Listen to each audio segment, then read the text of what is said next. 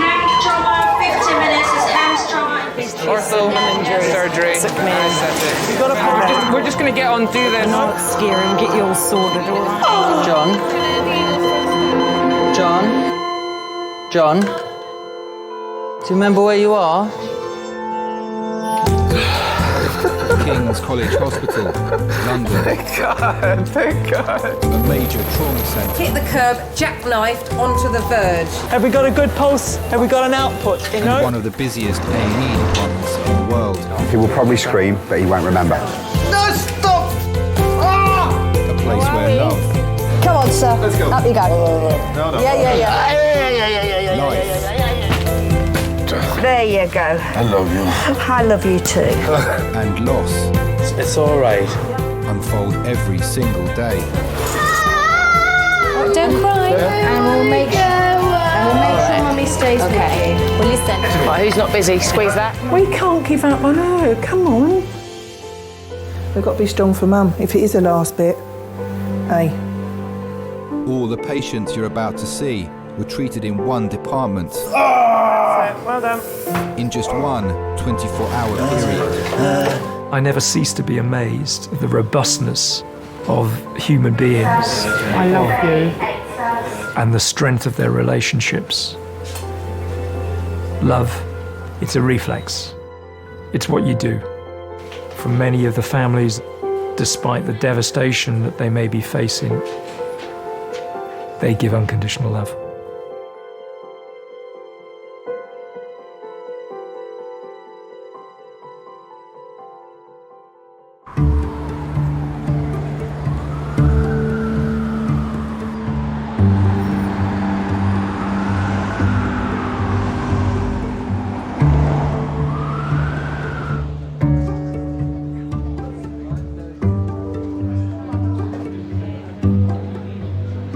They should give you free meals in A&E, really. If you're here over mealtime, you should get food.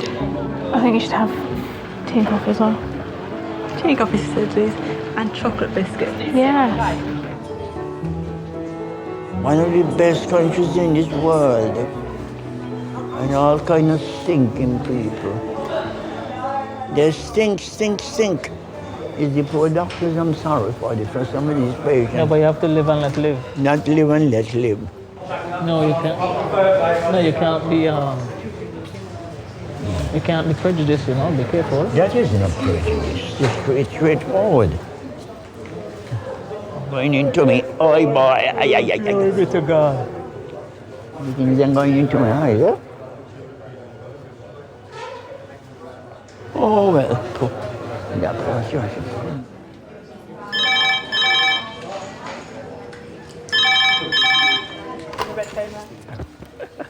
Afternoon, King's College. 383. You're hardwired for that red phone to ring. 8 to 10. Thank you. Yes, bye. You get into gear. You go from doing your normal day job to, right, this is what we're going to do. I've got to get this sorted out. I need these people. I need these drugs. And you prepare yourself. It's like going into battle. Adult trauma in 5 minutes. A 32-year-old scaffolder has been struck on the head by a 6-metre scaffolding tube. Oh my God, I was so scared the first time I ever worked in recess. Because being new to the team and not knowing everyone, it's hard when you first start, especially. It's a scary place to be. You're on the front line, you have to know everything about everything.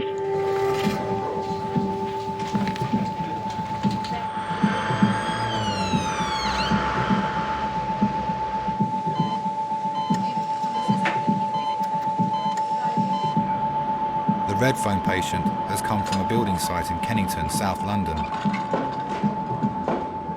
Before the paramedics arrived, he was unconscious and convulsing on the ground. Okay then, this is Tommy, he's 32. Hi there, Tommy, I'm Charlotte. He's a scaffolder, and what he is complaining of is some pain central in his neck, going from the base of his neck right to the top of his head, roughly in the middle. He does have an injury to the back of his head, onto his head. Fortunately, so we're going to have to cut all your clothes off, all right? your arm up for me? Tell me thanks, darling. You weren't particularly attached to those t-shirts, were you? They're the best t-shirts I've ever bought, to be honest with you. Honestly, they are.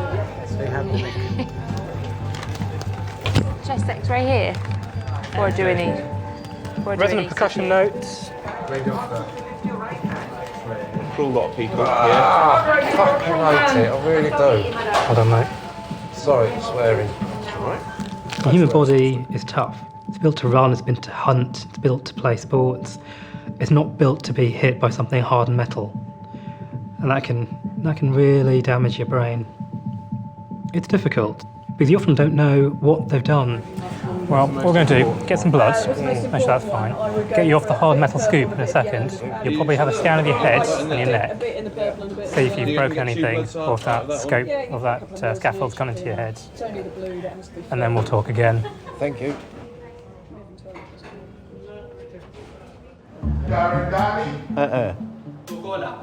Bola? Look at that. You hear him? 85-year-old Hilton suffers from diabetes and is worried about his swollen legs. He's been brought to King's by his cousin Earl. Now look it. Oh.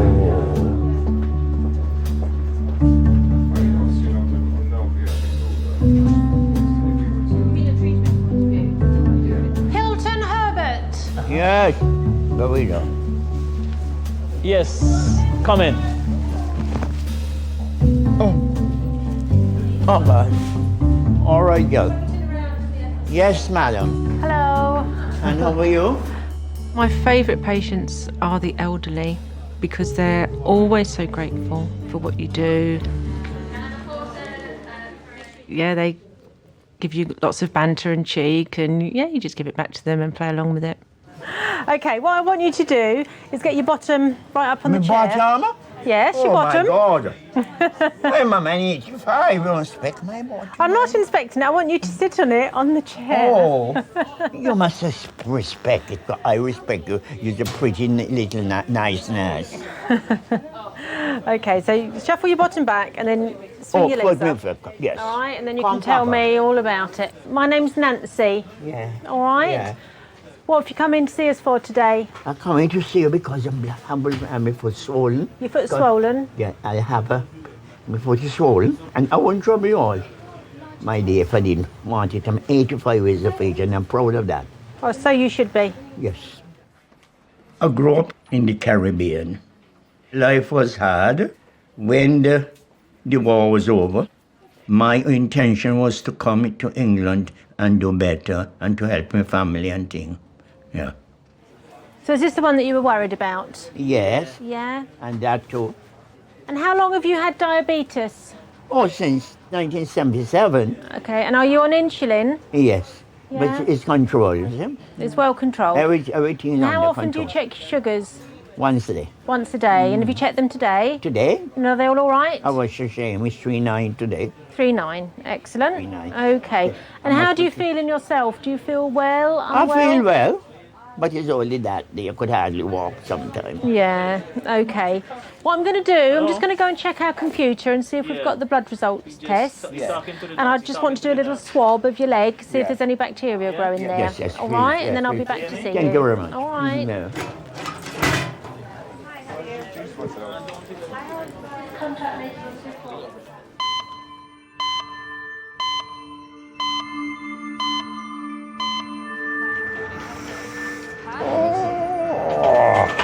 Just want to take some blood, put a line in so we can give you any medications that you might need instantly. Okay? Just relax your arm.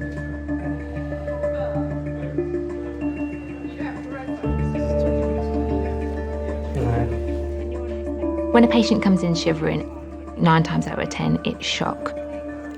The body is traumatised about what's happened. So the patient thinks they're cold, but really it's just a state of shock. Going to roll you onto your side, take the other scoop out. Going to have a feel down your neck, down your backbone.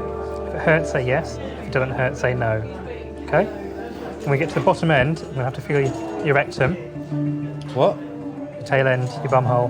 What about it? You're going to have a feel. No, you ain't. I need to. Make sure all the nerves going from your brain down your spine to your legs are working. I can feel my toes. I'll tell you, that's all right. Can I have a feel on the outside without putting a finger in? How about that? Compromise. Yeah. Unfortunately, they're very specific nerves that go to very specific places, and we can't. Feeling your toes isn't the same. No, you've got to get rid of all the girls then, right? The girls be on that side. I'll be on this side. With your bum being on this side. The girls will be on the other side. You need to better. Okay. Okay, guys, we'll go 90 degrees on roll. Ready, steady, roll. Rest your head on my hands, okay? Yeah. Oh, fuck. Sorry. Sorry about this. Yes, the longer on medication. Can you feel my finger there? Yeah. Good, give me a squeeze. Feels normal. Well, it don't feel normal, but yeah. You know what I mean. Ready, steady, roll.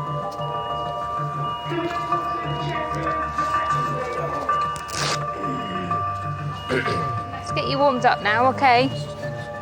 Don't move too much.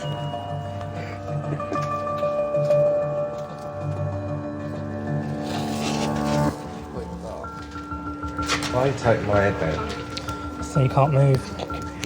But we worry that after a tumble like that, you may have fractured your skull, you may have fractured your spine and your neck.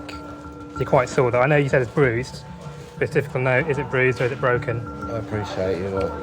So painkillers, x-rays, scan of your head, see where we go. Thank you. What's your name again? It's Chris. Chris. No problems.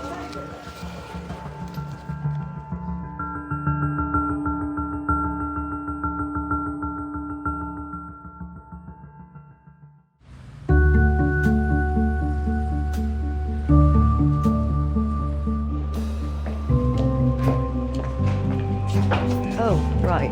Thank you. Okay. That's it at the end. And I'll just go and get that coffee for you.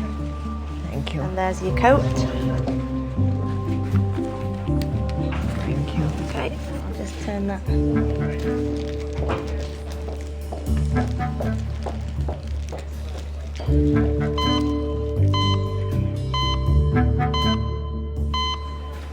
Okay, I had a quick look at your blood tests. They're all okay. Oh, yes, it is. All right, nothing out of the ordinary there. Yeah. You get them quite quickly. Yes. Mm-hmm. Wonders of technology. Yeah, oh my God. Do you live on your own, or do you have anyone with you? Uh-huh. He lives on his own. And who does all your cooking and shopping and everything? Me? You do it all yourself? Yeah. I still have my appetite and everything. I want to take my little rum, you know. Well, I think at your age you deserve it. Yeah, 85. Exactly. Okay. come Let me now. see if I've got some cream I can put on there now for Yes, you. please. All right. Yeah. I can't promise that I have, but I'll go Yeah. and have a look. Yes, all right. please, yes. Okay. I do think about getting older because obviously I'm a grandmother now. I'm getting that way, and I do think about it. But I think I've got a fantastic example in my own parents. My grandmother used to say it, and now my mother says it. But old age is no place for sissies. There you go. You can take this home with you and put this on. All right. Yes. It's quite greasy. Yeah. Oh, that's It's good. very then. good. Could you put them in a bag for me? Yeah. That is a gel. It's an ointment. Ointment? Yeah. What's the name of it? It's called 50-50. It's 50-50. liquid paraffin. Oh, liquid paraffin. Oh, yes. Yeah. It's 50% liquid paraffin and 50% soft paraffin. There you go. You can take that one home with you. Could I put it in a little rice at home? Let us get older than older. I'm saying, can he cook this with some rice? No. What, you sure? And I had your rice nearby already. You see, you can fry the fish in. Fry the fish in this? Yeah. Fry the fish in the paraffin, yeah. And it will be so nice. She like that. Mm-hmm.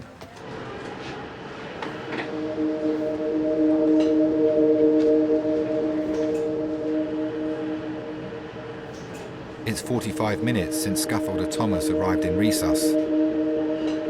Doctors are concerned he may have injured his skull or his brain.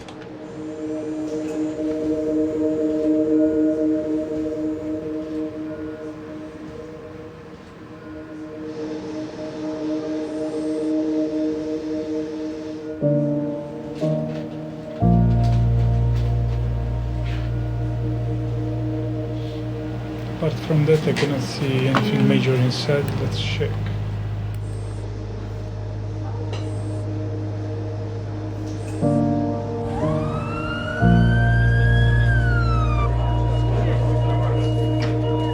Hey, parked. Yeah, you the painkillers and antiseptics. Hello. Oh, yeah. Hiya. Thomas is waiting for the results of his Hey. CT scan. Yeah, he's bringing your medication. All right. Nice accent. Are you Spanish? No, I'm Portuguese, but I speak Portuguese. Spanish. And you? ¿Cómo estás? Bien, gracias. Have you all changed shifts? No, we've just been with other people. Just because he's busy, I've got so. a headache badly. I've got some painkiller for you. Thank you. What's your date of birth? I do know some Portuguese, but I've forgotten. It's all right, don't worry. Just say your date of birth. 13th of April, Yeah? 1979. Very good. I was born on Good Friday, which is quite rare for April. All right. The 13th, which is unlucky. Yeah, even last year was in April. It was, wasn't it? Yeah, it was in April, yeah. Yeah. Right, we've got some of your clothes that were cut off. You want to sew them up? No, definitely not.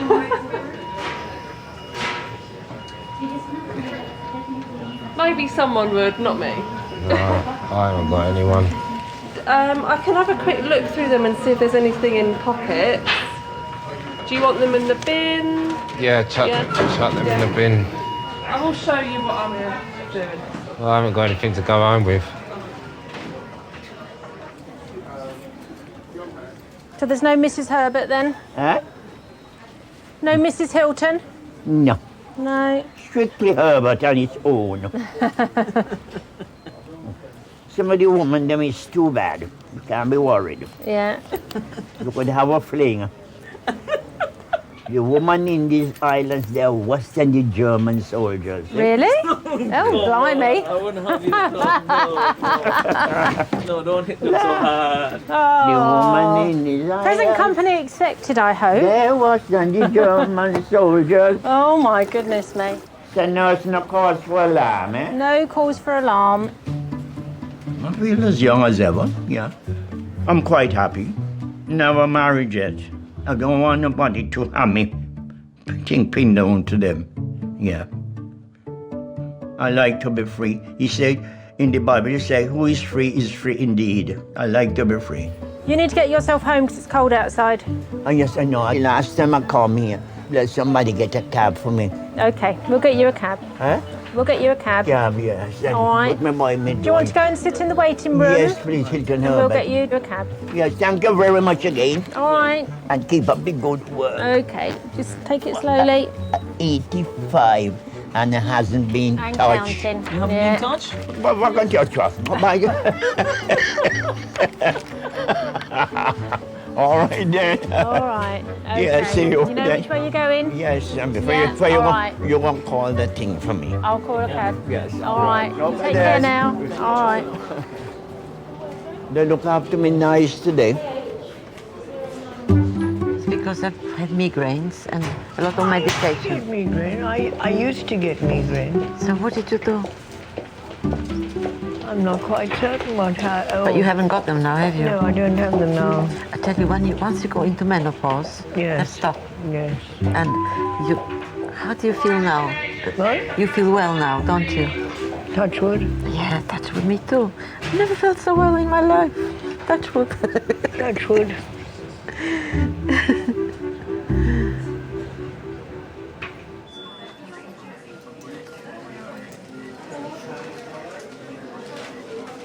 The results of Thomas's CT scan are back.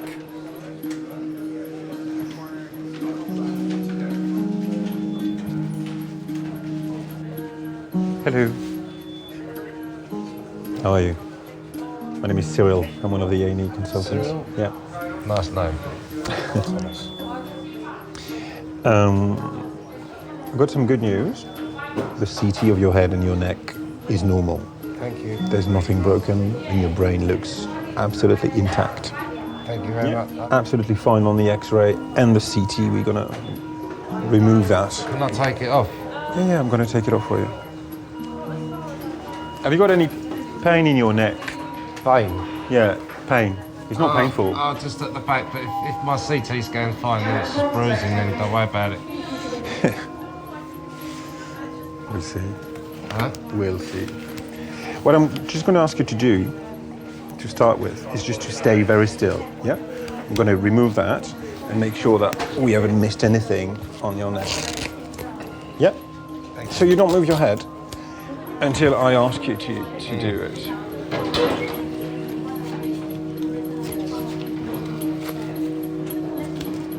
Oh, mate. Such a headache. Where is the headache? Is it at the back? Behind my eyes and the bruising's at the back, but... Yeah. Okay. Behind the jaw. Okay, Des? You okay? Yeah, I'm fine. And Thomas is going to be fine too. Pardon? Yeah, I was just talking to myself. Right, just don't move your head a moment. Okay. How is it? Bruised. You feel it's bruised. Could you turn your head to the right for me? It's always a relief when you get good news. You do get something in the back of your mind wondering, you know, like, is there some sort of, like, because, you know, you worry about sort of maybe a blood clot or something, you know, that could hit you and switch you off. Because it's a head injury, it goes through your mind, you know. The feeling in your legs, in your arms is normal, yeah? Normal, yeah. Cool, no pins and needles, no. Could you turn your to the left now? It's a 6 metre tube, and then the tube basically hit me square on the back of the head. I don't remember feeling anything when I hit the floor. I remember being extremely scared, you know, and all sorts of things start running through your mind, like, you know, is, okay, you're awake, but are you think to yourself, are you just going to switch off? You feel sick? I was starting to feel sick. I was afraid of dying, really, to be honest with you. I'm a little bit of a worrier when it comes to things like that. Maybe if it happened to somebody else, they wouldn't have been so worried. But I was certainly scared of dying. I thought that was it. You're going to stay with us tonight. Do I have to? It's better. It's better. You lost consciousness, yeah, when that big scaffolding hit your head. So you had what we call a concussion, and a big one too, yeah? It's better to keep an eye on you. So you won't sleep very well, unfortunately, because every hour, well, 30 minutes at the beginning and then every hour, a nurse is going to come back to you and ask you some questions just to make sure that your brain works well, yeah? But we have to do that. I'm sure it did.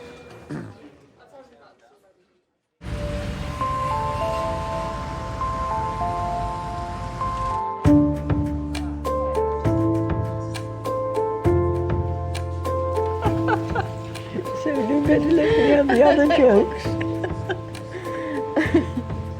Well, there's another joke I must tell you. Oh. Again, the priest comes over to visit. He's one of his parishioners. And he comes to one couple and he asks them, are they happy? And they say, yes, we're very happy. But we would have been happier if we had children. God hasn't given us children. So he says, oh, never mind, I'll pray for you. I'm going to Rome and I'll put a candle up for you. I'll light a candle in Rome. Years go by, at least 10 years, and he happens to meet this lady again. He says, oh, do you remember me? He says, I remember you, Father. So how are things? And she says, we've got 10 children. He says, 10 children? Says, yes, congratulations, says the priest. Can I see your husband so I can congratulate him? She says, no, he's gone to Rome to blow out the candle. Is that good? It's brilliant. I had a nosebleed. I couldn't stop it. So in sheer desperation, I rang up 3 nines and I said, listen, should I be having your services or not? They said, yes, we'll come because you live on your own. So they came over and they brought me to King's. And when they brought me to King's, the nosebleed stopped. And they told me, sit there and we'll keep an eye on you. I remember half a crowns. Yes, I remember half a crowns. Yeah, of course. Yeah. It's a long time ago. Yes, we came here in 47 which means I am from Poland. Oh. My husband also. We came here in 47. I came back to England in 1951. So where did you come from? Oh, I'm the more than the fourth generation to be born in India. Oh, I see. I've never been to India. Beautiful. Yes. Yeah. We came from Bengal. My father was Commissioner of Excise in Bengal. Right, right. But did you have servants as well? Oh yes, Yes, you have to have servants. Yes. You've got to have servants because You've got to. There was not. That's the way of life. Yes. You had to be looked after. But quite. Yes, yes. Reaching out to someone, to me, is very important because I was all my life working with people, being a lecturer, teacher. So I miss it if I'm on my own and I don't talk, just listen to the radio and watch television. I must have a contact with the person.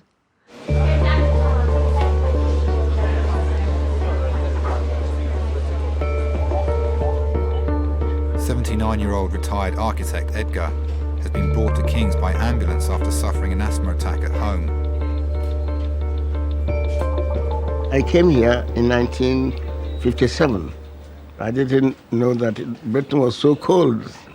I came originally from the Gold Coast. We had so much gold over there. That is why they called us the Gold Coast.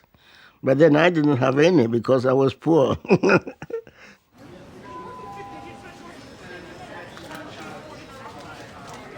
Me again. I've come to torment you some more. How are you feeling? I feel a bit tight. A bit tight? Yeah. I was wondering if you might be able to have a go on this for us. Have you used this? Yeah, I used it before, but I do it now. Yeah, so you know how to do it. You hold it and make sure your fingers don't get over the line on the top.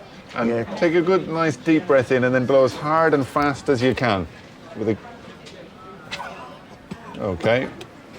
Right, okay. What we'll do is, if you take a deep breath in and hold it, and then wrap your lips around it and blow quick, hard as you can. Go. That's it. Okay, good man. Alrighty. Okay. We'll have to double this at least before we let you out of here. Okay, thank you very much. Okay. I have more energy to do anything I want, but asthma sometimes restricts you. Like last night, I was asleep and suddenly jumped because I was short of breath. And I don't know what happened. Maybe my neighbors were worried. Oh, why is this man calling the ambulance all the time? You know, my chest is so tight. Yes, I think we'll get you one of the nebulizers for the salbutamol to see if that helps. Okay. Does that sound all right? Yes. Do the ambulance people give you one of those on the way here? You know, the mask with the steam? No. No. Okay, fine. Let's give you one of those and see does it help. Okay. And then I'll test you on this again. Thank you. Every patient has, I guess, particular needs. Older patients, they need more time to say what it is that they want to say. And it's their own time. They've earned that time to take to say what they have to say. Sometimes they're very stoical and they won't complain at all. And they actually won't tell you what the problem is when they're there with you. They don't, because they don't want to admit that there's a problem, or they don't need help. So I think they do need more time. As my stepmother used to say, laugh and the world laughs with you. I know, yes. Cry and you sleep alone. Absolutely, that's true. That's right. I'll tell you another joke. Two very, very old gentlemen sitting on a bench in the park, and one of them says, "Oh, I'm so miserable. I'm so miserable. I feel like an old man because every bone in my body aches." So how about you? How do you feel? This one asked. And the other one says, "Oh no, I feel quite the reverse. I feel like a child.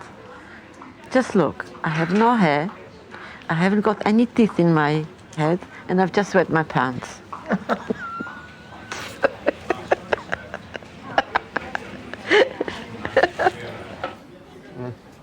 How are you feeling? A little bit better? Yeah. Okay. Can I have another little listen to your chest? Okay. Are you comfortable there? No. You don't look very comfortable. Sorry, let me take this off for you for a moment. Yes, yeah. Shall we sit you up a little bit? You don't look comfortable at all, I have Yes, to say. I think. Yeah, 1 second now. That's it. Mind your fingers. That help you feel a bit better sitting up like that? I think so. But it's terrible. I feel tight as well. Still tight. I don't know. Is this how you always feel when your asthma is troubling you? No, asthma, it hasn't been, I haven't been having it for a long time. Okay. It's only when my wife passed away it's affected me. Really? She died on the 18th of Christmas. Of December? December. Just before Christmas. I don't know. Life is so hard. Oh, she was the most beautiful girl I met in London. She was a student nurse. And what charmed me was her eyes. She has fantastic eyes. It's like the eyes of the pharaohs. So I decided, oh, this is the girl for me.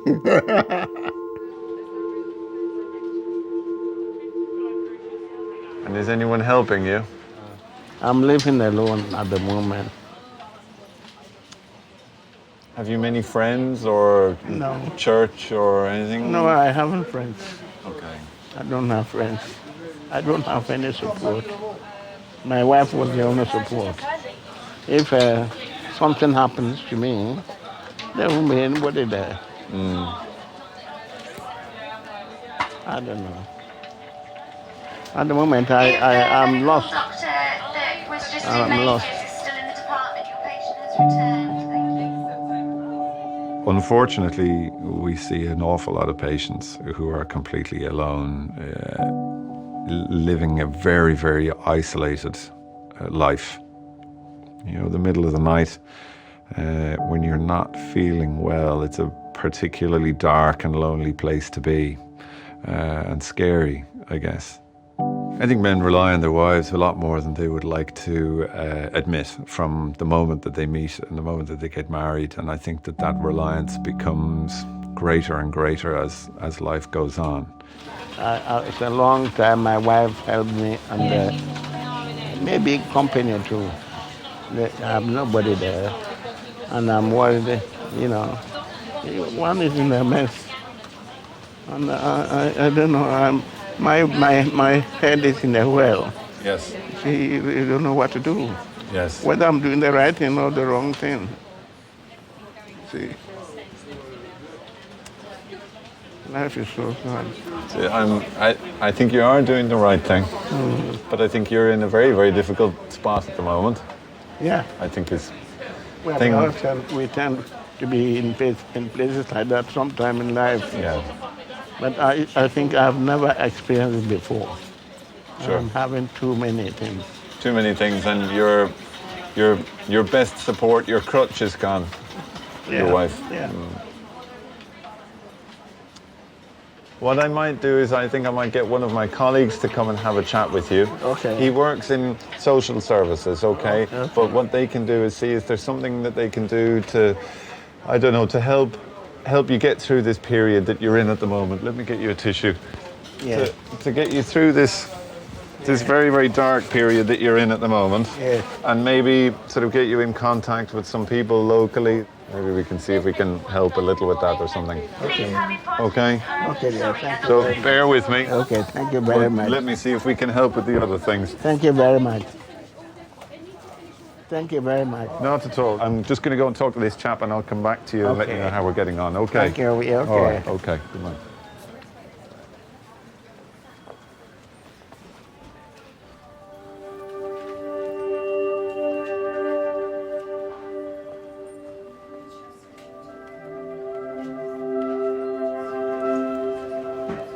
Your dad is here. Oh, mate. Oh, got a headache and a half, eh? Oh, no. Yeah. Only just come over. I know, I don't remember anything. Oh. Oh, dear. I've got stumble. That's all right. But I am tired. That's a 4, aren't they? You know? Are they single women here? Get your face on a nice girlfriend. Oh, no, you just relax. I'll tell you what happened. Yeah, he said something, you're setting out, and one of the standards come over. Well, I just remember waking up thinking I was dying, you know what I mean? I know it's like, because your body goes into shock as well. When I had that car crash, exactly the same. I know what it's like. I've been in bloody hospital loads. Got hit by that car, didn't I, when I was 8? Well, stop making a habit of it, will you? You got any money on you and all that? They reckon just tonight, staying tonight, have good sleep and everything. They could have sedated you a little bit as well, I think. It brings you together, doesn't it? You know, you just kind of, you realise, it puts things into perspective. You realise who you know, you realise some people are not so lucky to have their family around. Well, my dad thinks he's just dropping off a toothbrush and a deodorant. He's going to make sure I'm all right and just go home. But, you know, he doesn't realise that I'm sitting there and I'm grateful to have my dad there, or anyone, family-wise, or even friends, you know. There's a lot of people in this world that haven't got anything, anyone.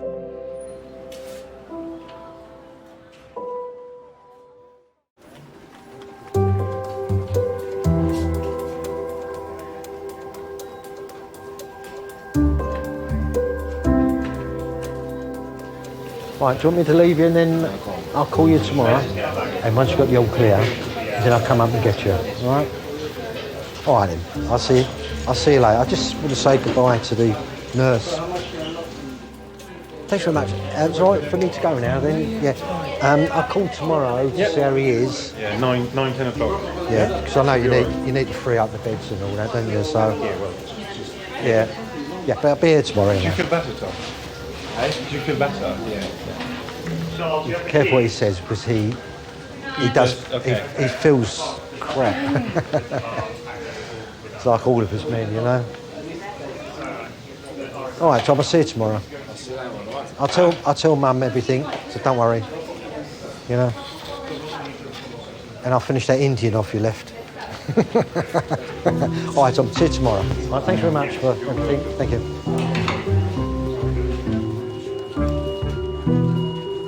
I didn't do very well at school.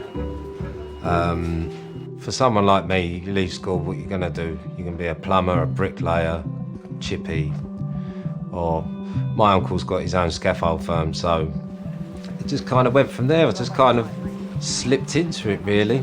It's hardly glamorous. There's a lot of wear and tear on your body, you know. I have to wear a knee support these days, and I'm only 10, 11 years into my job. I've got another 30 years to go yet, at least. So I reckon I'll be in hospital again for a new knee at some point.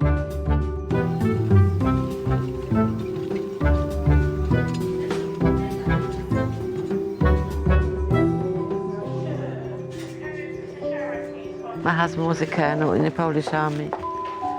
That's him. On our wedding day. Oh. That was 63, 7.5 stone I was. 7.5 stone. You're not much more now. Oh, I am. My waist was a man's neck. 1920. He was a beautiful man, beautiful. It never entered my head that I might be a widow one day. Never. And now and then sadness comes over. Yeah. He died in King's College Hospital, cardiac arrest. Oh, I miss him. Have you children? No. God never gave me any children. I had a miscarriage one. It is very sad. I would have loved to have a son. I think that the baby I miscarried was a son. I've only got 2, but mine came through the bay window. You know what that means? No. Cesarean. Oh, bay. I never heard that before. What? I've never heard that before. Bay window. Right. Well, how are you? It's Des. How are you? I was wondering, I have a gentleman who I'm wondering if there's any assistance that you might be able to offer us. He's a 79-year-old chap. He lives alone. His wife recently died the week before Christmas, He's very much isolated. You know, he's got no sort of day centre. He's got no social support or social network.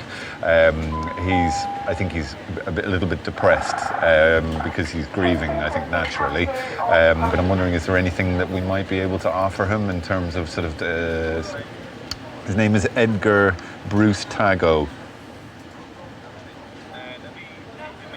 He is, yeah. He's brilliant. Okay, thanks a million. Appreciate it. Bye.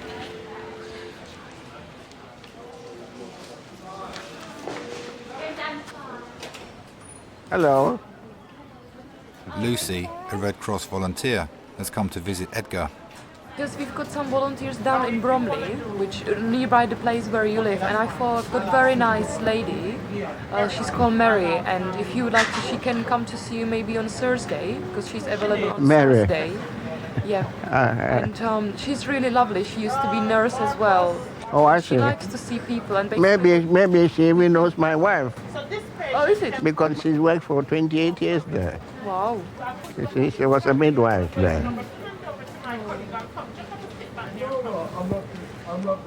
Edgar, as I said, I would... Oh.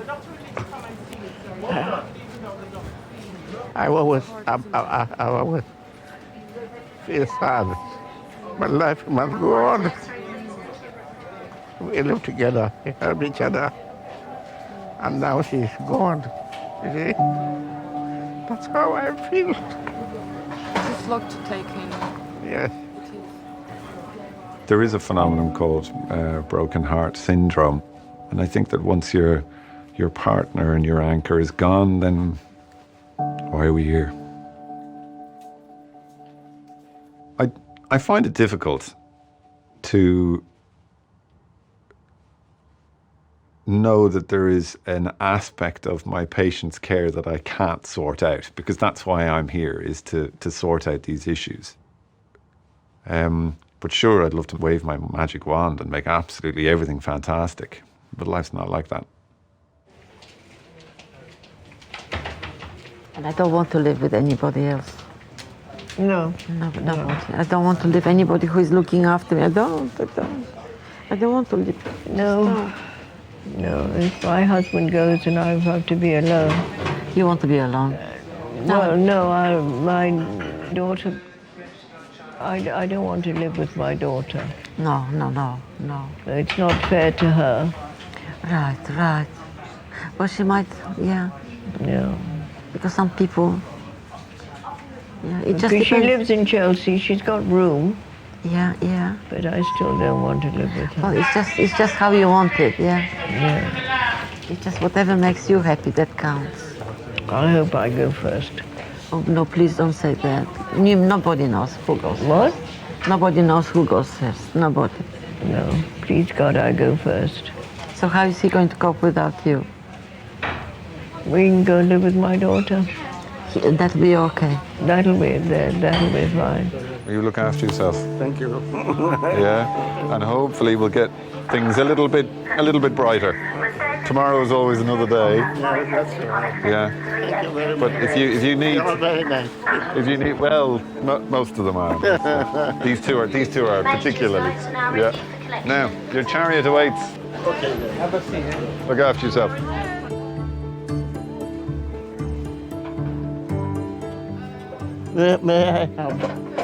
May I have one tissue, because I'm crying, you see?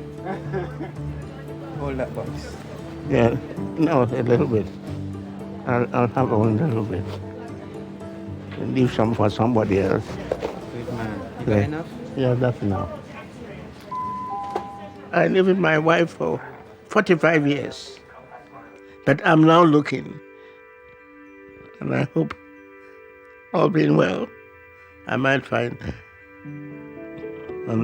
another one. But then I will be possibly too old. Thank you. Bye-bye. She was so lovely. And that's life, isn't it? We have to carry on, whether we like it or not. And I'm still here.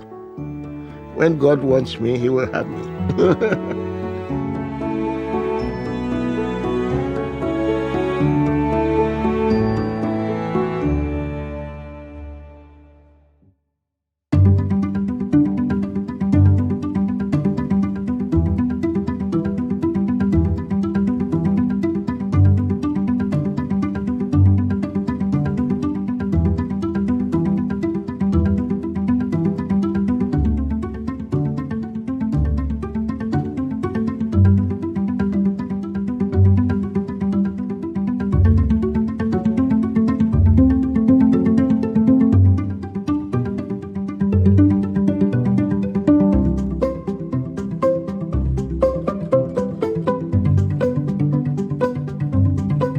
never had freedom like this in my life. That I can do whatever I like. I'm completely free. And even now, I'm completely free. I cannot go with a married man. That's the only thing. But I can, if I fancy anybody who is completely free, then I will go with him. No, I won't, but I could.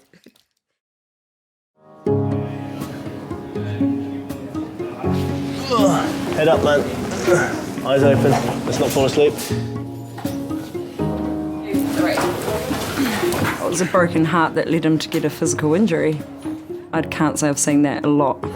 Well, longer. I've got a 20-odd-year-old chap. He's got Behçet's disease and it's quite complicated.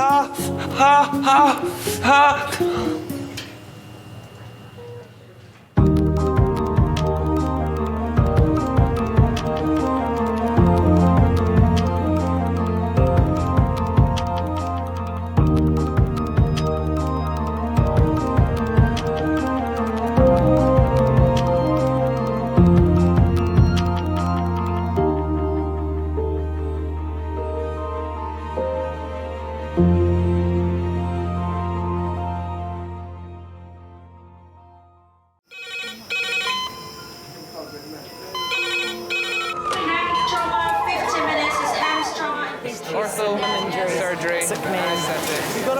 We're just going to get on, do this. Not scare him, get you all sorted, all right?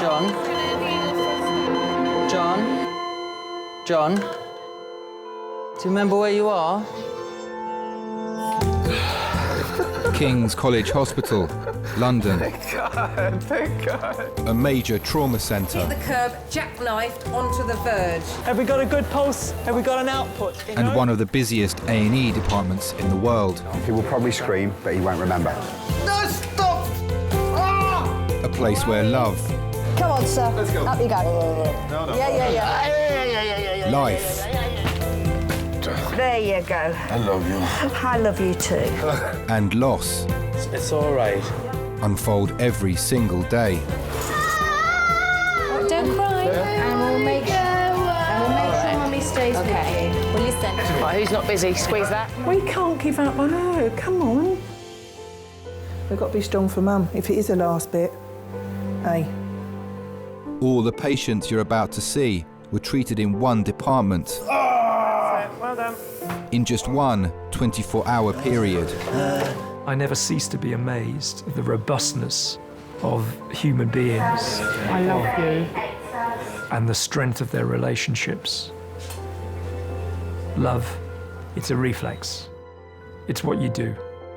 For many of the families, despite the devastation that they may be facing, they give unconditional love.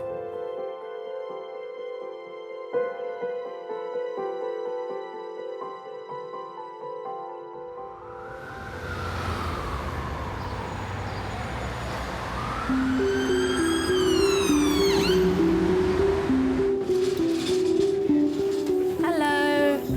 We're just going to number 4.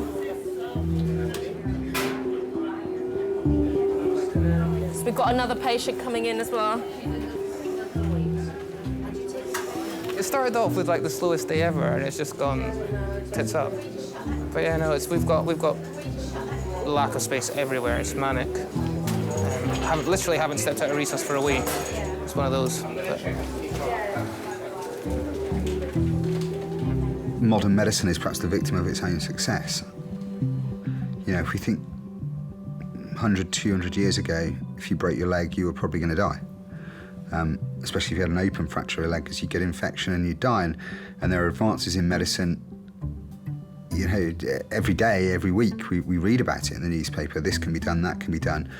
But actually, some people's lives are prolonged in an uncomfortable, undignified state because doctors try and play God sometimes and think they can do it, and that mistake is made regularly, but we're not gods. And sometimes it's better to do nothing. It's better to make the patient comfortable, make them dignified, make them their last few days, hours, weeks with their family as good as possible.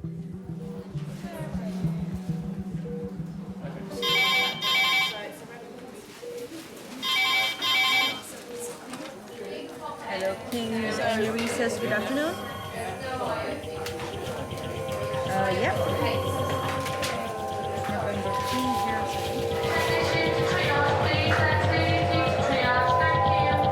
Ham's trauma, 15 minutes. It's Ham's trauma in 15 minutes.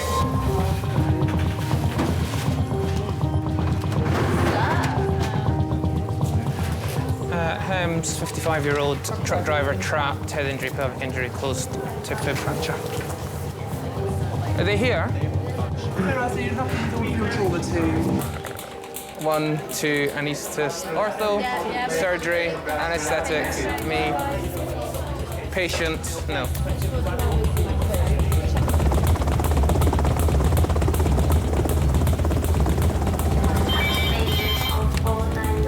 Hello, King's A&E. It's Kent Hems, 5 minutes away.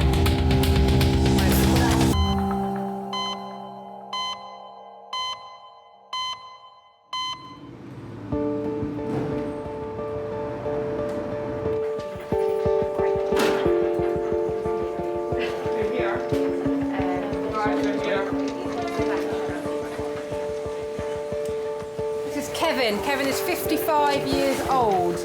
He was driving his lorry uphill, approximate speed 50 miles per hour, hit the curb, jackknifed onto the verge. He has bullseyed the windscreen and the steering wheel has a marked dent in it.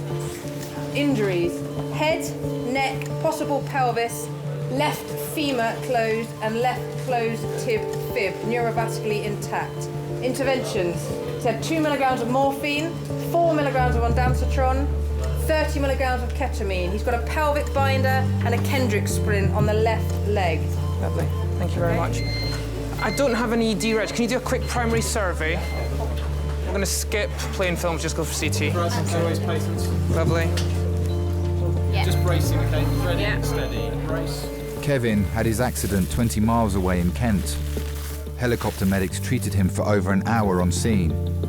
One of them was King's trauma consultant, Malcolm, who does regular shifts with the air ambulance. That's where his balls are his head. Right up high, just trapped by the steering wheel. Over his legs and lower abdomen. Lovely. Fast scan of his chest and abdomen. Beautiful, thank you very much. It suddenly became really apparent that this was quite a serious crash when we were flying overhead. Mechanism is really, really important. So we sometimes take photos and, you know, when you decelerate in a crash like that, it can cause damage to your internal organs, the aorta, the main blood vessel in your body is particularly prone.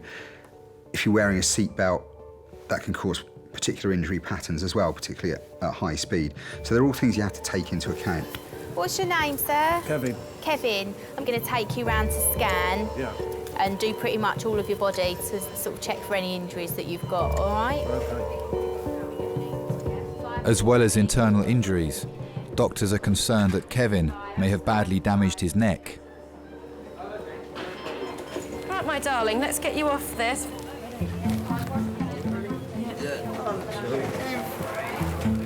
Right, we're just going to get you into a gown, my lovely. Make a little fuss of you. The resuscitation room isn't just about the drama, the traumas, the blue lights, the hems. It is about patients who are very, very poorly. She can't mobilise. Okay. Stuck in a wheelchair. She had a fall yesterday. Was on the floor for 6 hours.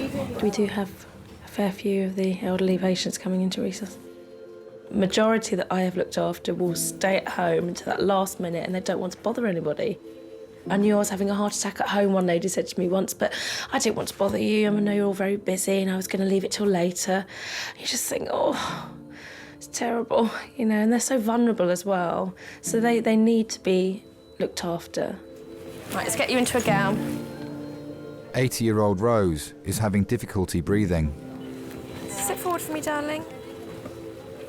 She's been brought into King's by her 3 daughters. Hi, it's me. We're in King's College. Mum's in, she's gone into recess and their doctor's with her at the moment, so we don't know the details, but they've told Christine in the ambulance that it's not a chest infection, it's Mum's heart. Well, now she's in the best place. She was sitting at home getting worse and worse and worse, so yeah. What I'll do is I'll let you know as well about coming, because obviously we don't know how long it's going to take to get a bed and everything. Have you got any pain anywhere? Yeah. Where's the pain, darling? What's worse, the breathing or the pain? Breathing. And then it causes pain. Alrighty.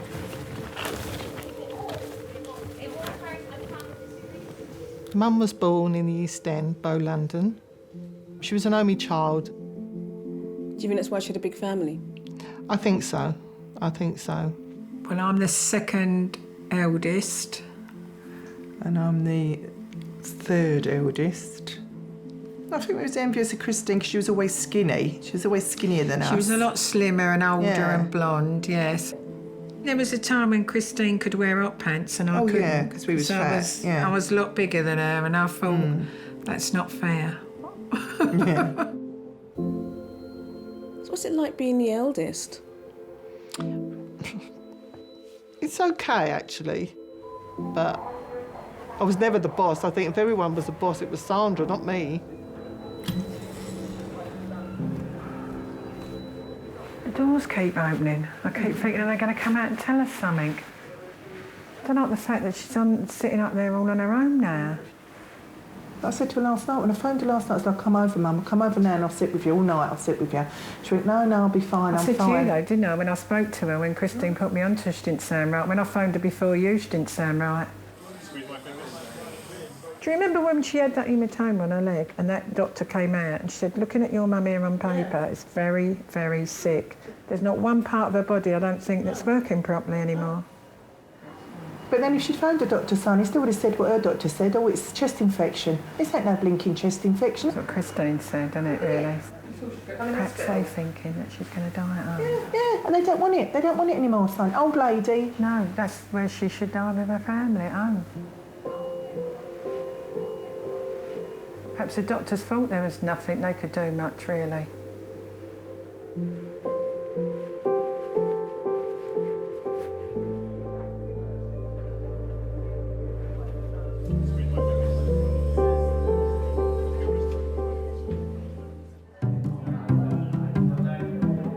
You know dominatrix makes like £800 in a night? Sorry? A dominatrix. What? Yeah. Dominatrix makes £800. Watch this really weird film. I think you found a calling in your life, Meg. How do you know that? Well, I looked it up. £800 an average night's work for beating up £800. men. I would happily wear some leather and whip a man for 800 quid. I'd probably do more. I probably do.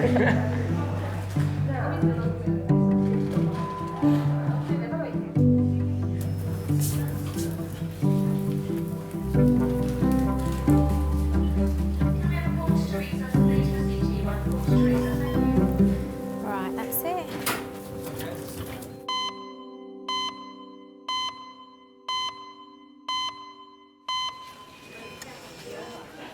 Kevin, a 55-year-old lorry driver, has had a CT scan to check for damage to his neck and other internal injuries. The results are not yet in. Kevin, I've got a message. Your employer called. Yeah.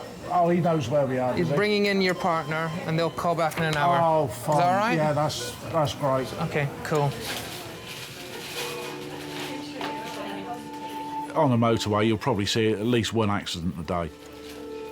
You know, you used to see some accidents and think, oh, well, how did that silly idiot manage to have an accident there? Till I had my accident and thought, well, yeah, this silly idiot managed it.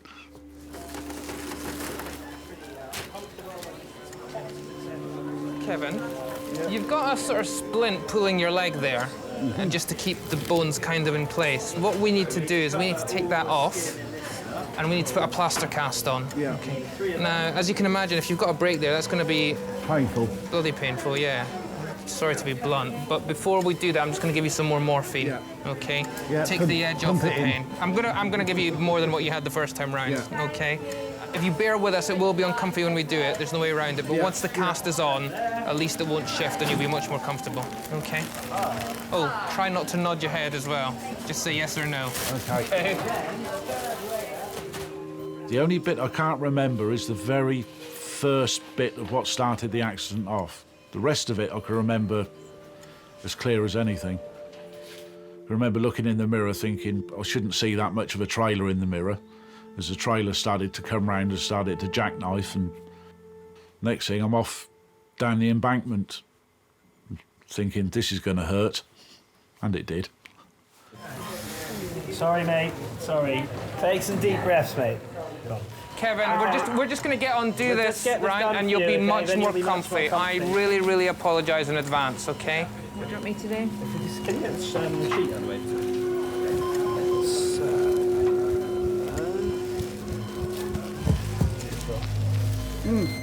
Sorry, mate. This is going to be the worst bit. Just double that back of itself. Kevin, I'm just going to keep pulling. Try and keep it okay. as extended as possible.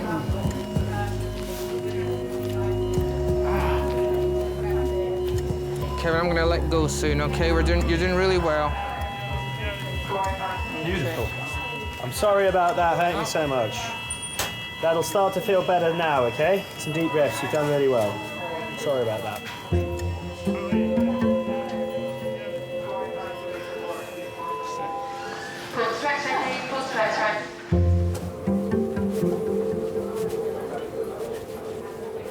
You all right, Mum? Hey? You're all right. Can't breathe. You've only got a chest infection, Mum, you're going to be all right. You're going to be all right. All right, Mum? Rose and her daughters have been at King's for an hour. Last night, she collapsed in her bedroom. I just need to have a quick listen to Mum's chest. Right, can I have a little listen to your chest? Would that be all right? If you take some nice deep breaths for me. She's now having trouble breathing. Do you have any pain anywhere at all? In your back. In your back? Where'd you fell over? When did you fall? Yesterday. Have you fallen a lot? So, tell me a bit about your mum. What did she look like when you were growing up? Black hair. I just remember black hair. Very pretty. I always thought of her looking like a movie star. To us, when she was younger, she looked glamorous. She was very, very beautiful. She used to always be quite suited and booted, Mum. She was a seamstress. Any pain in your tummy at all? No. And she was always busy. She'd go up the market, come back, cook a stew, do a bread pudding. You know, everything was for us, for the children. She just doesn't feel hungry. She was always sort of, you know, full of energy. That's why I think she hated hospitals. She hated going in hospitals, and she'd try and get out of it as much as she could. And even when she went in, she'd try and discharge herself. She just, yeah, she didn't want to be in there. One night we had a phone call at 11 o'clock at night. She'd managed to get herself out. She had told them she had care and everything at home, so she didn't have to stay in the hospital. So every time she went in, we used to say to her, keep her in here, don't let her out. She's got to stay in the hospital. Hello, darling, you all right? We've only just been allowed to go in since she's been coming here from the ambulance, but she asked to come in here. She knew she was that ill. She looked like she was dying then. I really thought we was going to take her out in a box. I went, come home with me, Mum, stay in Gabs' bed and we'll be fine. And then she went, no, I want to go to hospital. So we knew then that because she couldn't breathe. She was like, you know what I mean? Just could not breathe at all. No, yeah. So is it a little bit like pneumonia with the fluid in the lungs? The fluid in the lungs isn't pneumonia. Pneumonia is infection in the lungs. Yeah. So there's probably an element of that there. Yeah. But there's also the fluid, which just complicates things a little bit further as well. So we'll see how she gets on over the course of the next hour. Right, that's great. Okay. Yeah, thank you, Doctor. Mum, don't get scared. You're not dying. You're not dying. You're not, Mum. If you was dying, you wouldn't be here. You're doing. They might put you in eye dependency after this because they want to keep you on a one-to-one till you get better. Yeah. But you're not, Mum. All right? It's the fluid. Just got pneumonia again. Yeah, that's all it is. So go and get Debbie. Yeah. Yeah, so you should have come in earlier, wouldn't you? Hey? You're stubborn, Mum, honestly. Don't you? Don't want to go in hospital. But we keep saying this to you. You come in earlier, then you can get sorted out quicker. Mum, You right? Yeah? Look a lot better than you did, to tell you that. Hey, kiss. Do you feel better? Yeah? Sure? She's just scared. Stop frightening the life out of me, all right? Because I can't cope anymore. I have to get in that bed with you. All right? I can't take any more of this, Mum. You've got to stop it. I'm going to have a nervous breakdown. All right? Hey, you thought you was had it, didn't you, really? Yeah, I thought you did. Yeah. You're not, Mum. You're not dying at all. And I'm telling you now, you're not going to mess them about and tell them that you're all right to come home until you are in here. You're going to stay in here and get better. OK? We ain't told Michael anything yet, and we ain't heard from Michael. He's probably got no credit on his phone again, so I'll ring him in a bit, yeah? When did you start doing your Dennis Healy with your eyebrows? Getting blunt. Gonna smack you. Oh. Yeah. You're getting used to these, Mum. I have to get you a set. That's what you'll buy for Christmas, set of hospital. We struggle with what to get, and we get a set of hospital aprons and little walk blue. Doing a bit rest, Mum, or what? You're not going anywhere, Mum, because we wouldn't leave you, you know that. Yeah. Nothing. We spoke to them behind your back as well, and you're going to come through this. Right. We'll be back in a minute. If you need us, right. Tell them to come and get us. All right?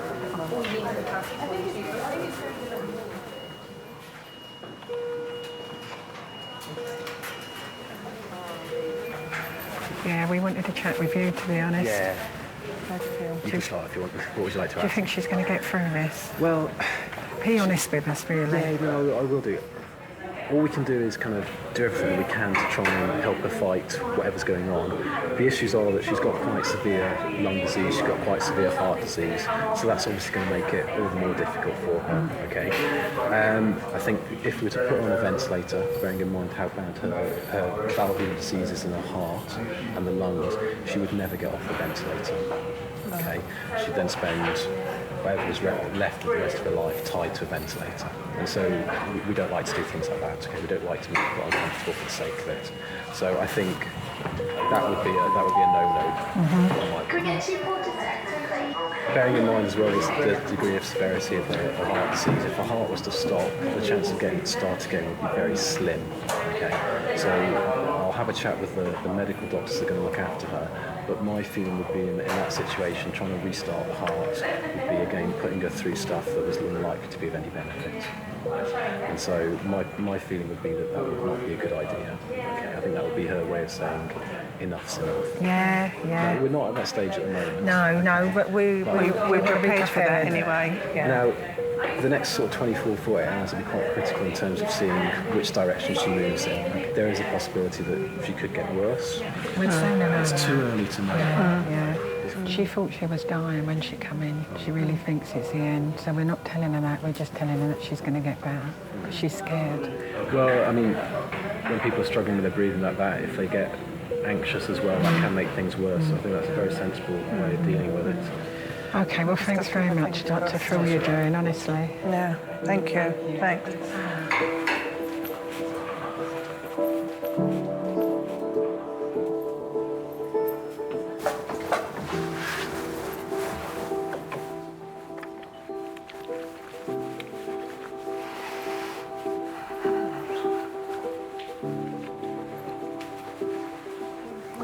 Doctor's just smoked her. What did you smoke her?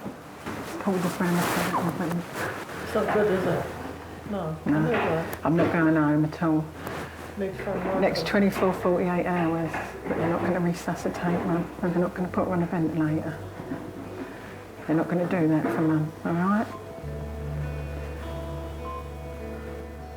She could come through it, Chris, but he's saying he's just telling us he's not going to put Mum on a ventilator and he's not going to resuscitate her because it won't be any good. She'll be on a ventilator and all it'll be doing is keeping Mum alive for us to switch off. So it's the next 48 hours. So I'm going to ring Steve to bring my stuff over. I'm going to stay at Mum's. Michael? It's Christine, where are you? You need to come to King's College. Mum's in hospital. She's not well.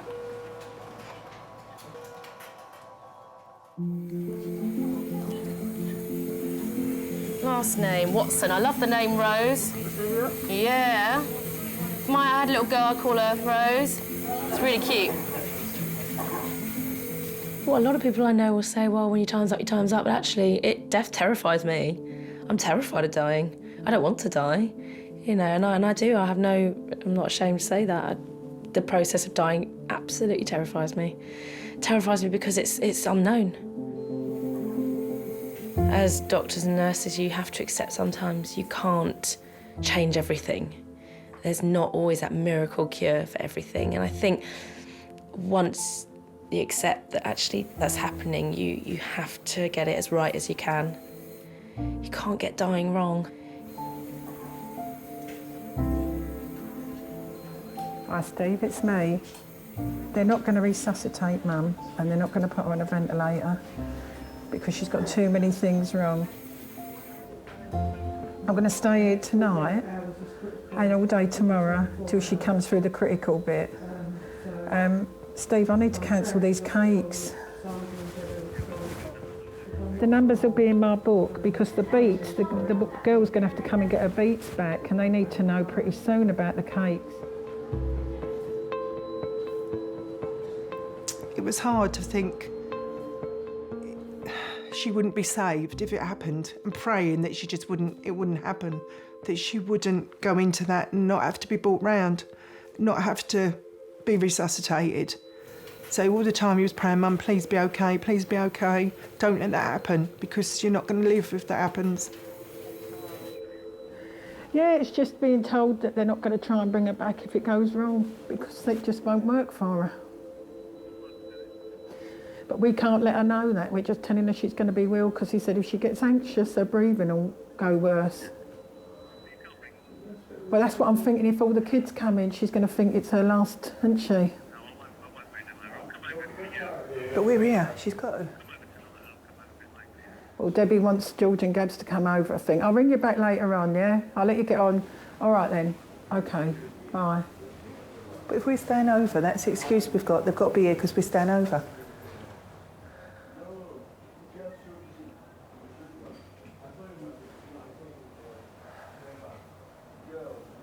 How can you not, son? How can you not deny them that they can't see their nan? I don't want to see her so and think it's her last rites. Do you know what I mean? She knows she's going, son, because she said, where's Debbie?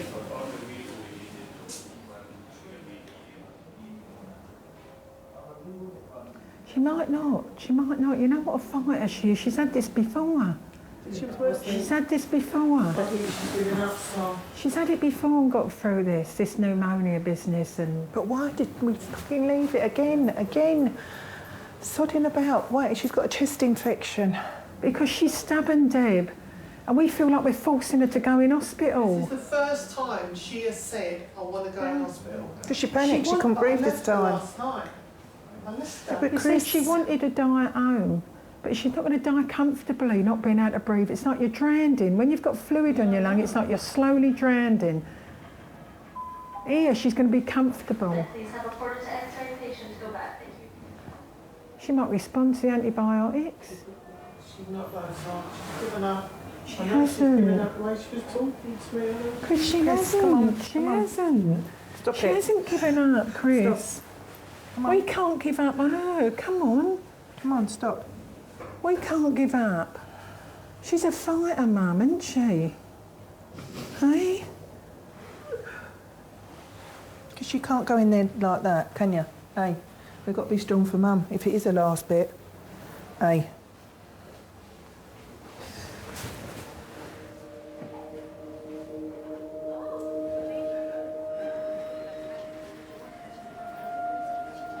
We've got this bit of time with her, Chris, and we can't let her know. We can't let her know because he said she'll get anxious and her breathing will get worse.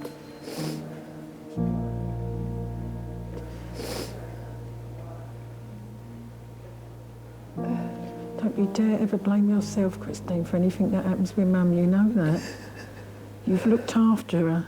You've been there when we couldn't get round there. You've took burden off of me and Debbie sometimes, so don't dare ever blame yourself. It's no one's fault.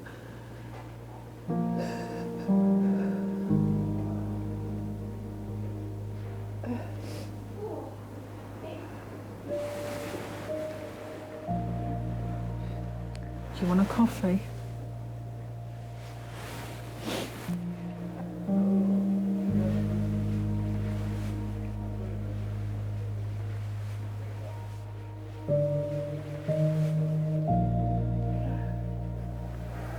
I don't think she's going to come out of this, I don't think. We've got to tell her she is. I know. We've got to tell her she is.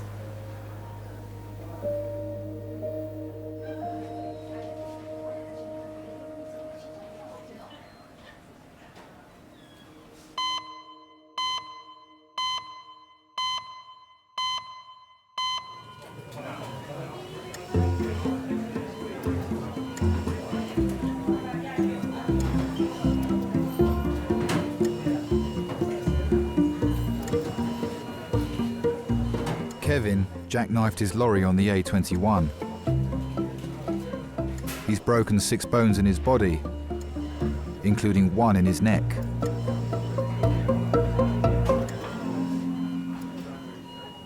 I knew I'd damaged my neck, but I wasn't really sure how much damage I'd done to it. I didn't think I'd broken it or anything. Thought I'd just sort of pulled some muscles in there. That was wrong. Hello, sir. Yeah. Hey, I'm going to move you out of this room now. It's got a bit too noisy here for you, I think. Hey there, sir. We're rolling around the corner with you, all right?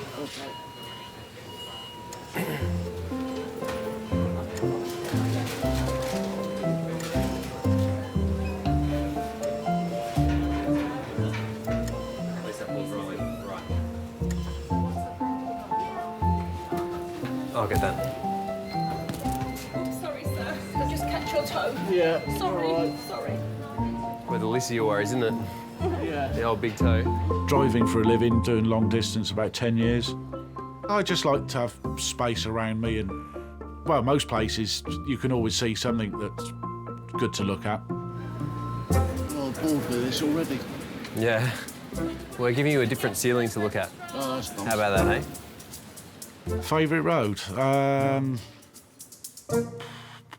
Well, a very difficult one. I mean, was it the 4? I think it's the 473 going through mid Wales. Nice road. Now, there's another scenic ceiling for you to look at. Yeah, that would do. They look the same. Is there any chance of letting my wife in to see me? Has she arrived? I Have you think seen so. her? I haven't seen her, no. All right, let but me I've been find told out she's for you. there. Okay, let me find out. Because I know she'll be flapping and Yeah, panicking. okay. I was just leaving work and I had a telephone call from his office saying that Kevin had had a serious accident, was being airlifted into hospital in London. He had head and neck, leg and multiple injuries. And I thought, my goodness, I'm going to find him on life support or something. You can stay with him as well. Come on in. Here's your wife to see you.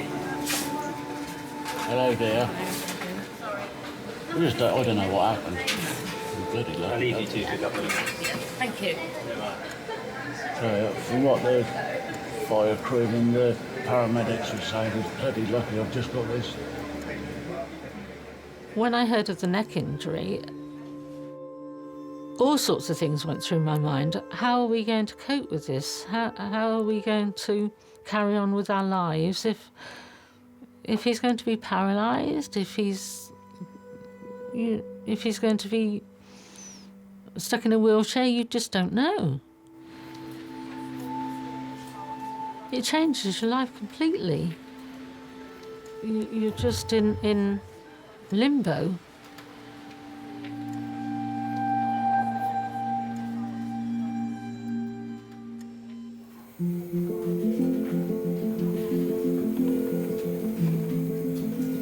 I can never remember Mum complaining. I can never remember her sitting down and saying, I've had enough, I'm fed up, these kids get on my nerves. You think of yourself now what you do with your own children, and you look back and I think I can never remember Mum ever saying that. She knew us children so well that she'd know if something was wrong.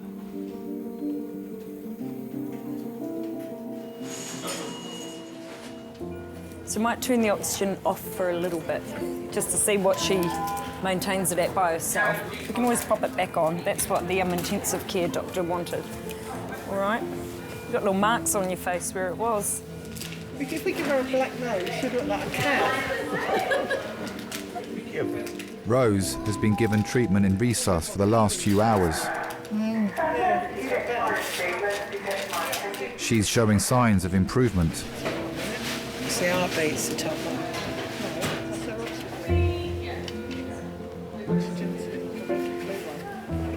She'd call me every night at 10 o'clock and I'd call her if she didn't ring, just to make sure that we was both okay. I was the only one in the family that had been divorced, that was going for a divorce. It was hard to tell her because I just felt that she'd worry, and I knew she would. My husband left in the February and my dad died in the March. So it was a very big emotional upheaval for all of us. Yeah, it was hard. It was hard for me to think that I'd put another load of trouble on top of all what was going on with Dad as well.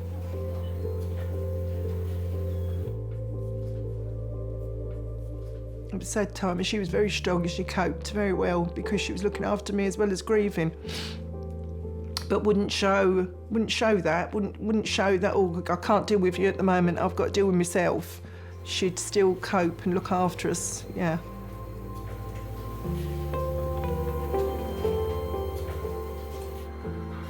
She looks better. It's like a jack-in-the-box. But I'm telling you, when you walk in there now, she's different. She's not shaking, she's got her oxygen, they're seeing how her oxygen is. No, don't want to in. No. I know we don't want them to go, but they've got to go one day. Got no one left if she goes. What do you mean no one left? What's the matter with me? What's the matter with me and Sandra? You've got somebody. You've got somebody. Who's got somebody? You, sure. You listen to me.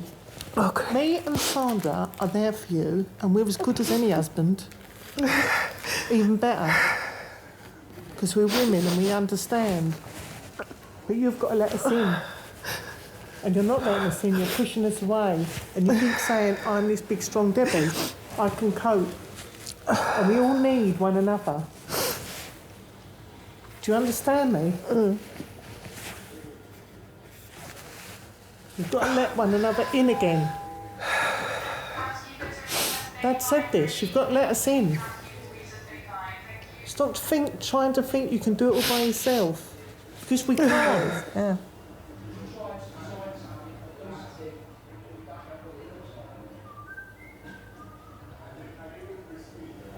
I feel physically sick.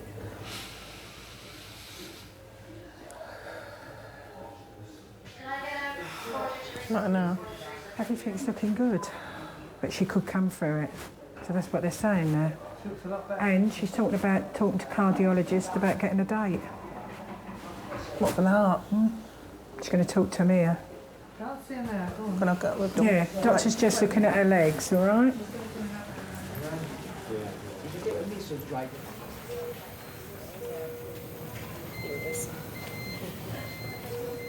You all right, Mum? Oh, look, you ain't got that horrible mask on now, yeah? Just a kiss, babe. I'm all right. How do you feel? Do you feel a bit better? A lot better than this morning. I know, Mum. All she had on the soft band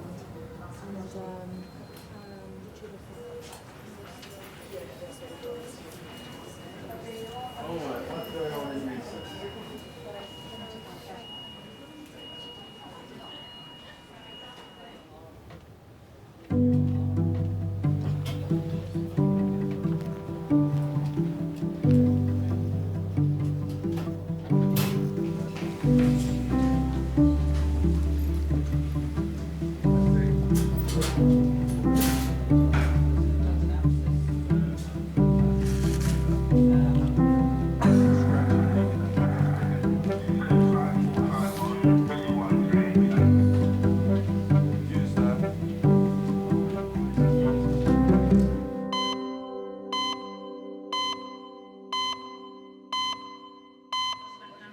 I've had a CT scan from the head, had x-rays. Truck driver Kevin has been joined by his wife Janet and his boss Rob.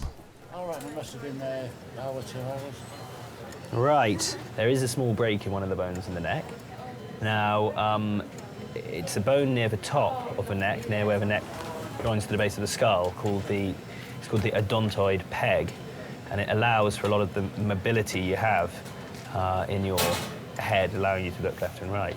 The neurosurgeons, who are the experts in this area, have looked at the pictures on the CT scan, and they don't think it needs any operative treatment, so they don't think they want to do an operation for it. But we do need to protect your neck and that part of it to let it heal. And unfortunately, that means 12 weeks in a collar. I knew I could move my hands and my feet and everything. I wasn't thinking of, you know, am I ever going to walk again or whatever. Just could have been a lot worse. Fraction of an inch made all the difference of me being here talking about it to not. Yeah, I think I was very lucky. I mean, at the time I thought I was very unlucky to have the accident, but I was lucky to get away with it. Hi, it's me. I might run out of credit on this phone in a minute. But she's looking a bit better and her bloods have come up, so... can you just put my slippers in the bag as well for me? And a bottle of that, you know that by the front door there's some carver, bring a bottle of that. 2 bottles. 2 bottles, yeah. Yeah, I'll see you soon. Bye. He's got to go and get money to get chips. He's taking a bottle of sauce in the car so they can have chips. Oh, I said that to him. I'm going to go and see her quickly then. Don't leave my bag, will you?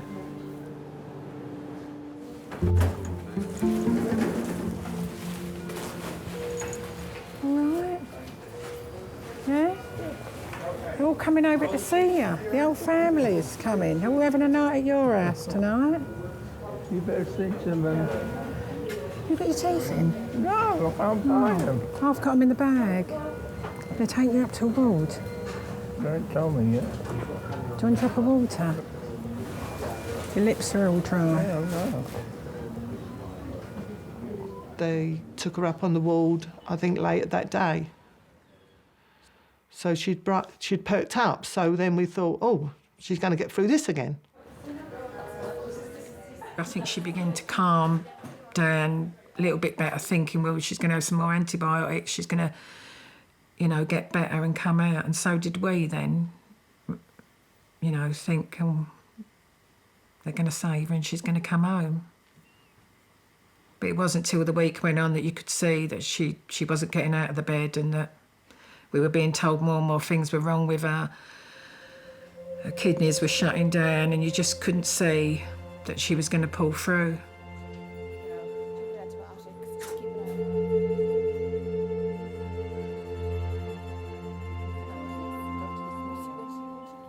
Mum was moved to a family room, which they said they would do when they knew that she was going. You didn't tell your mum? No. No. Because we didn't want her to know. We didn't want her to know that she was going to die. Imagine if me and Sandra felt that, would you want to be told that you was dying? How was she going to die? What was she going to do? How was she going to talk to us differently than she did if we was all normal?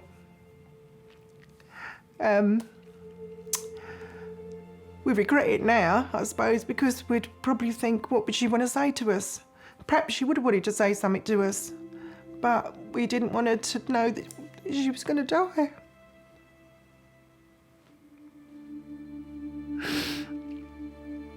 I just told her that we all loved her, that we were all there. She was the best mum anyone could ever have. And just to rest now, Mum, and go to sleep and rest and don't fight anymore. And she took 2 last big breaths and that was it, just died.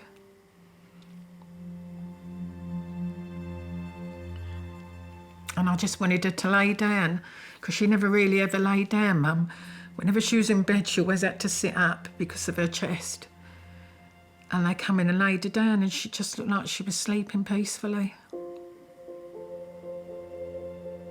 But we were all with her, and what a way to go, all your family with you, loving you, so. We're very lucky to have a mum like her. Very lucky.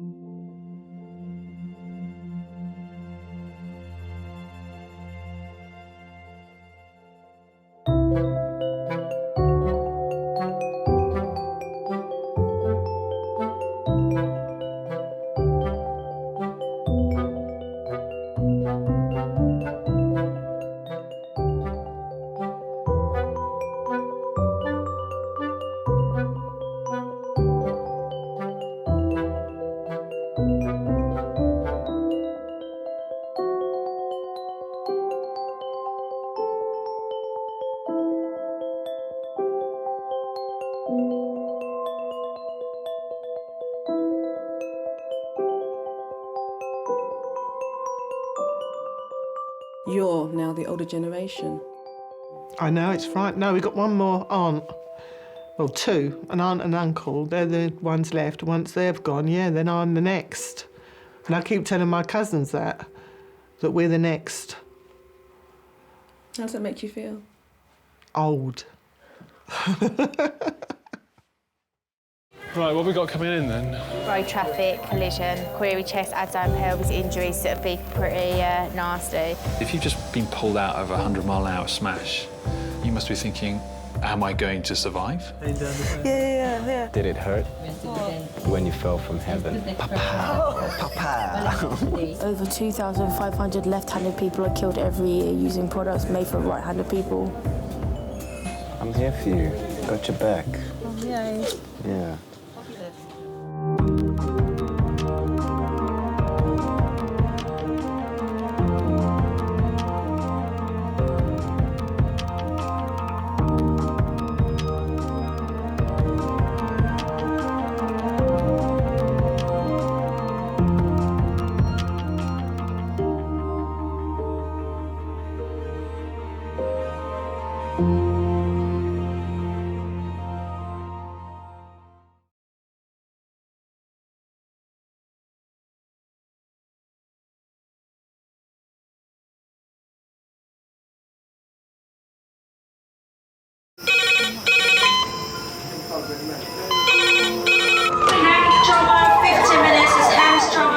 Ortho, surgery, anesthetic. You got a problem? We're just going to get on, do this. Not scare and get you all sorted, all right? John? Do you remember where you are? King's College Hospital, London. Thank God. A major trauma centre. Hit the curb, jackknifed onto the verge. Have we got a good pulse? Have we got an output? You know? One of the busiest A&E departments in the world. He will probably scream, but he won't remember. No, stop! A place where love. Come on, sir. Let's go. Up you go. No. Yeah. Life. There you go. I love you. I love you too. And loss. It's all right. Unfold every single day. Don't cry. And we'll make sure Mummy stays with you. Well, listen. Right, who's not busy? Squeeze that. We can't give up on her, come on. We've got to be strong for Mum, if it is the last bit. Hey. All the patients you're about to see were treated in one department. Well done. In just one 24-hour period. I never cease to be amazed at the robustness of human beings. I love you. And the strength of their relationships. Love, it's a reflex. It's what you do. For many of the families, despite the devastation that they may be facing, they give unconditional love.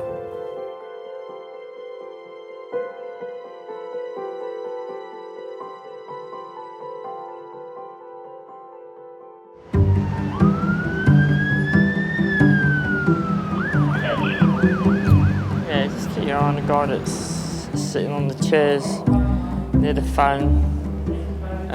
Charlotte was having a word with him when I come down. He's definitely as drunk as a sack. And he was irritating people, so I've told him to quiet down, but he's on the phone. The perception of security is people that couldn't make it in the police force.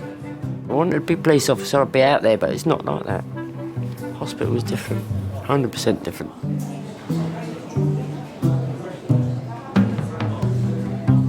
King's has 20 full-time security staff.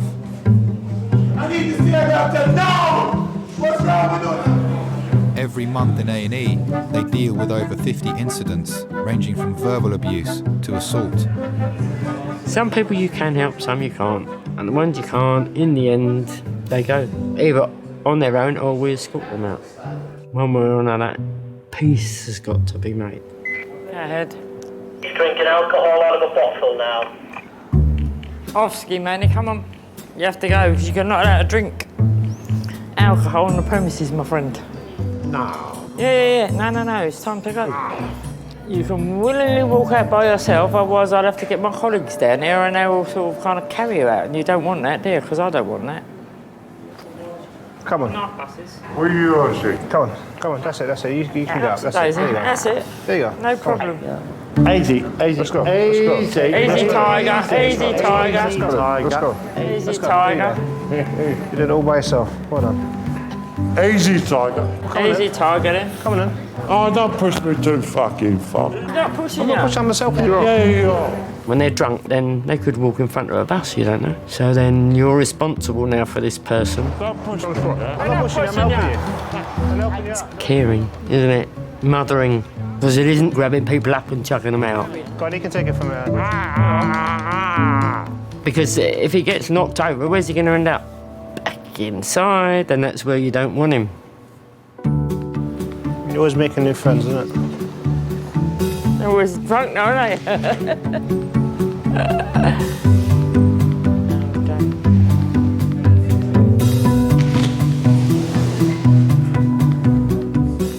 Yeah, control that gent's left now and he's gone on the bus to Croydon. Jolly good.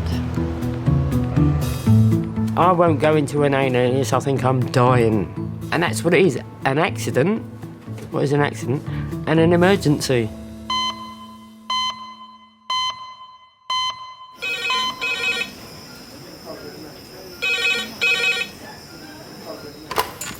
Hello, King's A&E Resource. Slightly sluggish. Okay, did you know if she had a loss of consciousness or anything like that? Bye. Pediatric trauma call in 8 minutes. That's pediatric trauma call in 8 minutes. What is it, lovely? Oh, nasty. Hello, can you please put out a pediatric Fall 3 meters onto diving board? 8 minutes. So has she fallen off this higher board onto that board? Must have done. The trauma call is for an 8-year-old girl. She has a head injury after falling from the steps of a high diving board. Can we have everyone sign in that hasn't signed in so far, please? Thank you. She's being brought to King's by her mum. 8-year-old fallen 3 meters, GCS not stable, but left pupil sluggish. I mean, it's about our ceiling, isn't it? Just about, she's fallen the height of our ceiling.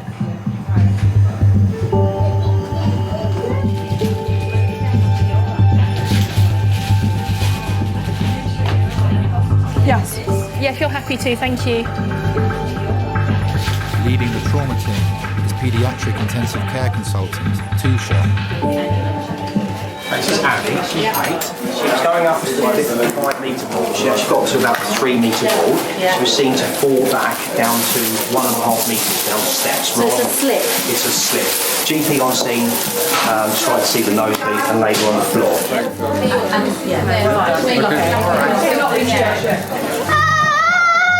Alright, Okay. Do you want to go around? Why don't you go around to the top end?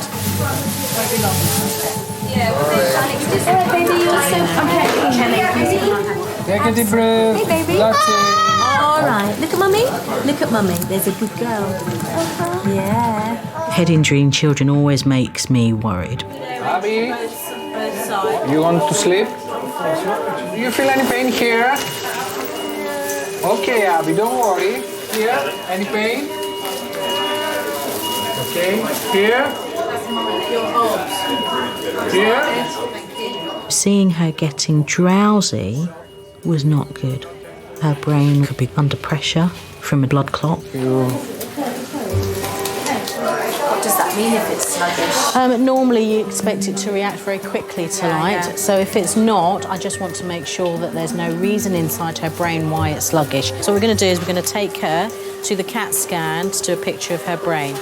If there is a reason inside her brain, then we need to deal with that reason. And that reason could be a bleed. A bleed.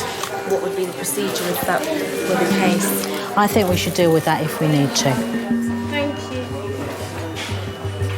I noticed the sheer look of panic and that bottled up emotion that every mother has when they're scared. You're such a brave girl. Yes, you are. I'm so sorry, sweetheart. Abby, calm down. Breathe, okay? I know it seems frightening, but I'm here and you are doing brilliantly. Wanting kind of, please tell me this is going to all be all right.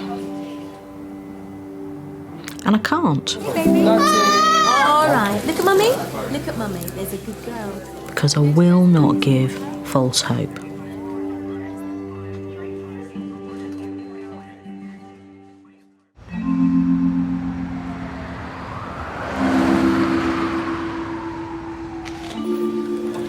Think you're amazing, just the way you are.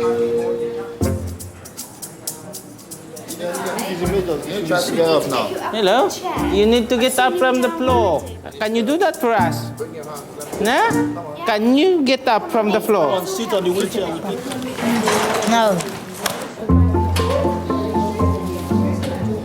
There's a cooler there.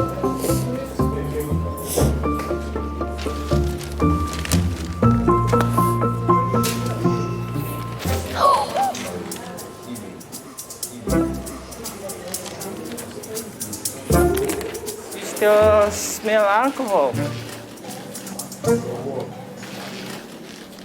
That makes the thing worse.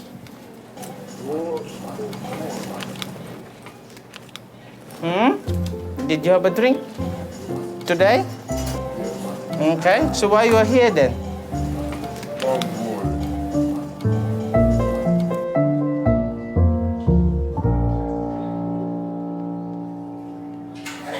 We're doing this thing at college, yeah, where they talk about you have the right to die. They can't force you. What are you trying to say? No. This is Ian Brady. Ian Brady. Yeah. There's been a hunger strike since '89. Yeah. They force feed him, don't they? Yeah.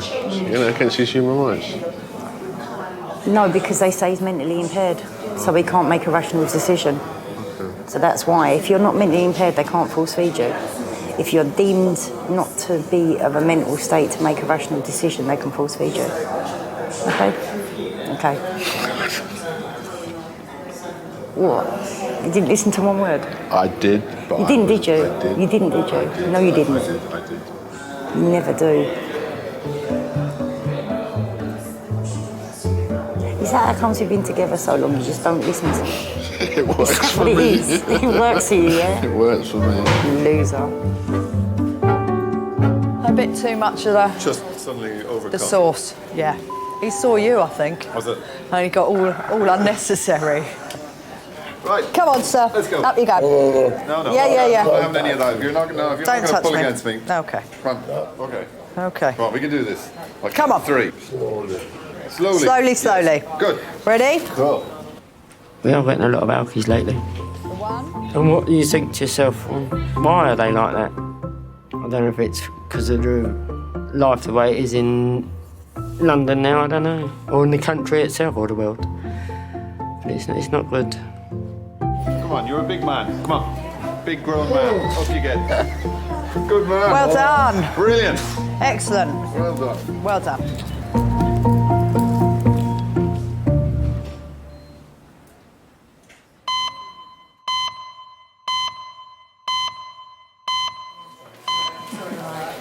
Daddy's up in Edinburgh, isn't he? They're always up in Edinburgh. Aren't they? They're always somewhere else. Just trying to get back down to see you, honey. Following her fall from the steps of a high diving board, Abby is being taken for a CT scan to find out if there is a bleed on her brain. Okay, ready? 1, 2, 3, move. There we go. Okay, all right? Abby, hey, we just need to tape you down so that your head doesn't move Just going to too put a little bit of much. tape over your head. You can still move it, but I don't want you to move. Just to remind you not to move, all right? We used to go swimming, and in the centre you can see all the kids diving. And she said, I want to do that. She would just jump off, do these straight jumps, pike jumps. She's just had no fear. And that is quite a childlike thing anyway, isn't it, to not have fear of things. So she would just go for it. It was frightening because when you've got so many doctors around her, you've got one at her eyeballs, 2 are trying to get needles in her arms, and it was just frightening. I'm just waiting on the CT scan. And of course, that's your initial thought is that it's a bleed.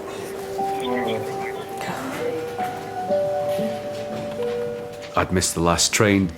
I had no passport. I couldn't fly. I just remember just sitting on the floor, just trying to figure out some way that I could possibly get down to London right away. It's worse than agony. I just wanted to be there.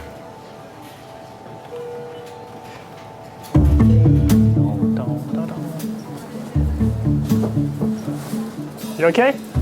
So you got you working here, eh? Ah. Hi there. It's on your staff area only. This is on your staff area only. Sorry. Thanks.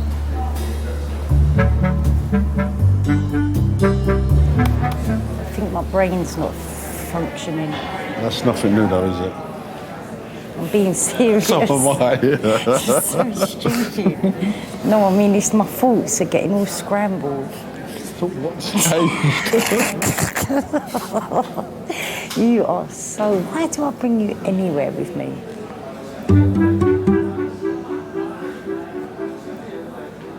You should have stayed at home. You could have hoovered, made the bed, washed up, cleaned the sides. None of it got done today. Oh, it's a hard life. Phone Billy and tell him to clean up. Yeah, okay. Please. I will do. Thanks. I don't want to go home to a mess. See the chap in the corner, sitting in the corner with a hood on. Is he booked in?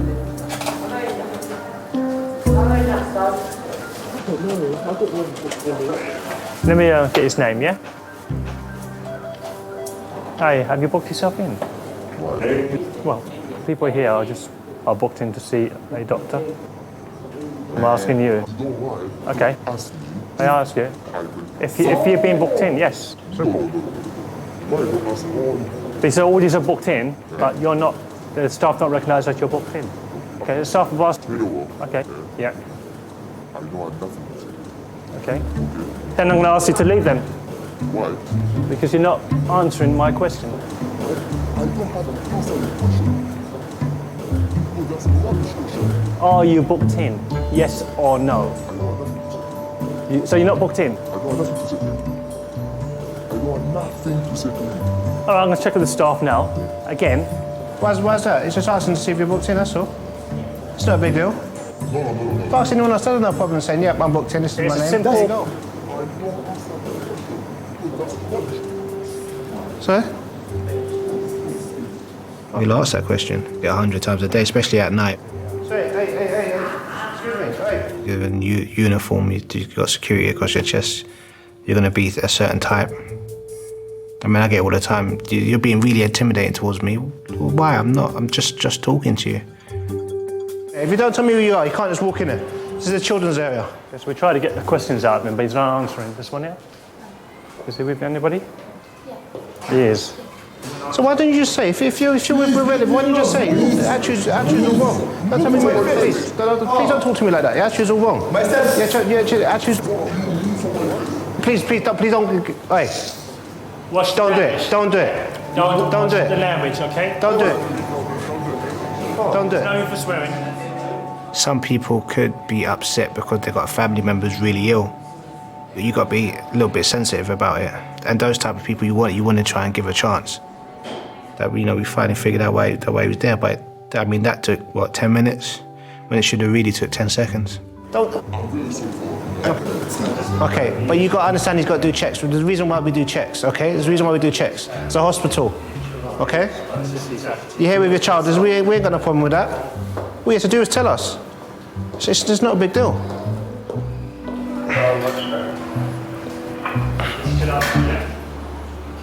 Sometimes I go home and I think about what I've seen that night. Or I speak to my wife about it. I do feel fear for the younger ones. Because I know how horrible, the world we live in can be. My mum says I'm overprotective, but my daughter, she gets a little bump on, on her head or something. I feel like I want to wrap them up in cotton wool.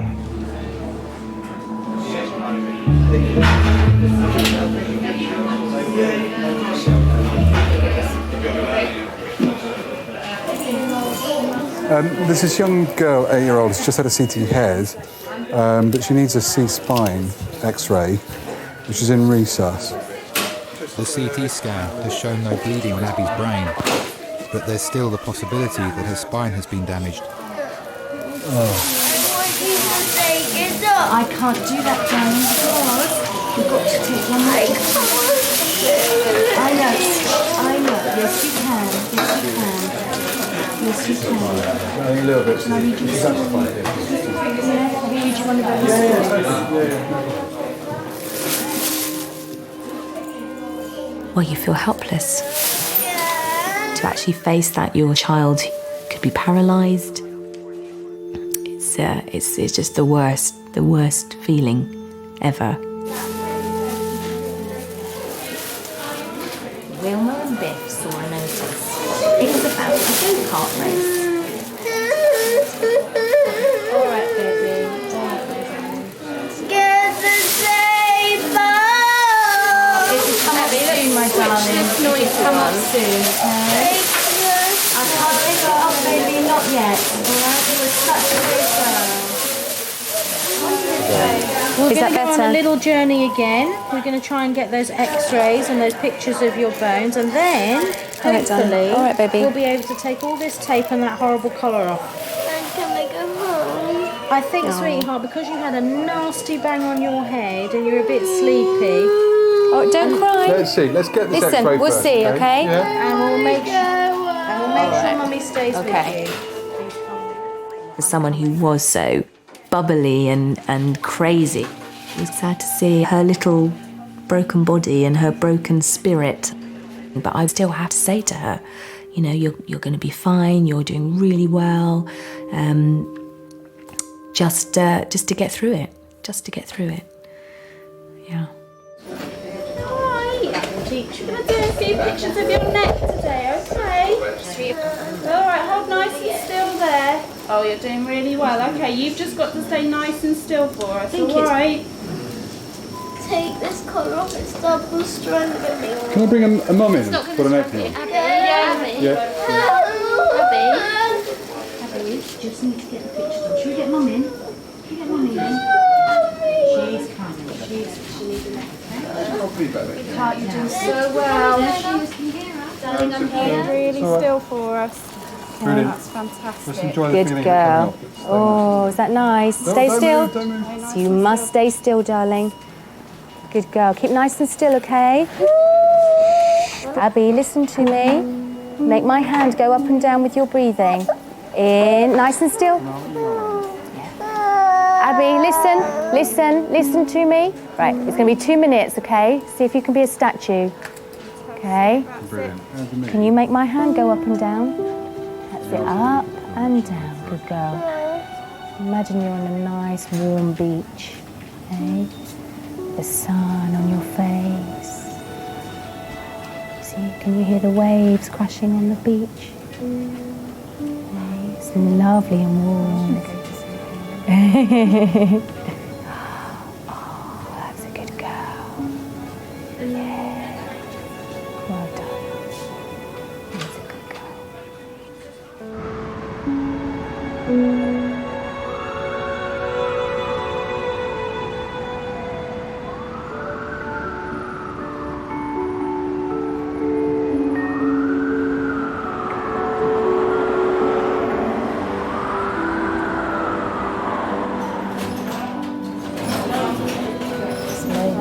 Is that you?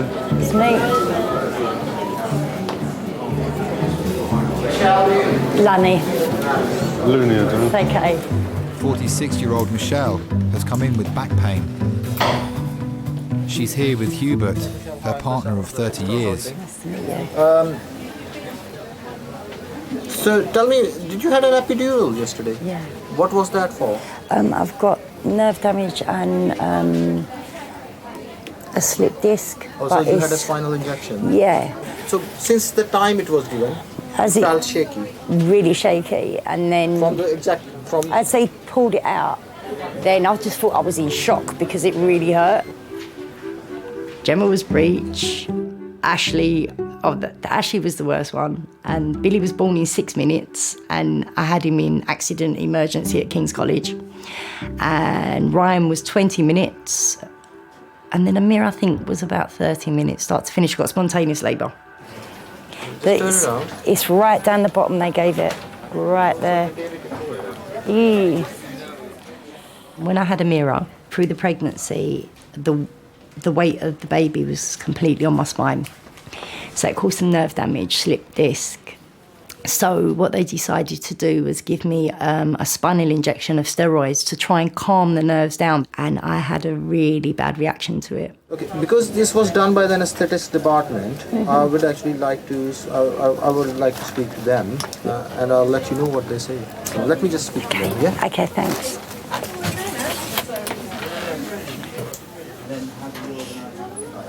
You meant to put that in there. Yeah, it says domestic waste on there. Jump in then. So funny. What if I could ask them about my knee while I'm here? Oh, you better get a grip. I'm being serious. So am I.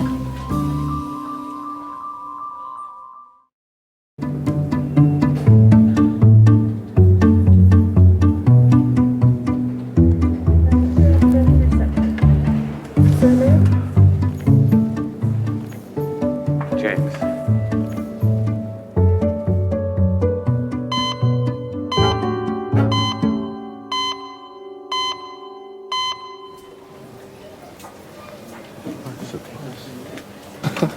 What? It says Surgeon Smith. Speciality, pain. Well, listen, you don't understand. Specialises in pain. Sounds like one of them Dr. Death type dudes. God, mate, you don't understand how much that hurt to get a needle like that up into your spine. And he tells me, hey, just a little prick, just a little stinging sensation. And you, but I wanted to cuss. My face just feels like it's bright red. Is it red? I'm not going to answer that. Is my face red yet? Yeah, it is as it goes, yeah.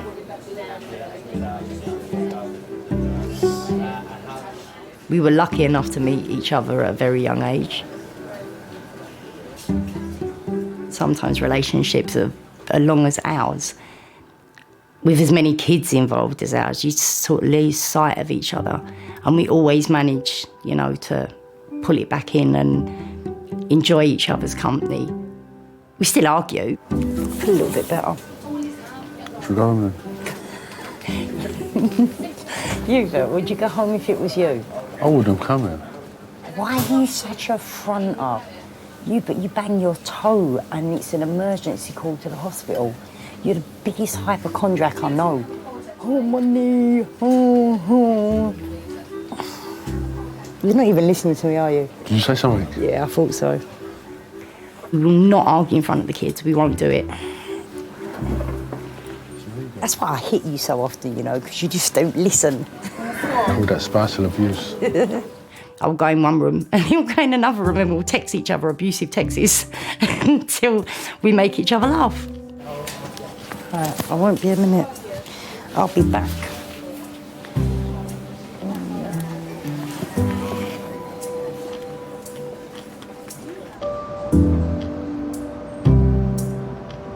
So this one little thing I've got wrong with me and, you know, the aches and pains, and yeah, it impacts on my life. But then I just think, wow, like, how lucky am I? How lucky am I that I've got 6 amazing kids? I need them as much as they need me. You know, they're sort of like, down my breath, you know. They're my life, they really are. Uncle Stuart's here. 24 times. So say hi. So she's got the imprint of the steps. Okay, that's fine. She was so flipping lucky she didn't kill herself. I know, it could have been. I'm surprised that, you know, it didn't smash her skull if she fell from that height on concrete steps. Or maybe she fell halfway down.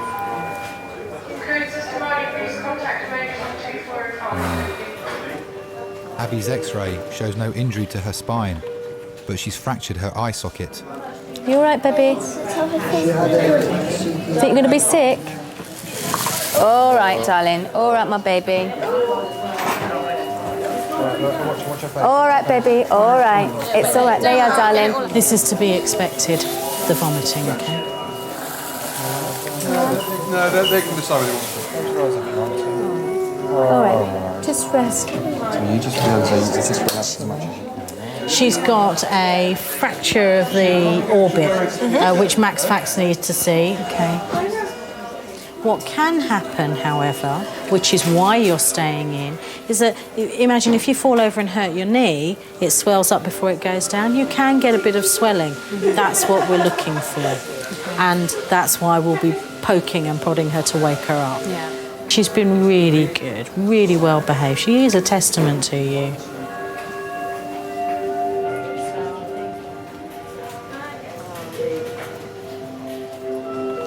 Hi. She's fractured her eye socket. Yeah. She nearly broke my heart though, because at poolside she said to me, "I love you, Mummy." But she's done so well. She's been a little trooper. The doctor said she's a testament to us. I just wanted to comfort Abby, I wanted to comfort Nikki. Suddenly you just realise that your family, there's the little family that you've created, and it's bigger than anything, really. And you just feel as though you want to make everything better, you know, just to look after them, protect them. Hello, baby. I hear you being very, very brave. You're a very good girl. You're a very brave girl, darling. Oh, my little darling, my little poppet. I hope you're okay. Well done for being a really good girl and a really strong girl. Yeah.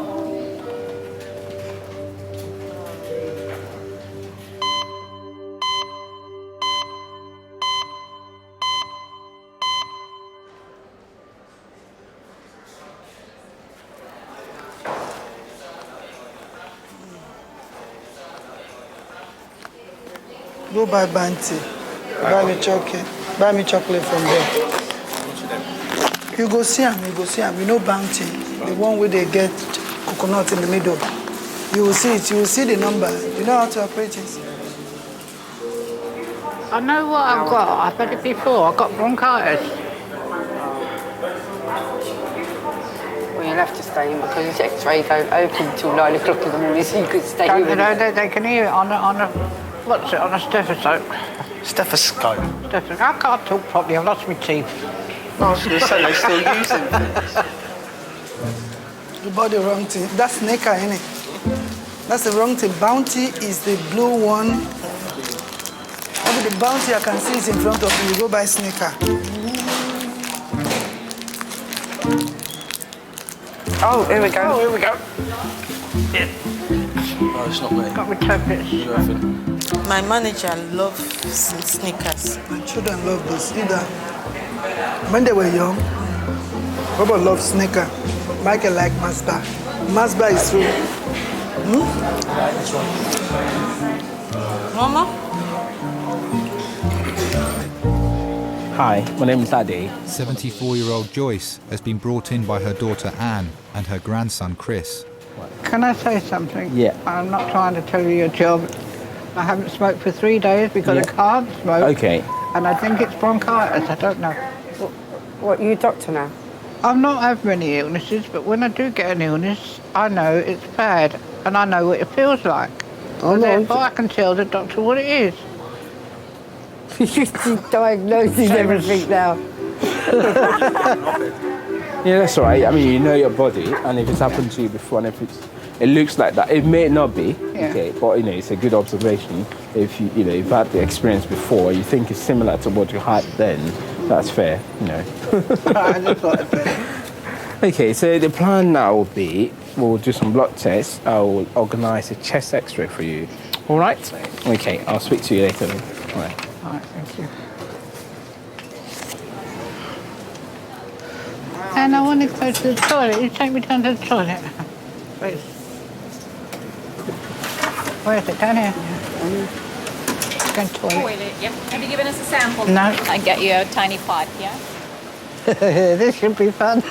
Oh, I'm not helping with that. Didn't ask you to. Yeah, let me get it out and set it up. You'll be in there forever. She's coming home, gutted. You have no manners. No, she's coming. No, they discharged her, yeah. Michelle has no infection as a result of the epidural. She's going home and been asked to come back if symptoms get worse. So did you hear that? You have to stay home and care me. Did she say that? That is what she said. Oh, I didn't hear that. She did. That's a pity. I would have done it if I heard it.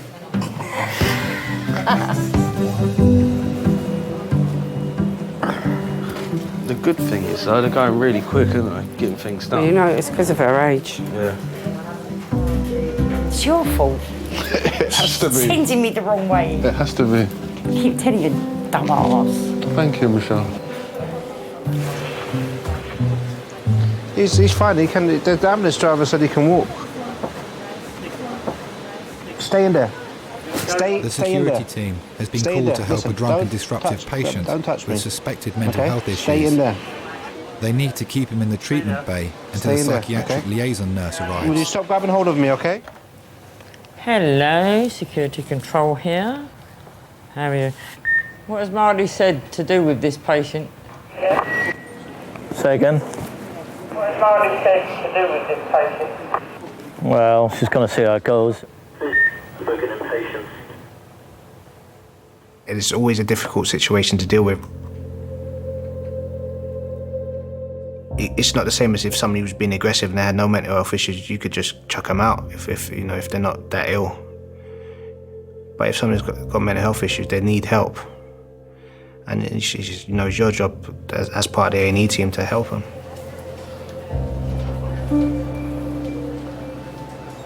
I hear voices in my head. I hear voices in my head. Yeah, the PLN's going to come out and see that patient. Yeah, they're probably not because he's intoxicated. What that person's doing, that you know that that person is not aware of what they're doing. You just know they're in a different place. Hiya. Hello. I've got to hold him like this. Good morning, sir. How are you? Someone wants to talk to you now. Come on. There's some things I've seen that's stuck with me for years. I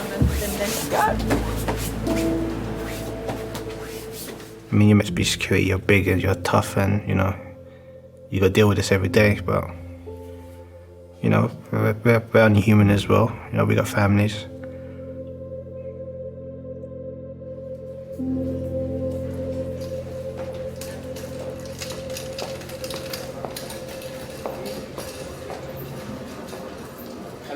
Hello. Your X-ray shows that you've got chest infection. Mm-hmm. So you will need antibiotics, and hopefully everything should clear out. Oh, all right? good. As long as I can go home, that's all I Yes, want to do. Thank you.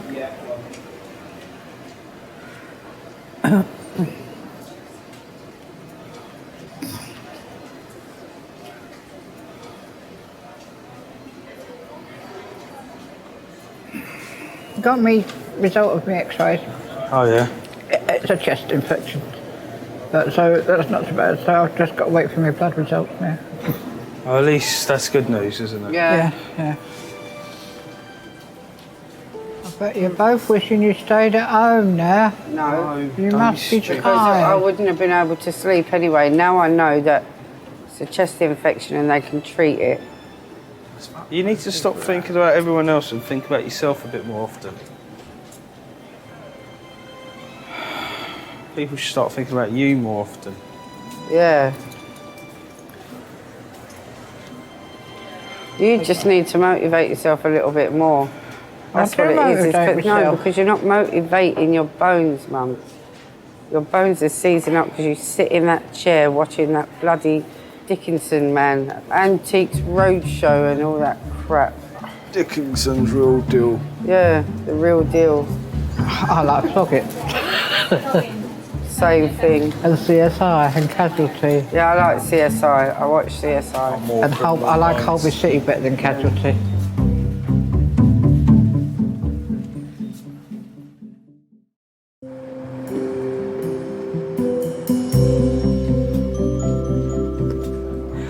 You've got far to go? Forest Hill. No, far enough. But she brought the tablets in. I've got It's okay to go now, yeah? I've got my tablets, so I can go now. Yeah, you can go. Okay, thank you very ladder much. goes straight here. Okay, thank you very much. I won't sleep well tonight. Anyway, thank the pair of you. Don't be silly. Well done, darling.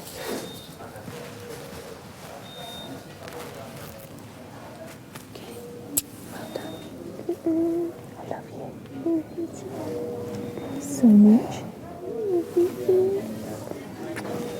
I love you more than bacon. You're supposed to say something back. Sausage. Sausage.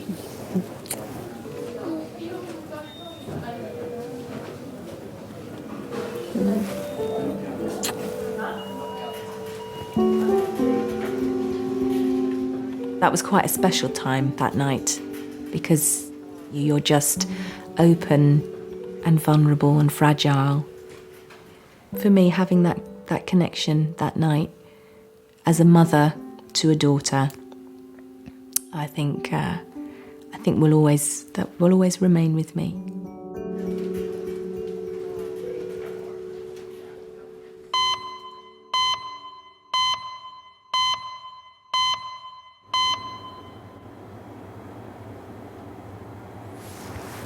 It's starting to get light outside already, isn't it?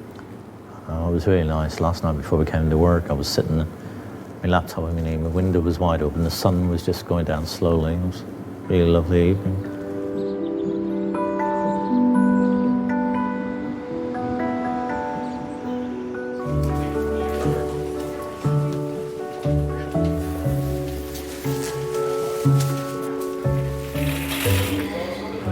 Book yourself on the desk. Hello, I know. Only desk? Yeah, there. I What you done? my finger pretty bad. Accident? Yeah. Or intentionally? No, accident. Which fingers? It's my thumb. Oh, this one. By what? By sharp? Standing on. Is it left thumb? Yep. Oops.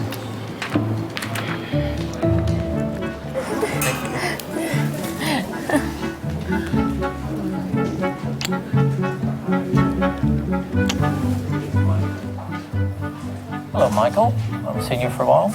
How's it going? Keeping busy? Hello.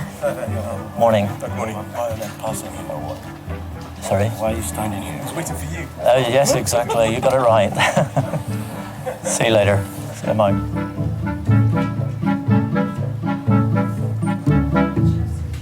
100 years from now, there will be about 500 million dead people on Facebook. That's not even funny. It's the truth, though. It's not funny. Well, we're 20 now. I'll probably say we got like maximum about 50 to 60 years left. So we've actually been through about a third of our life already. Have we? Yeah. If you think about it, look, we're 20. Then we're going to be 40 in 20 years' time, right? I'm dying like when I'm 150 something though. Oh, okay. Do you know what I mean? Yeah, I don't know well... about you. I know when I'm dying 150 something.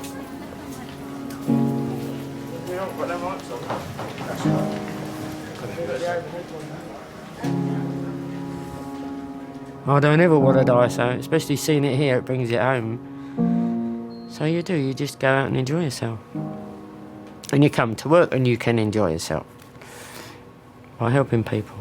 That's me.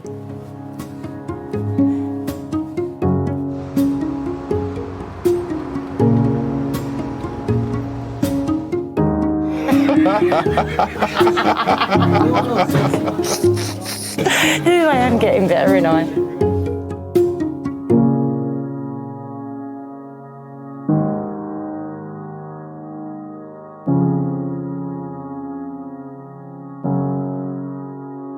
Probably a week after the whole incident, that both Scott and I would just burst out crying for no reason. But I think what it was just all that pent-up emotion. Because after the accident, there was a period when we didn't have our little girl. We had some girl who was quite morbid. I think she had just had a shock, a really, really bad shock.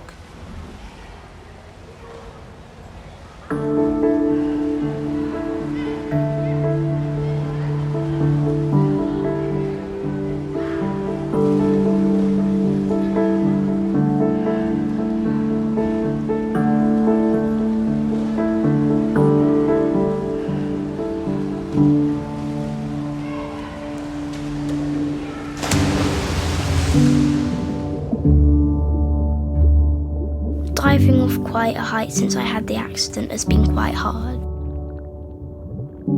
And children kept coming up to me and saying, "How's your eye, how's your eye?" It was turning yellow and purple at the time. It turned lots of really weird colours. It turned green, purple, yellow and grey, black at first.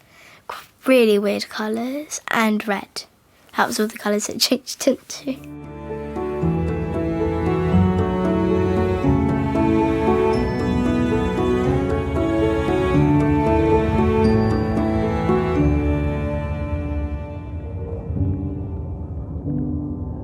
I would like to go high, but I thought just leave it for a few weeks and then start doing 5 metre again.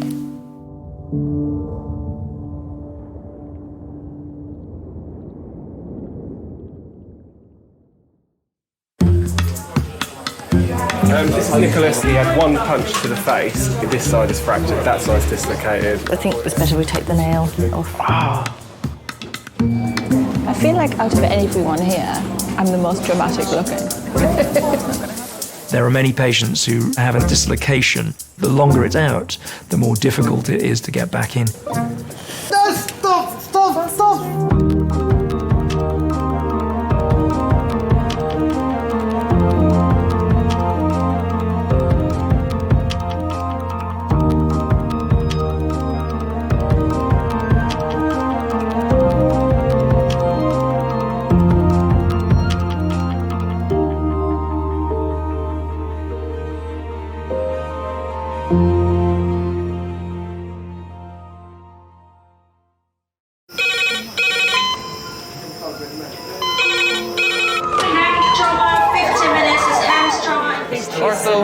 Surgery.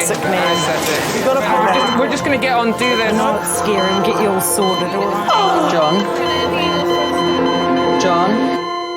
John? Do you remember where you are? King's College Hospital, London. Thank God. A major trauma centre. Hit the curb, jackknifed onto the verge. Have we got a good pulse? Have we got an output? You know? One of the busiest A&E departments in the world. He will probably scream, but he won't remember. No, stop!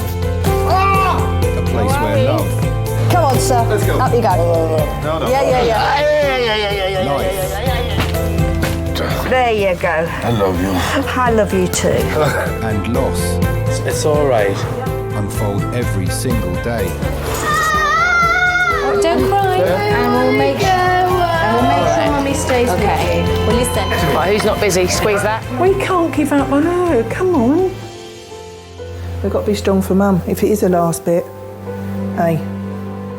All the patients you're about to see were treated in one department. Well done. In just one 24-hour period. I never cease to be amazed at the robustness of human beings. I love you. And the strength of their relationships. Love, it's a reflex. It's what you do. For many of the families, despite the devastation that they may be facing, they give unconditional love.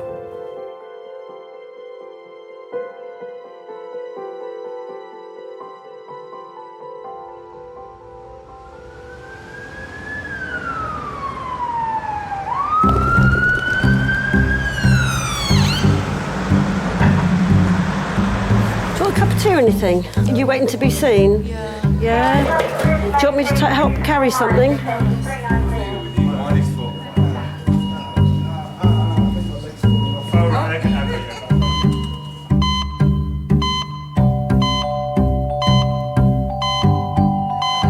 Rugby? What exactly happened? I was tackled. Tackled. So you were the ball carrier? Yeah, but I was going through two guys at the same time. And down. Looks like your kneecap's come off sideways, hasn't it? Are you all right looking at that? Of all the patients who arrive in A&E, 14% fit into one category. Young men. Do you remember about the family tree and where I said the family are from? Well, Dad's parents and Mum's parents, so that's 4 grandparents, and they're all from different places.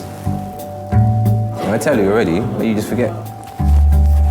You just hear it and you just think, yeah, you've gone out your head already as soon as I tell you, innit? You gotta remember it, it's important. You don't think it's important?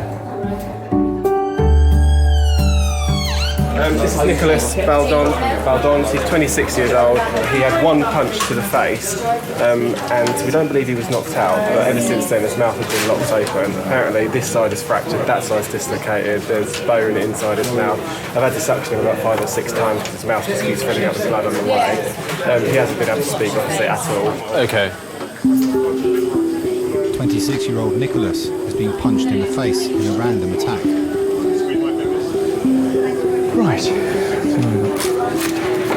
Should we call you Nick or Nicholas? Whatever. Just pop your head back, just make yourself comfortable there. That's it, that's it. I know we're not going to strain this too much. I will take that suction there for you.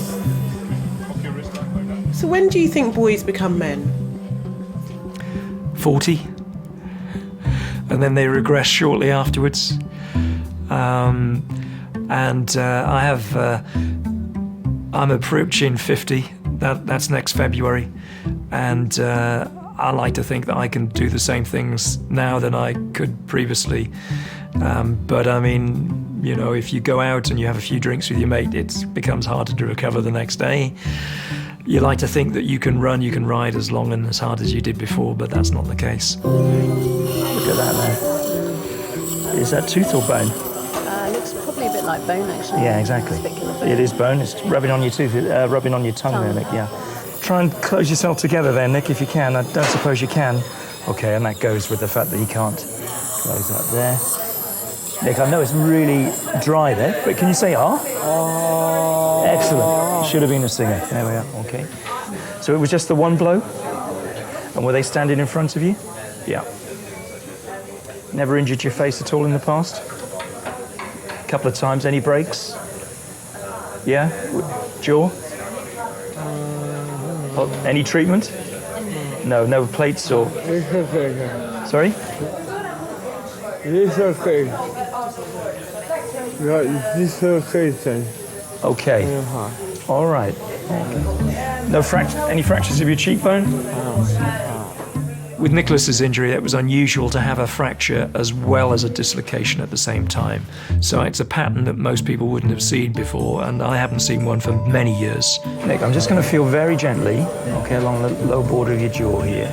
And what I'm feeling for is the fact that this is all intact here. and here, and that's what runs. But when we get to the angle here, yeah, okay. There are many patients who have a dislocation acutely on the rugby field, for instance, or sporting, which can be put back quite simply, but the longer it's out, the more difficult it is to get back in because of the spasm that the muscles go into. All right. Do you want to know details of what we're going to do, or should we just crack on and do it? Just do it. 33-year-old Simon dislocated his kneecap 3 hours ago. Right, puffing on the gas and air again. Okay, nice deep slow breaths and try and hold it.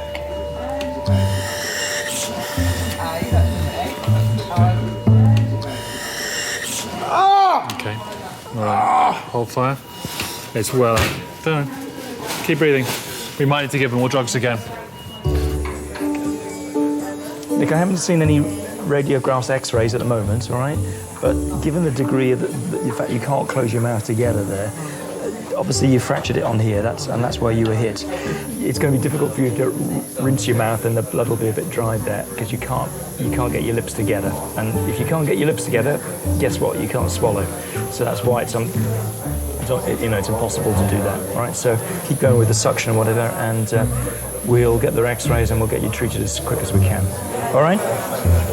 Good. All right, Simon, this drug, it doesn't have a set dose. Everybody responds differently to it. So we give it little by little till we find the right dose for you, all right? Your job, very simply, is just to keep your eyes open, and then when we reach the right dose, your eyes will close, without whatever happens. So that tells us it's good to go, all right?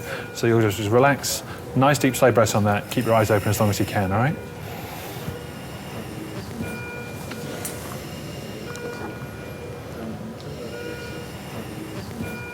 Simon is given fentanyl, a strong painkiller like morphine.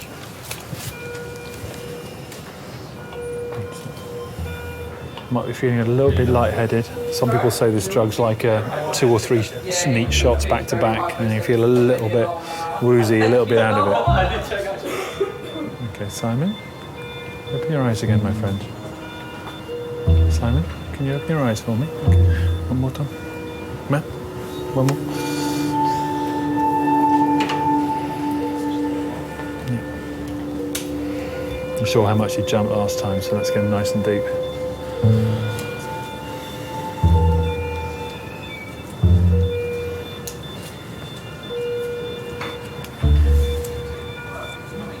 Straight head back, Simon.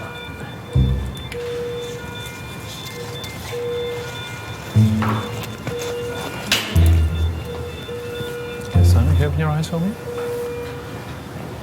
Okay, right, just here we go. He's going to shout a bit again, but there's not what we can do about that. Oh, for fuck's sake! No! No, stop! Oh! We're in. Hey, hold on. Thank you. Thank you. All right.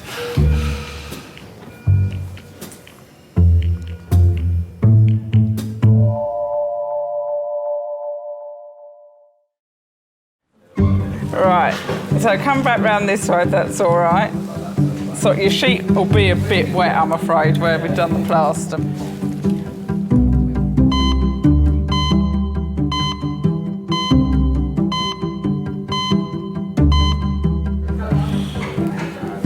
Are you comfortable, or do you want another blanket under there? I'm actually comfortable. You're comfortable, okay.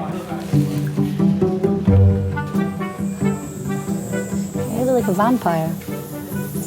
Messy one.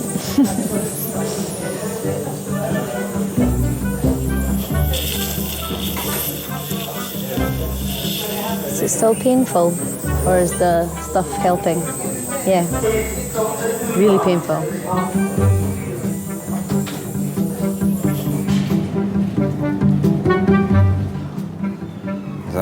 So how's it going at the college, football-wise? Football? Yeah, the last match. How did you guys get on? Lost 3-0. 3-0? Your team lose kind of often. That's the manager. He made 7 subs. 7 subs in one game? 17-year-old Terrell has come in with a damaged big toe, and his father, Adrian. He's going for that period in time in his life where he's been a bit independent, and it's the hardest thing. You say to your kids, "Hey, how's your day been?" "Fine." You know, "What you been doing?" "Football." Then you're like, okay. You know, so every parent goes for this. It's not just me. So you just think, you know, how else can you interact with them? And the funny thing is, yeah, when I started this family tree, I didn't even know my grandparents' names. I didn't know what their names were. I just called them Mama and Papa. You know what Granddad's name is? Yeah, I know his name. You should do. What about your great-granddad? What about Nan's dad? You know what his name is? No, I forgot. How can you not know? You see, that's what I'm saying. I never had a relationship with dad. I never knew him because my dad died when I was 7, and it's not until I actually became a father that I realized, wow, this is the impact a father can have. You know my mom's name. You know my dad's name. What about Nan's dad's name? Nah. Possible. But you know all the teams in the Premiership. You know all the teams in the Barcelona League. I don't know. Yeah, all you of that. do. And you know, and you know all the players in Barcelona or Spain. What team? What country they're from? Yeah, you do. But if I ask you where your family are from, you ain't got a clue. How does that make any sense? So all the players in the Premiership, you know what country they're from, yeah? Yeah, most of them. Exactly. So you know your team's history, but then if I say to you, all right, then where are you from? You'll be like, I don't know.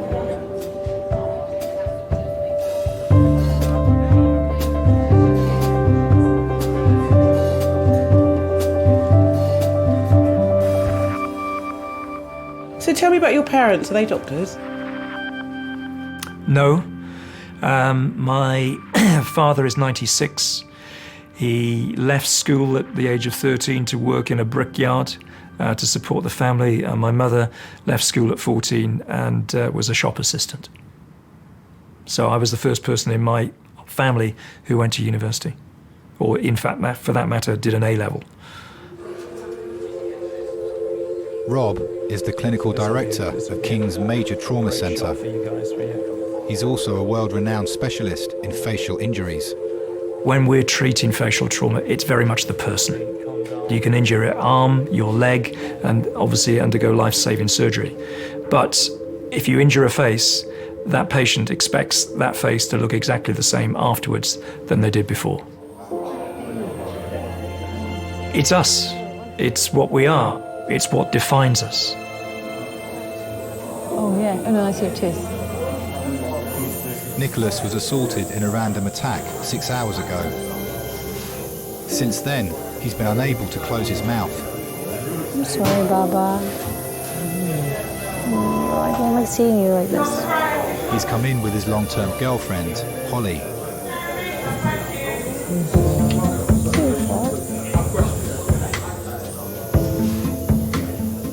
I hate fights.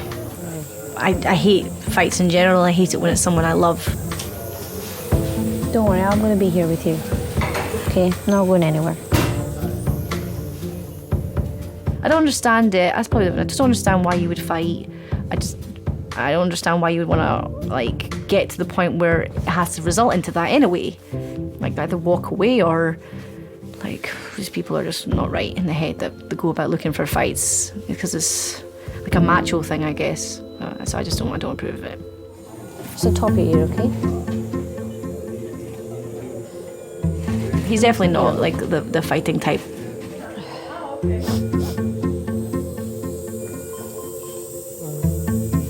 When I first met him, for sure he was a boy. He was kind of hyperactive. The amount of times he hit his head when I first met him, and I don't mean knocking the head, proper wanged into a wall or a ceiling or something, like some of these slanted ceilings. It was just to the point that everybody feels awkward because it must have hurt like hell. I love you. Sometimes I feel like a little bit like a mum. I'm like, can you slow down, don't run, or are you going to hurt yourself? That sounds really terrible to describe your boyfriend as you're his mum, but that's the way it is. Now, if we look carefully on his right side, what's that? And what's that? So what's he got? He's got a dislocation. That's why he can't close the mouth, because he's dislocated on the right-hand side. You can see he's sort of, now this will be good, there you go. What a shot.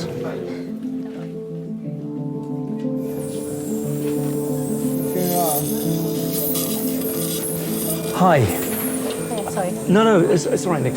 Just to say, had a look at your scans now. You've only got one break, which is on the left angle of your jaw. Why it's propped open like this is the joint here is dislocated. So if you look on me, you can see how it moves there. When you've been hit, not only have you got a very nasty fracture on this left angle, but this one here has actually popped it and a joint. That's why you're propped open. We'll get you fixed today. How long? Well, we'll get your fracture done today, all being well, and chances are you'll be going home tomorrow. All right? Now I'm just going to try something very gently, because it might just make you feel a little bit more comfortable in the meanwhile.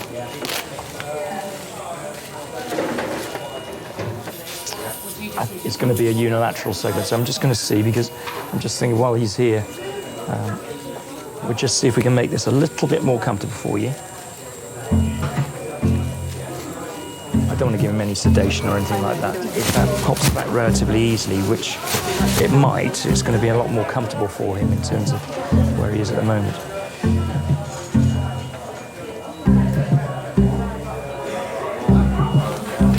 Nick, just pop your head back for us. That's it. Okay, now just bear with me. Just here. There.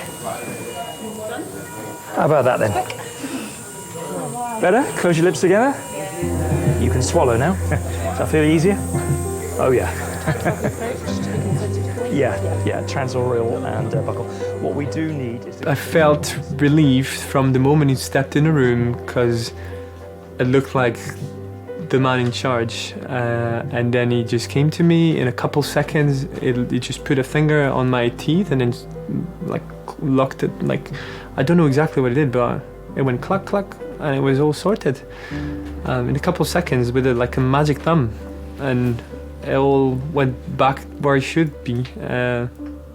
Well, from that moment I knew that I was in good hands.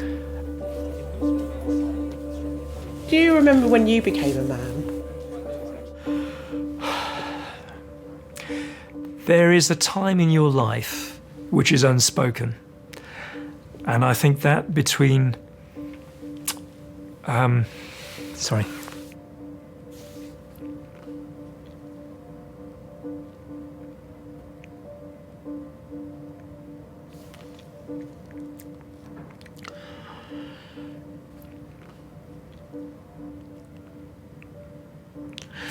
When the responsibilities change from your parents to you. And I think looking back visibly, I remember standing at the side of my father's car and he gave me the car keys. And something in that unspoken act said that that was that transition. And my father is now 96. He was a fit man until very recently. He now gets about with the aid of a wheelchair and his memory has gone. And I think that passage of right, if you like, it's the start of something. And now is the time to give back.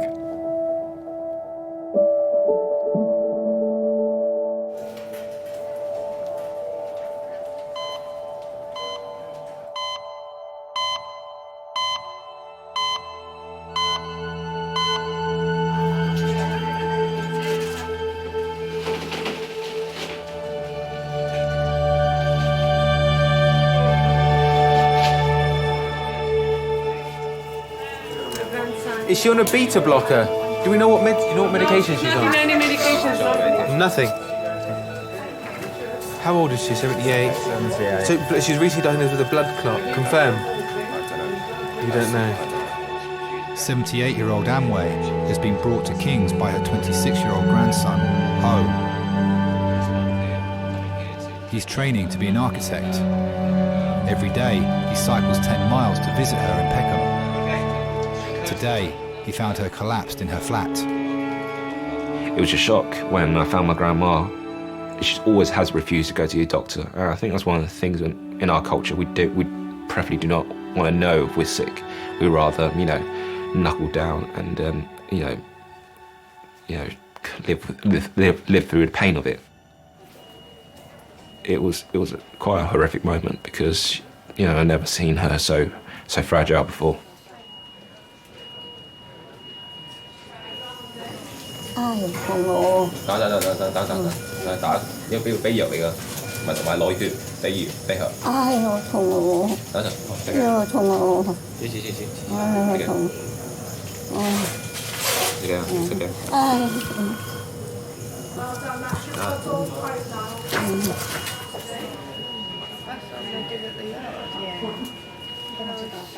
She came over here roughly around about 1970s during the Vietnam War.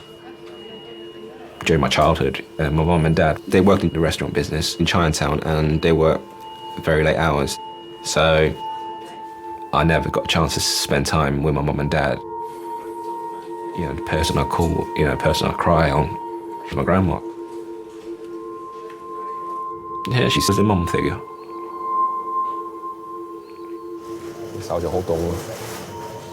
She didn't speak my English, but the words that she did know, fuck off, get out, how much, cheaper, and, ideally if she ever gets lost, where is Peckham?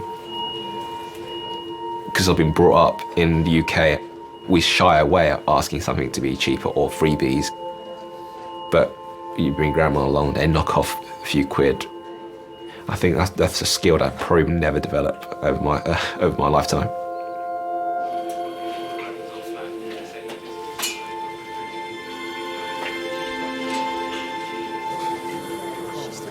We've got quite cold hands. Does she want another blanket, do you think?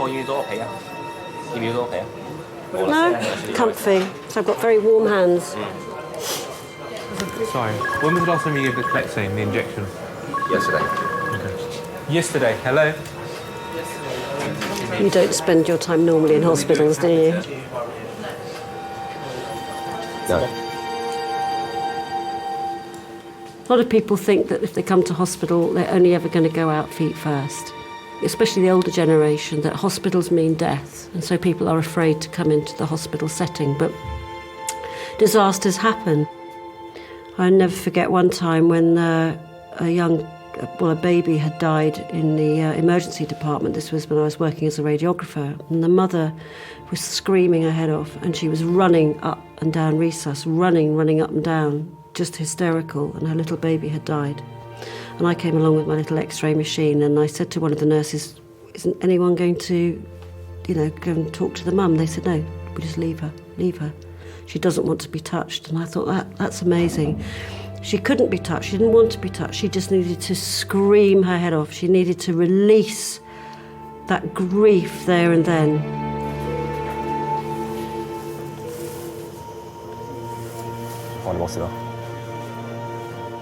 I know the smell, the sight, the sound. I know it. And it's familiar to me. So when I saw the granny, I could look and see and know that she was not long for this world.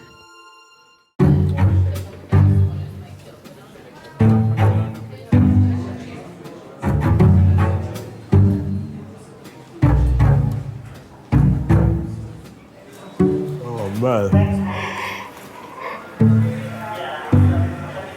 17-year-old Tyrell has damaged his big toe playing football.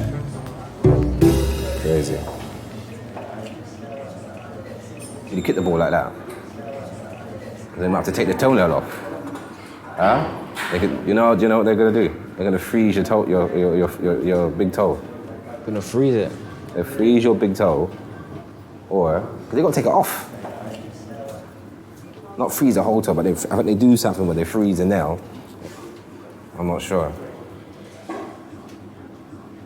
But it's gonna hurt. It's gonna hurt.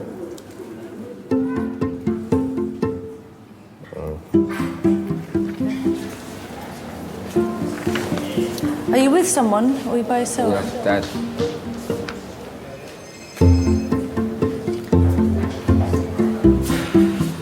Come round this way.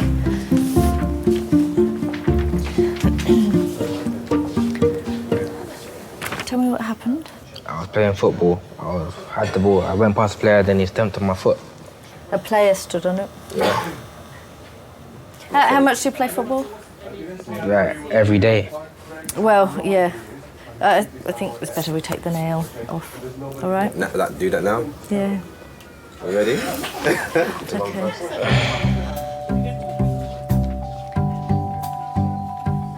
Yeah, he's becoming a man. He's experiencing pain, you know? Learn to deal with it. He's squeamish, you know what I mean? He's like that.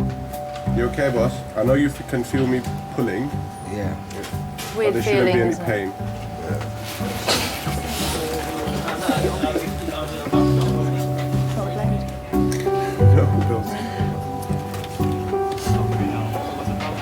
It's gone. Off. It's gone. There's still the root. There's no nail there. Nothing there.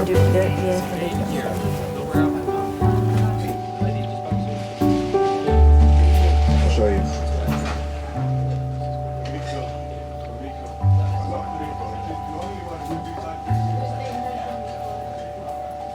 You know, and I'll still say I love you. It's saying to him, regardless how big you are, I still love you. You know, so. Does he tell you? No. No, he doesn't. He doesn't tell me. I should have filmed it. I was gonna film it. Ah.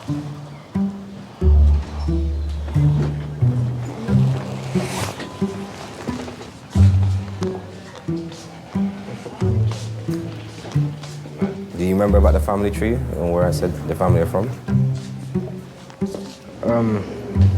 Nah. You gotta remember it, it's important. You don't think it's important?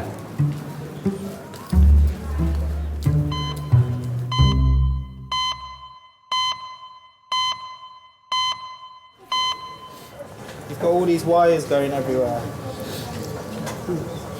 Where are you going? No, I thought I come my check. You want to go home? So I thought you would do a checkup. Just lie back for me, okay? Just lie back. Bằng tay. Doctors suspect 78-year-old Amway is bleeding internally. They are investigating the cause. I'm just gonna look at her eyes. Sorry. Can you show me your tongue? Show me your tongue. How to squeeze both my fingers? Just squeeze? Squeeze? Squeeze as hard as you can. Good. And this side as well? Squeeze? How to pull me towards her. Pull me towards her. I'm sorry, I know this is all tiresome. Pull me in. That's it. Okay. Sorry, I know it's the last thing she wants to do right now. So, I mean, a lot of the A&E doctors have seen and the surgeons have seen, and they think there's probably a bleed in the upper GI tract, so somewhere in the stomach or a bit lower down. Now, what we're going to do is we're going to give her blood to make her hemoglobin go up, essentially, and they've given her omeprazole, so that's the next step. So we'll give her lots of medication to if there is any bleeding, that the clot forms. Okay. Thank you. I'll see you a bit later on, okay?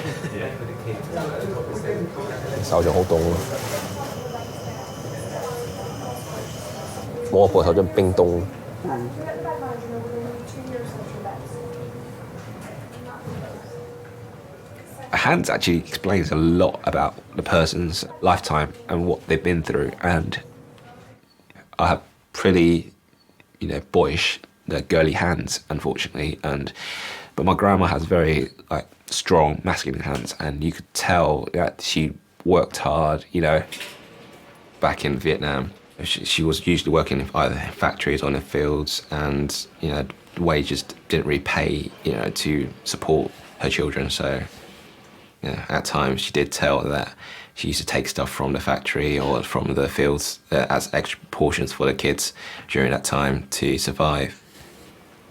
But, you know, my grandma would probably want to go back for only one reason: have dog meat again. It sounds weird, but, you know, my grandma said if I want to go back to Vietnam, I want to have dog meat. And, you know, we did raise a dog when they were younger, and eventually when food supply was over, you know, Dad got a chop. Don't be shocked. Come on, it's the way of life. She is a very tough lady.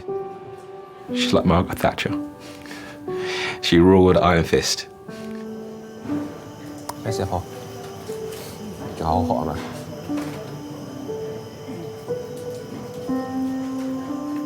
When she starts to become old and fragile, and you realise that she's getting quite vulnerable, I think that's the difficult part about it.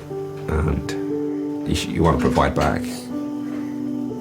She cooked, she did all the washing, all the dishes, everything, maintenance, cleaning the house. She was pretty much a superwoman. She looked after me always. And so I felt I had the responsibility to go and look after her.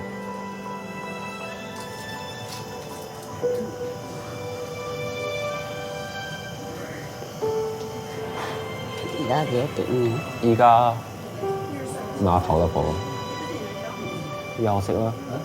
阿孫都冇嘢做，冇女朋友，冇工做，都冇錢，想點啊？阿婆有女朋友喂，佢個睇幾時食飯？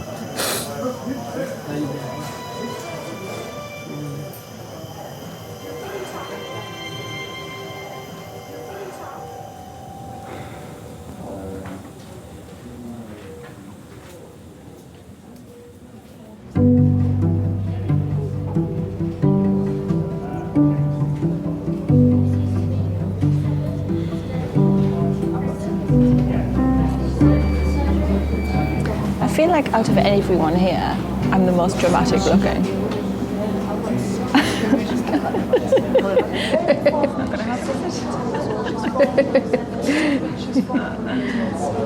Tomorrow morning I'll be coming ice skating with my pass. I can't come tomorrow.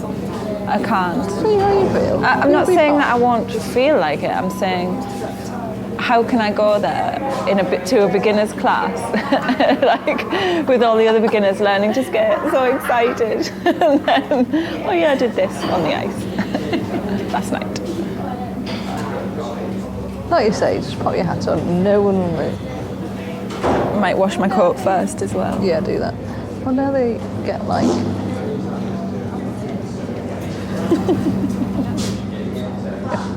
Was that what I thought it was?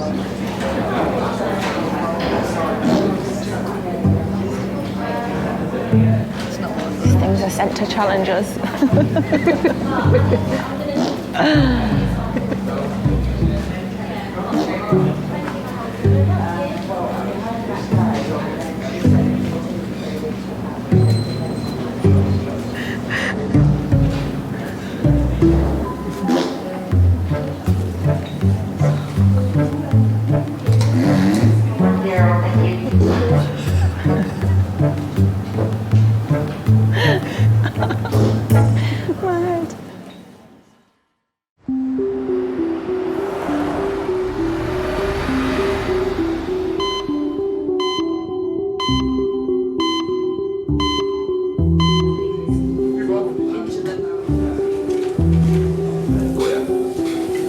She's still cold. Yeah, she still wants a drink.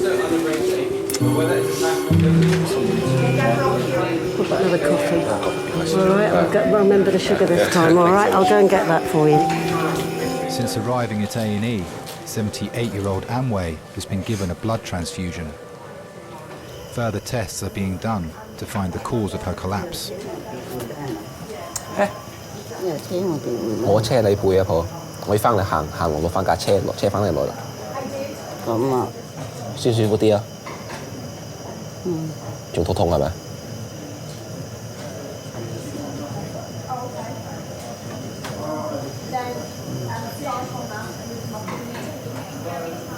Nhưng mà không phải xỉ đây xỉ rồi. Hồi tí tao cứ cho xỉ phòng. Tí nuôi mới sẵn đó. Sẽ càng gặp họ. Tí nuôi ở bộ phòng nó xỉn phòng sủi. Sẽ càng gặp họ. Quay đây đâu hả?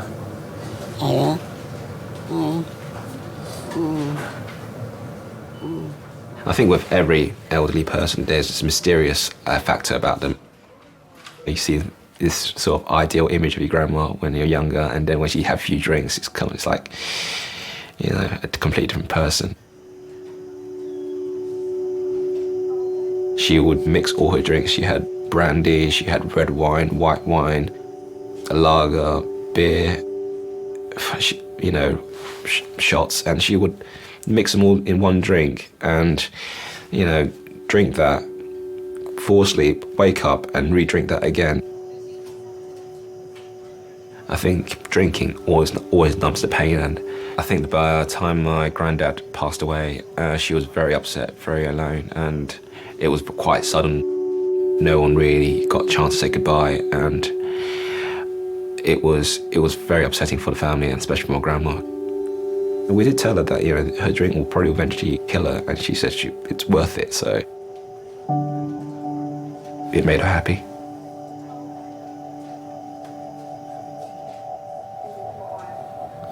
Chụp kêu ra nghỉ tận mấy vậy.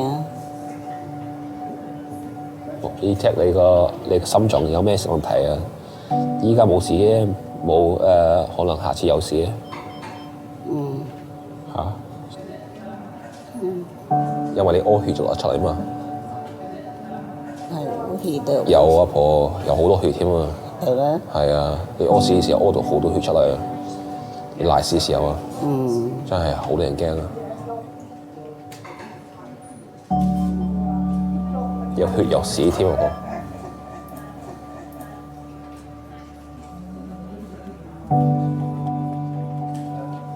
而家你救護員依家睇緊你啦，醫生嚇幫我睇嘅。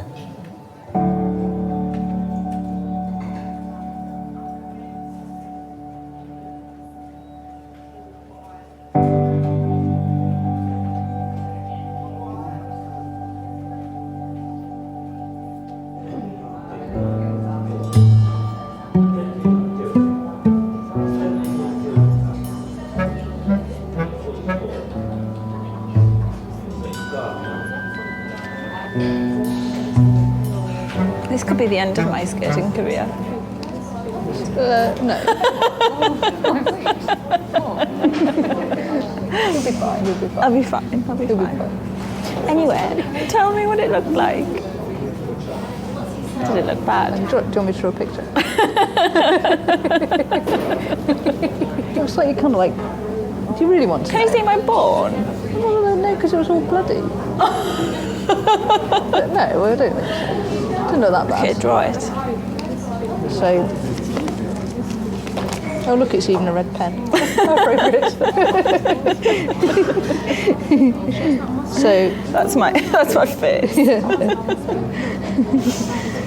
That just looks like my eyebrow. It's fine. No, but it's like heart. It's kind of like here, and it just looks like you've torn it. Tearing sounds like it's going to look uglier when it fixes. Well, it'll be nice and swollen, so if you fall on it again, it'll cushion it. Yay! It's fallen from ice. Yes. I was only on the ice for 5 minutes. Only on for 5 minutes? Yeah.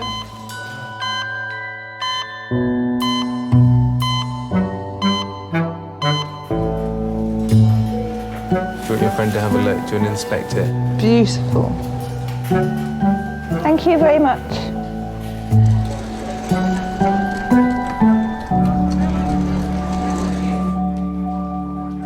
Have you ever been a patient?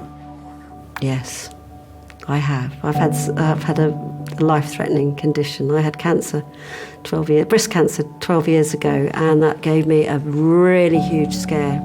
Because I'm also a qualified mammographer, so I knew After I felt a lump, and then I went for the x-rays, and then they took a bit longer, and then they had to do another view, and I thought, oh no, these are my colleagues, well, they're being so slow, something's wrong.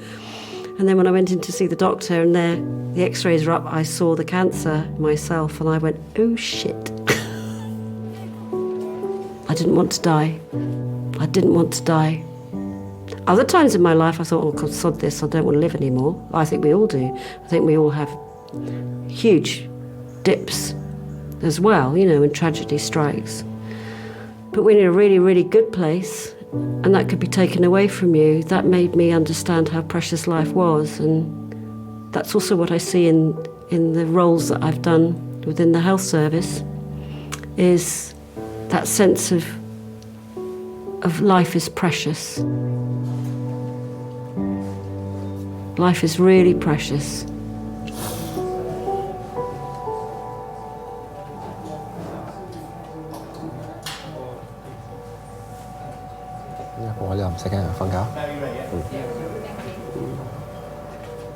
Last year, she lost a lot of weight. It was that she couldn't, she wouldn't eat. She couldn't. Every time she ate, the food just seemed to come back up again. So we thought, well, maybe it's something wrong with her, but we never knew how severe it would be. So it was shocked when they diagnosed her with cancer.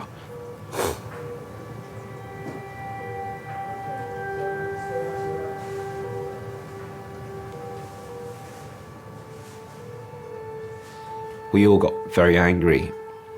I think anger for the fact that no one picked it up earlier, or anger the fact that we didn't ask her to go to hospital, or anger the fact that none of us could do anything about, providing her, a cure. And that was the toughest part. You always believe that your grandma's so strong-willed that she will make it through. Apple.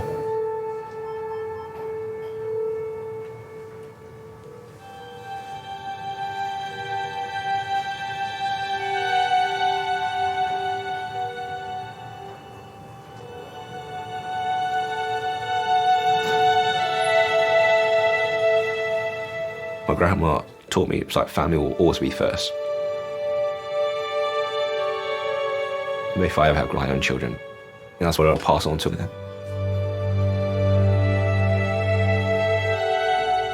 What drives me is the fact that how strong-willed she was.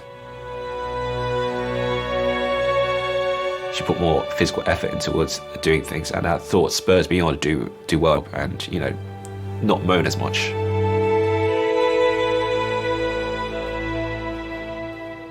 I always miss her. She made me the man who I am today.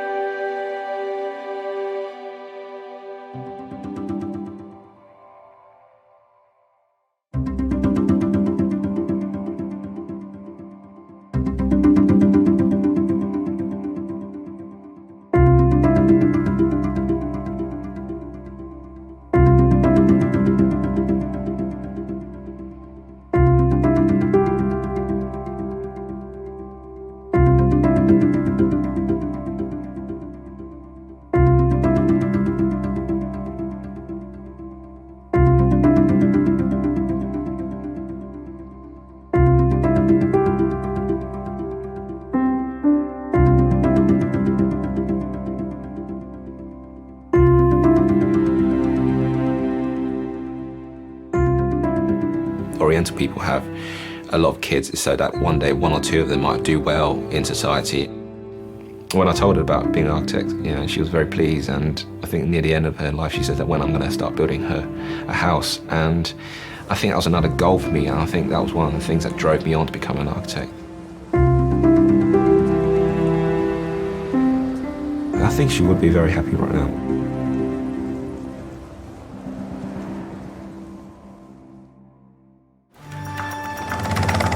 Adult male trauma. We have got food rid patient. You're thinking what will kill him first? You got a pulse on the groin? No? Have we got a good pulse anywhere else? For some reason, the blood is not running through. When you do that job every day and you realise how short your life can be, literally nothing's taken for granted.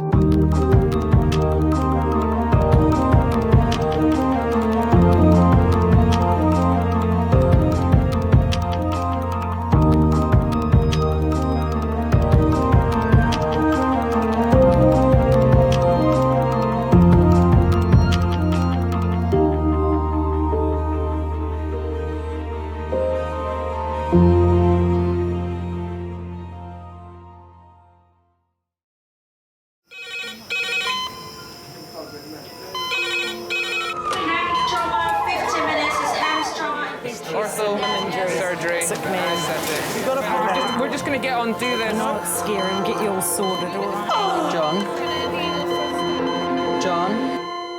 John? Do you remember where you are?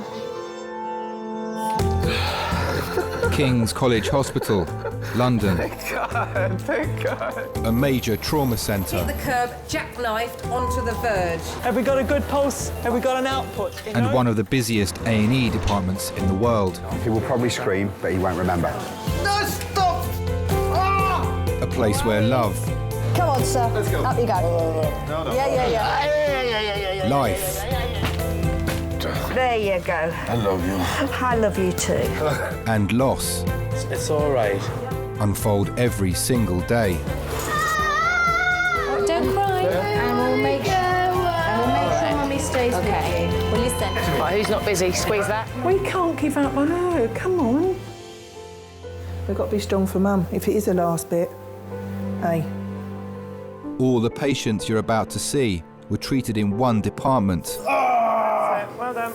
In just one 24-hour period. I never cease to be amazed at the robustness of human beings. I love you. And the strength of their relationships. Love, it's a reflex. It's what you do. For many of the families, despite the devastation that they may be facing, they give unconditional love.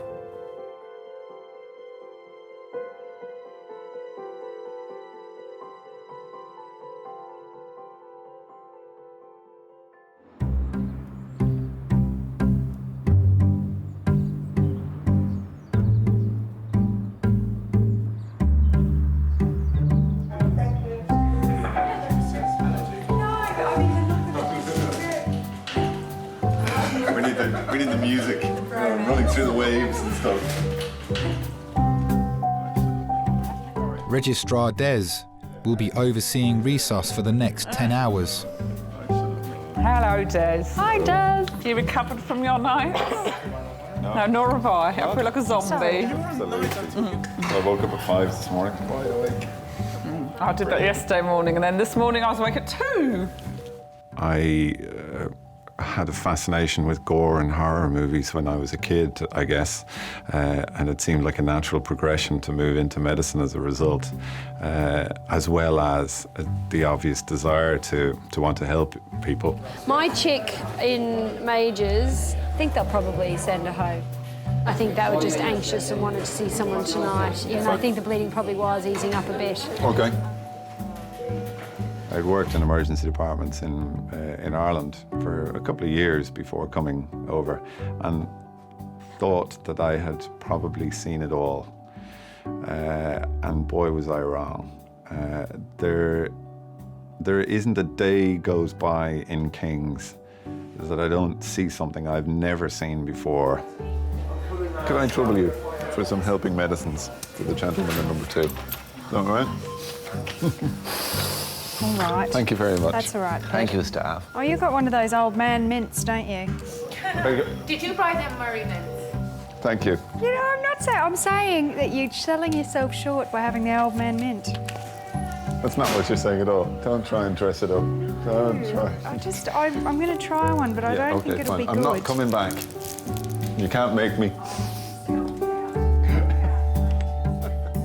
People are unfortunately capable of doing the most awful things to one another. But people are also capable of doing some of the nicest and kindest things that you would never imagine would happen in a busy sort of urban area like King's or the centre of London. So sometimes it's probably the acts of kindness that surprise me more than the acts of cruelty.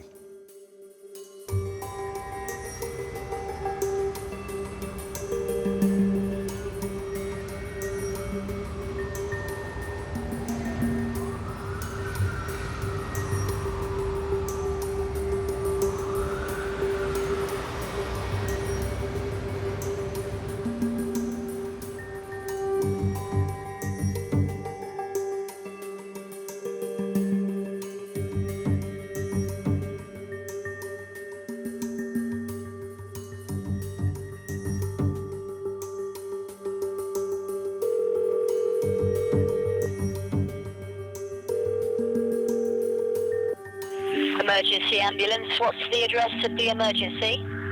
We're on Norwood Road in Herne Hill, we're outside number 47. So tell me exactly what's happened. Well, I just saw it as a lad on a bike. I think he pushed her over to maybe trying to mug her, and she fell over backwards off the curb and really slapped the back of her head on the road. She's breathing like quite strangely. I'm not really sure what to do. Is there any bleeding? I can't see any, no. At the moment, just try to reassure her. I mean, want to try to keep her as still as possible. Keep your eye out for the ambulance. Wave them down when they get there, and we'll get the help there as quickly as we can.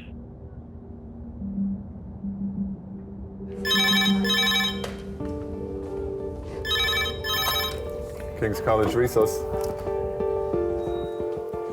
Okay. So we got no GCS on her. Right. Okay, I understand. Okay, many thanks, bye. Are we any anesthesiologists? Adult trauma call, 4 minutes. That's adult trauma call, 4 minutes. What is it? 20-year-old female, single punch to the head, abnormal posturing, blown pupil, business. Oh. It's probably fitting, is she? Okay. An unidentified woman is being brought to resus after being attacked whilst making her way home.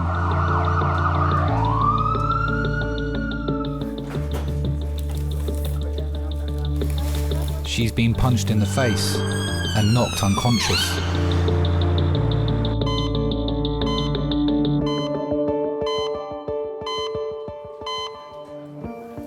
That's you.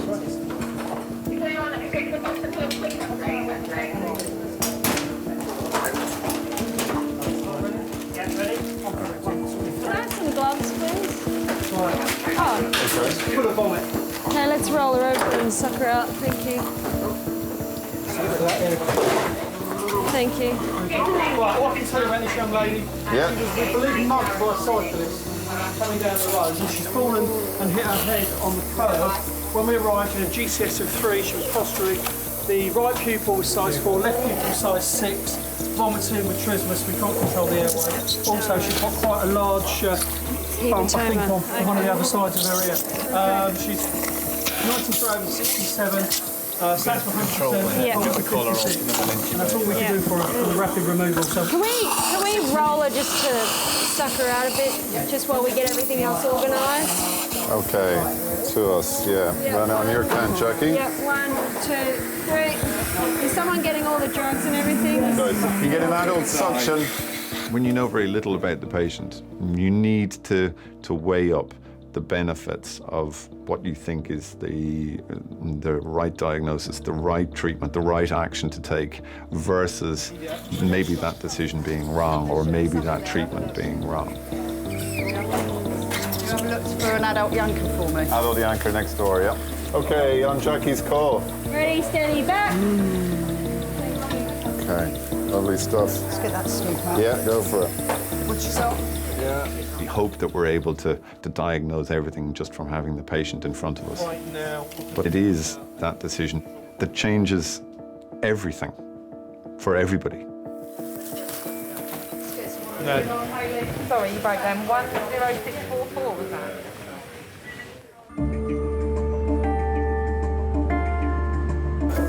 I got them out here. Don't worry about the rest later. Subject to what you find clinically. Just suck it out with the stuff if you've got loads of vomit in there. Just take it off. A young woman has been brought to resus after being attacked 36 minutes ago by a stranger in the street. Oh, Jesus Christ. She's not a fan of that. She's fallen and... That's 100.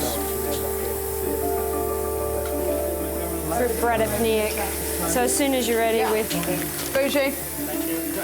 And can someone do... Blood pressure's 15769. In trauma, we have what's called the golden hour, where we try to stop life-threatening problems within the hour. If a patient comes and is delivered all nicely wrapped up and they're intubated, then their golden hour is already well underway. 1 to 6 millimetre. Watch out, everybody. Okay, we got no cricoid on. That wouldn't have stopped that anyway. But when they come to us without having any of those interventions done, it means that the clock is already well and truly ticking. It's not fasciculated yet.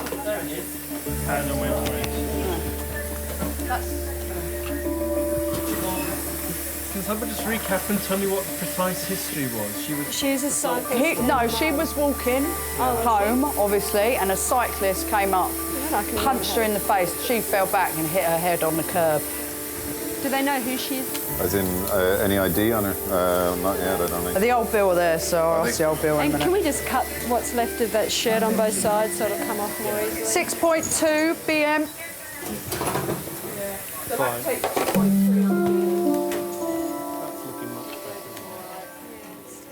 It was a Wednesday. I came home and got changed and arranged to meet a friend in the pub. We left the pub about 10:30. I remember trying to decide whether I would take the bus or just walk. My mind was filled with sort of mundane conversations with myself about that. When I heard a crack, it really stood out sort of above the sound of London at night. Up ahead of me, I could see a man on a bike, sort of standing on his bike.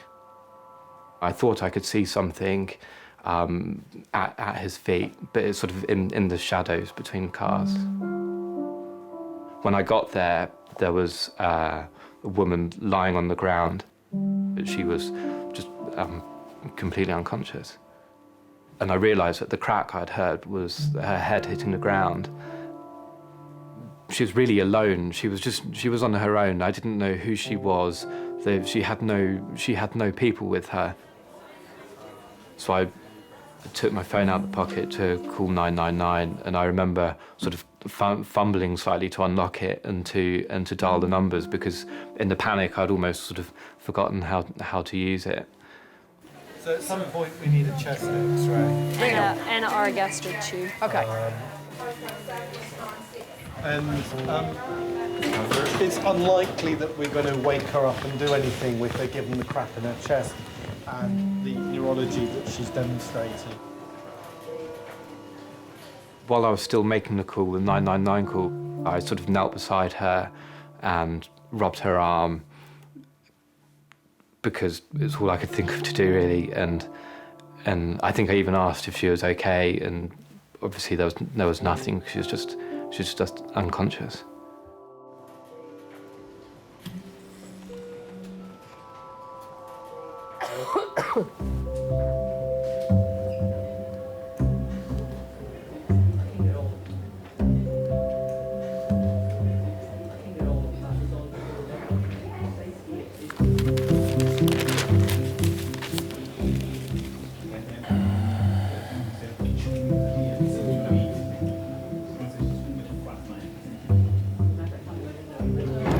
sorry that you're having to be here for me, but thank you very much.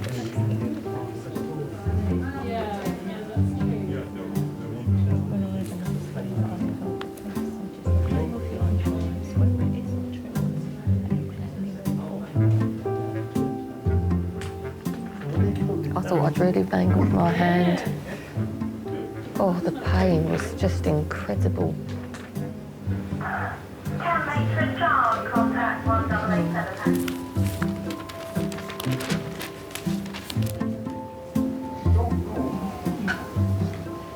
I won't be able to use that hand for a while. Oh dear, excuse me.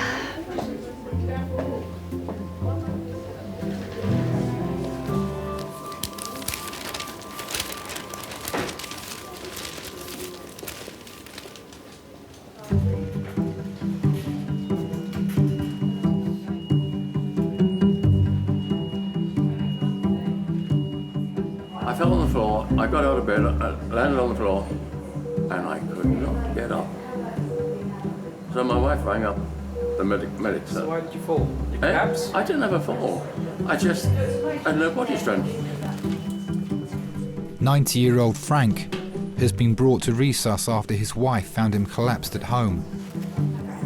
I come from a circus, and everybody's fairly strong. And I used to break animals, horses and things like that. And I've picked up a horse before now, so I've always been strong. But I used to practice judo. I've been a weightlifter. But I mean, I've always been strong, and I could not let go off the floor. My great-great-great-grandfather started off the circus busking in the streets with budgie cars. Okay, it's going to tap in the chest a little bit. I consider myself a fairly healthy man, considering I'm 90. You're doing well, my friend. You're doing very well. And when he died, he gave each of his 3 sons a circus. In those days, quite a big thing. And my grandfather, Fred, he had a circus when about 1834 or something like that. And he did very, very well. He was doing great big stuff, you know. My name is Danielle. I'm one of the doctors. Oh, join us. So tell me why you came into hospital today. What happened? What happened? Well, I got out of bed to go and have a tinkle, and I hit the floor. I couldn't get up. Okay. I couldn't get up, and I'm a strong man. I've always been very strong, and I couldn't get off the floor. In those days, the royalty never went to the circus. They said, you bring your circus to us, which he did. And he took the whole circus to Balmoral and did the show. So what I want to do is have a listen to your chest and feel your tummy and just have a look at your Oh, we're going to get familiar, are we? So that's what I'll be doing, if that's okay? Fine, you Yeah? can do anything you like Okay. My mother was in circus too, all of us. Schooling was a bit tricky because you'd go into a town. So my mother would take me to a school, which I would go every day until Friday, then I'd be off. And the next week I'd be in another school in another town entirely. And it went so on and so on and so on for years. I probably went to 200 or 300 schools. And they'd all stick me at the back of the class because they knew I wasn't staying. And I'd finish up another town, another school. It didn't do me any harm. It's what circus people did in those days.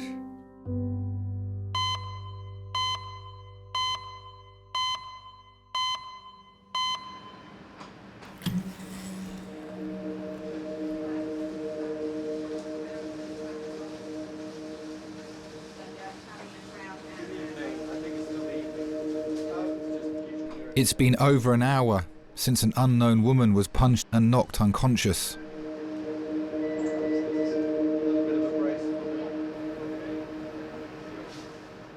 Doctors are assessing the extent of the damage to her brain.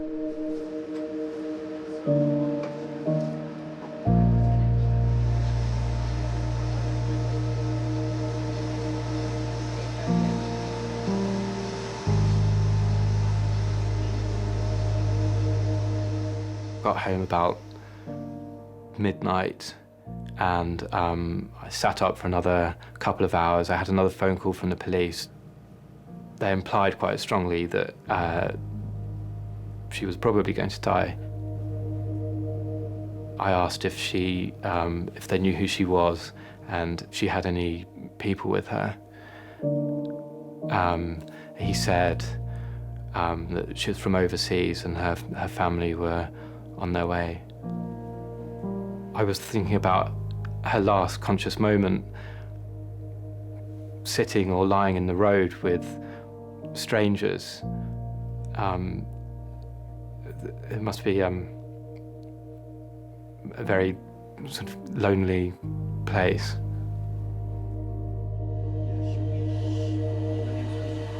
Yeah.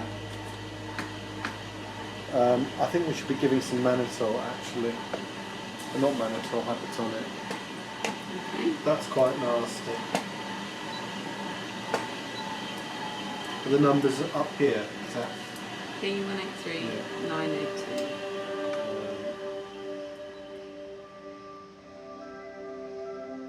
When my sister was born, I remember her as a little baby, and I was looking at her, you know, at that small baby, and I was kind of proud she was my sister. I think she was quite independent. But I remember that when we were teenagers, I was a little bit older and she was younger, and when she started going out, and I felt that feeling of protection. I wanted to be sure that she won't get into some problems. When she was younger, I wasn't thinking of the possibility of her leaving Czech Republic. But it was quite common at that time that girls who just graduated, they left and they wanted to study English, and they took the advantage of being au pair. I felt actually proud at her that she was able to suddenly to go and, you know, to find her own way.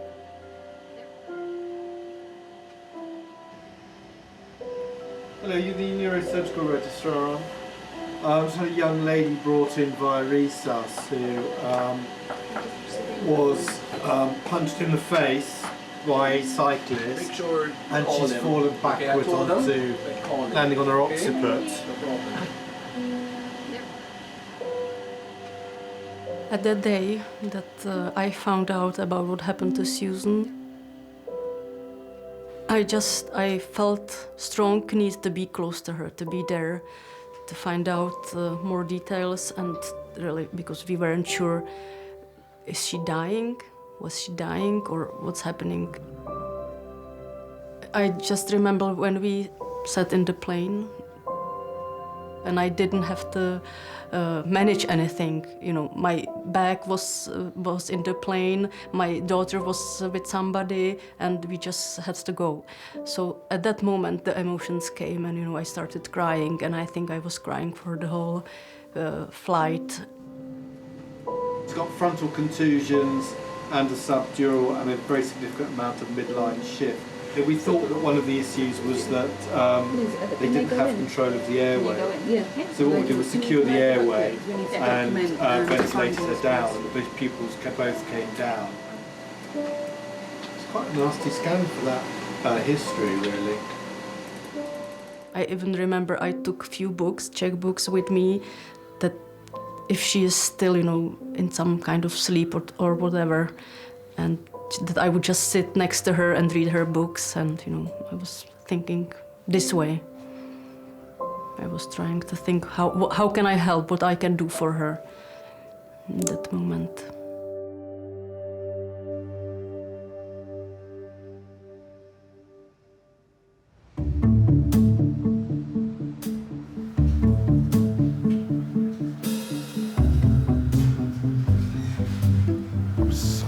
I would make the worst nurse ever. I'd be like...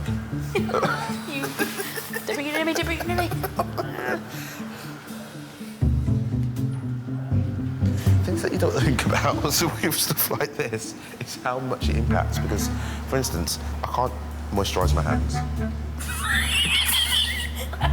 I cannot do my daily moisturising routine. Can't moisturise my toes. It's just like... My little toesies. My little tootsies. It's gonna have one really, really moisturised hand. I can't wank. Vinny.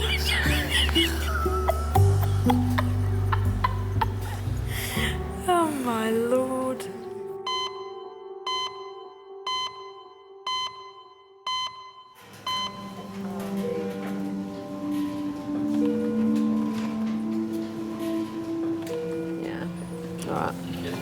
Seem to be down here now. The neurosurgeon's going to take her to theatre? Yeah, I'll be ready in half. Okay, fine. So she'll go from here then, yeah? Suzanne's CT scan has revealed life-threatening swelling in her brain.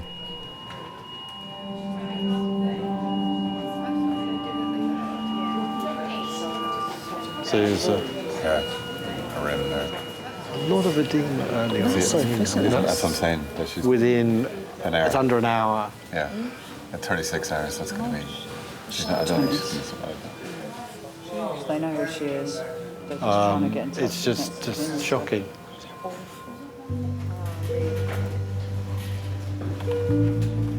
When Suzanne came into us, I think many of us may have seen a younger of ourselves in her. She was a young woman essentially minding her own business, just walking down a street. And this random act has put her in this awful position. And I think it touches everybody who's involved in her care, that there but for the grace of God go I. And it could have been any one of us. And I think that kind of sticks with you then, how unnecessary this is, how needless it is, what a waste of a young, beautiful woman. It's just, it touches everybody, I think. Her brain is very, very, very swollen, but you get this thing which is called, they call it muffining, which is where you take off part of the skull and then the brain just comes out like a muffin out of a cupcake holder. She could easily die from it, I'd say, which is awful. This young lass is... thank you very much for coming.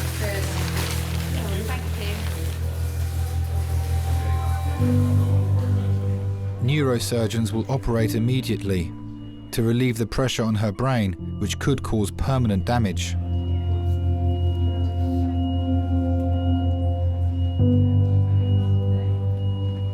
When I first saw her, from one side I couldn't even recognize her because her face was swollen that much that it completely changed her features. But it was my sister, and I was kind of happy that I can be close to her.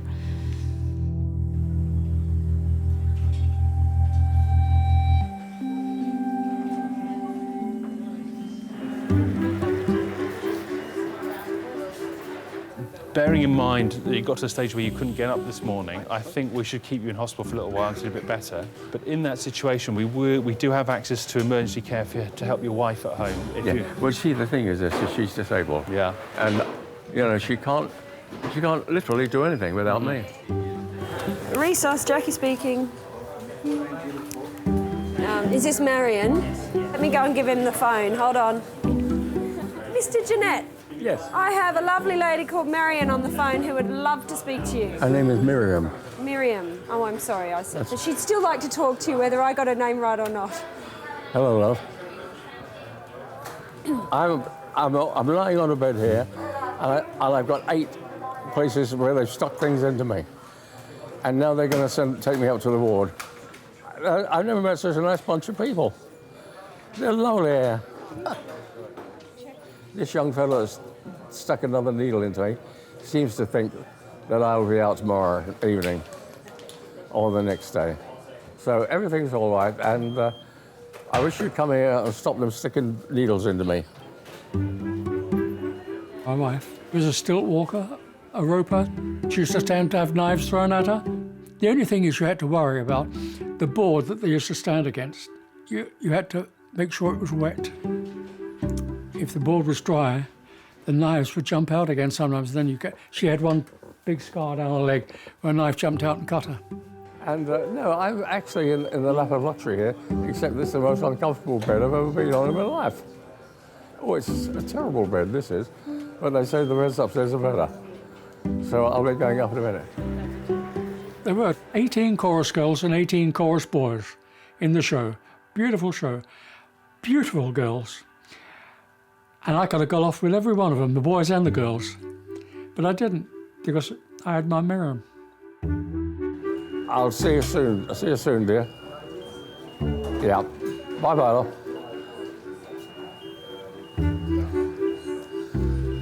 Yeah, he used to own a circus.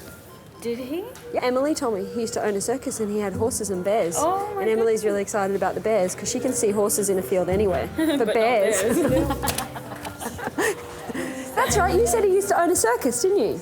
Yeah, with bears and horses. Thank you. Oh my gosh, you didn't tell me that one. You still have the bears. And we're off.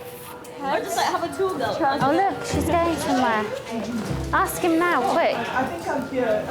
Goodbye. So we need to ask you one quick question. Yeah. I've heard a vicious rumour that you used to own a circus. Yeah. And you had bears. Yeah.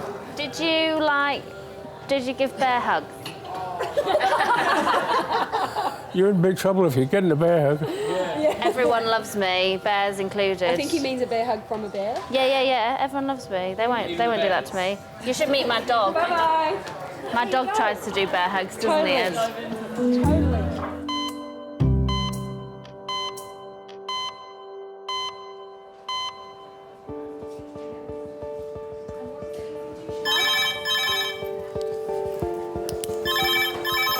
Hello, King's A&E. Yep.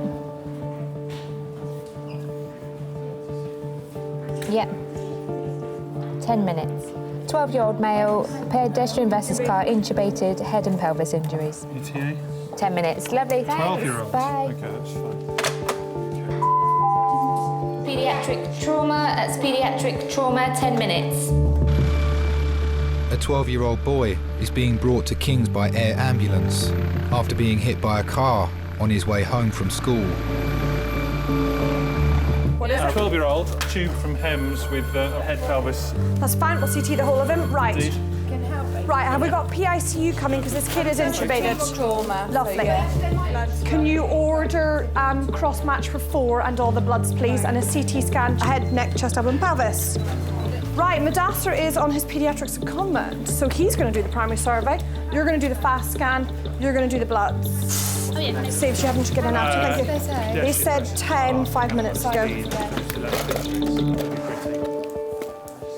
It's tragically predictable that children will be hit by cars, but how you respond to that is very much, it's a drill. It is like the F1 pit crew. Everyone's there to do their role and to look for the things that could kill a child quickly and then look for the things that could kill the child slowly. Is it here? Not yet. No. Very long 10 minutes. The whole point of the HEMS crew is to bring the hospital to the side of the road. It makes you more alert because that means that the ambulance crew have recognised that this child's more seriously injured. Mate, you can't come in this way. Yeah.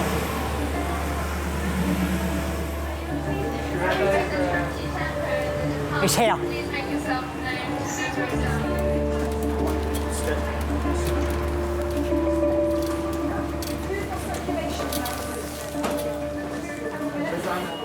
Between you and Aidan, one of you's on fluids and one of you's on monitoring. I'll do monitor.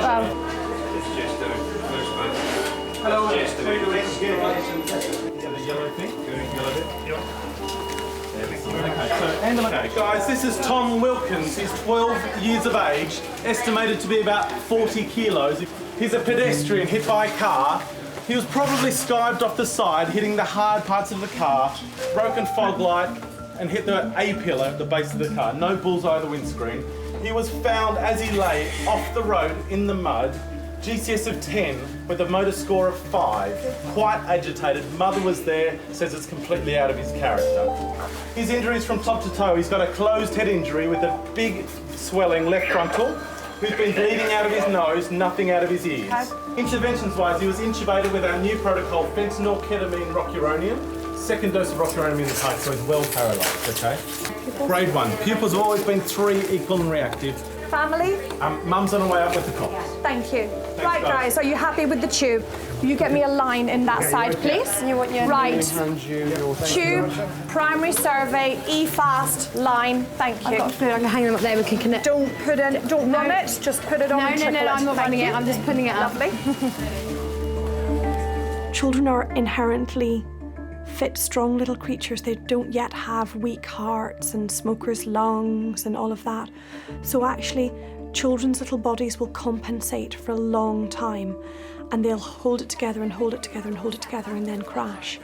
So you are often looking for very subtle signs.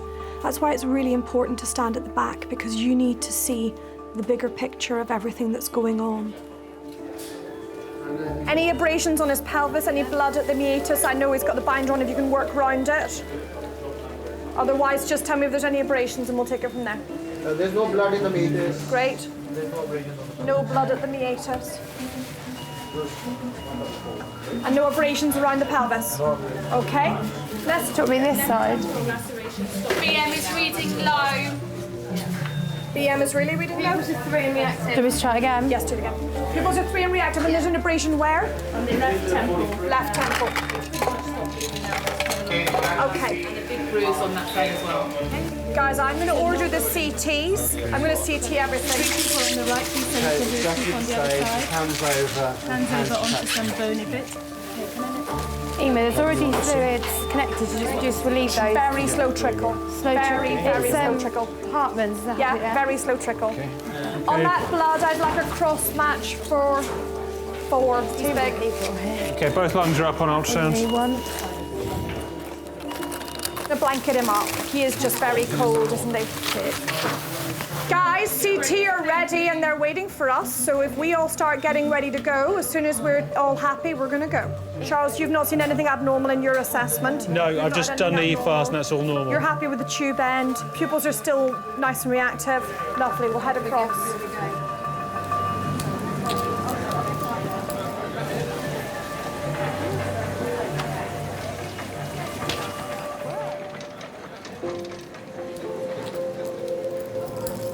On the day of Tom's accident, I was parked in my usual space opposite the school.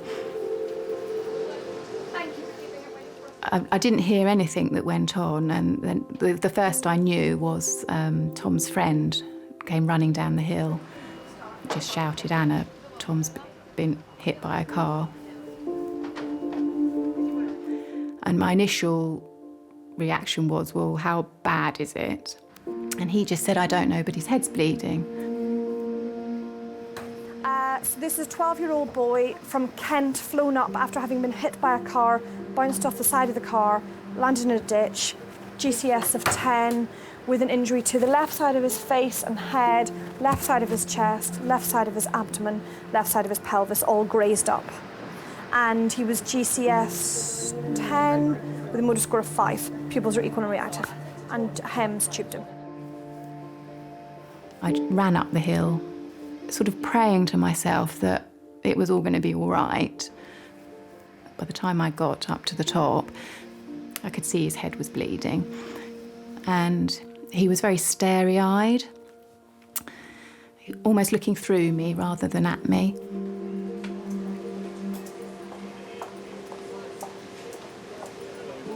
How old, sir? 12. He's a big lad, isn't he? He's got deep abrasions on his left temple. Yeah, he's got a slight depressed fracture of his frontal sinus.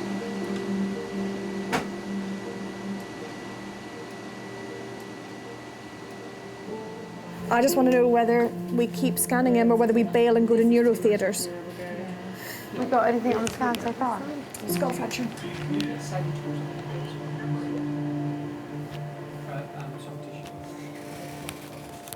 It was quite nerve-wracking being in the police car with blue lights on and sirens. You're thinking, gosh, why is this happening? This is urgent, I've got to get there. but your mind is distracted. I think it's the kind of denial mode sets in as to try and avoid thinking about, I suppose, what you might be greeted with once you arrive.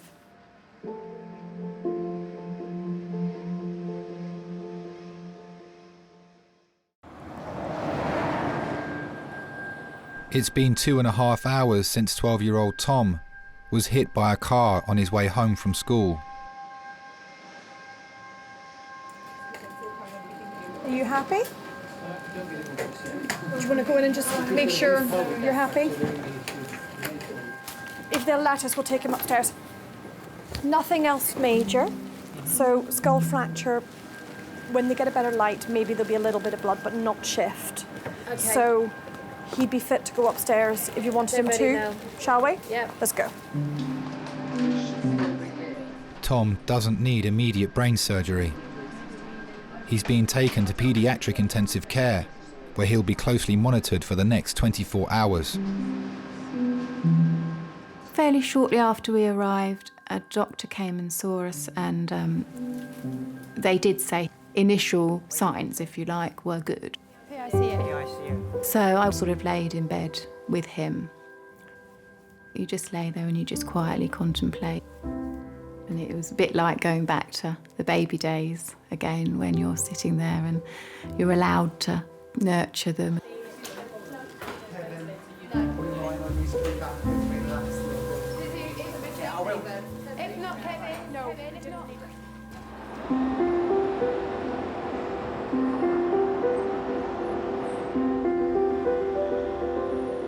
The majority of things that we see are completely random acts. There's no reason for them to occur. There's nothing to indicate that they would occur. They're just random acts. And we try to see them as literally that, as random acts. It's being in the wrong place at the wrong time. Some young girl, who she was 20 or 22 or something, walking home from work, some guy came up behind her on a bike, sucker punch, just punched her once, down she went, didn't get up. Massive frontal contusion, absolutely horrible scan. It's the kind of thing, you're just looking at it thinking, ooh, you're not sure whether you will survive it or whether you want to. Unfortunately, you know what I mean? Sad, isn't it? Everyone was a bit sort of, blimey, choked up about it, because, you know, she's just gone home from work. It was, 10 o'clock in the evening, and everyone's like, yeah, but I do that. Everyone else does that. Such a waste. Yeah, but by the grace of whichever divine being you believe in. This is it, yeah, absolutely. Yeah. Absolutely. So, anywho. Lovely. How's the rest of the building looking? Yes, fine. Yeah, it's looking good. So I don't mind if you wish to persist in babysitting. I can loiter here.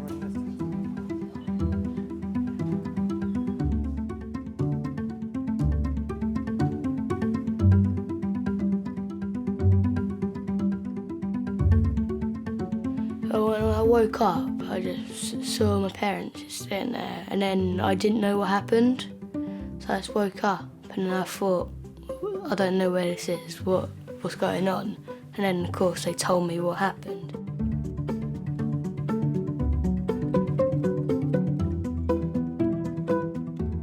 The type of driver I want to be is quite sensible and observant, but I want to be able to get there quickly. So, like, be able to get there quick, but then be careful while doing it.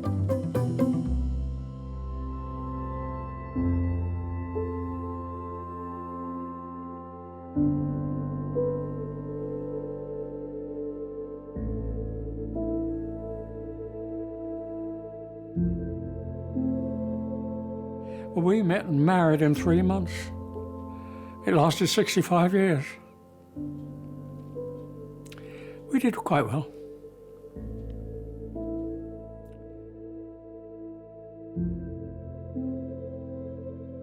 It's coming home to an empty flat that drives me potty, you know. Oh, I do miss her. Unbelievable, really, isn't it?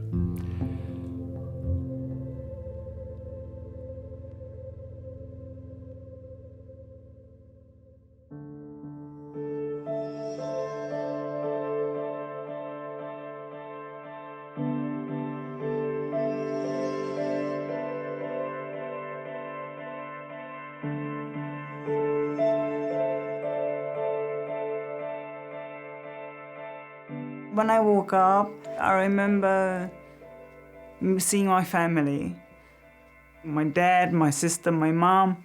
And I was thinking, why are they here? Is there a party or something? I never thought of what happened. Because it's not gonna help me and it's not gonna help anyone else. So, you know, I just focused on getting better.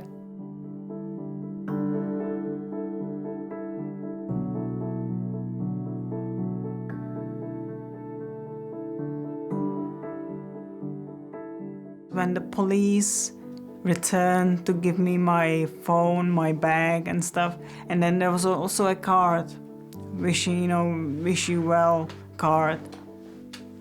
So that's when I first realized then, there was Andrew who saved my life, really. Because if it wasn't for him, who knows? There were some people who thought I was drunk and didn't bother. I was really nervous before meeting her, but when I met Suzanne, she seemed like such a sort of buoyant, resilient person who seemed almost unfazed by what had happened, and I felt really good about that. I kind of thinking, I've met this person who was not nice to me, but on the other hand, I've met this person who was lovely to me. So it did kind of compensate for, for what happened.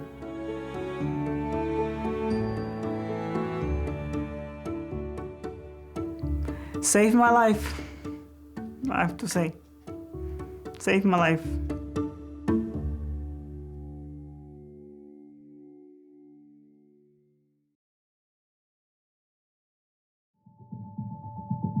Started off with like the slowest day ever. We've got lack of space everywhere, it's manic.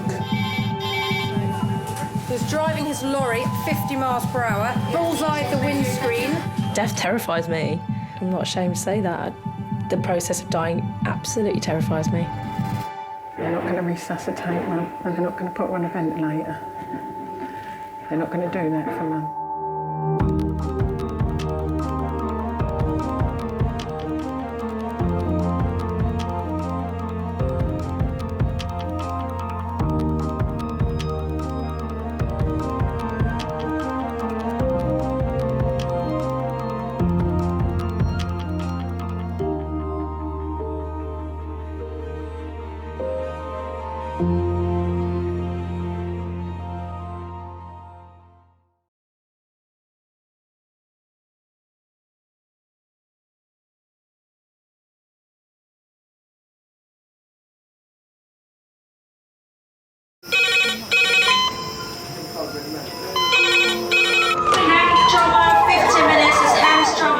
Ortho, surgery, anesthetic. You got a problem? We're just going to get on, do this. Not scare him, get you all sorted, all right? John? Do you remember where you are? King's College Hospital, London. Thank God. A major trauma centre. Hit the curb, jackknifed onto the verge. Have we got a good pulse? Have we got an output? And one of the busiest A&E departments in the world. He will probably scream, but he won't remember. No, stop! Ah! A place where love. Come on, sir. Let's go. Up you go. No. Yeah. Life. There you go. I love you. I love you too. And loss. It's all right. Unfold every single day. Don't cry. And we'll make sure Mummy stays with you. Well, listen. Right, who's not busy? Squeeze that. We can't give up on her. Come on. We've got to be strong for Mum, if it is the last bit. Hey. All the patients you're about to see were treated in one department. Well done. In just one 24-hour period. I never cease to be amazed at the robustness of human beings. I love you. And the strength of their relationships. Love, it's a reflex. It's what you do. For many of the families, despite the devastation that they may be facing, They give unconditional love.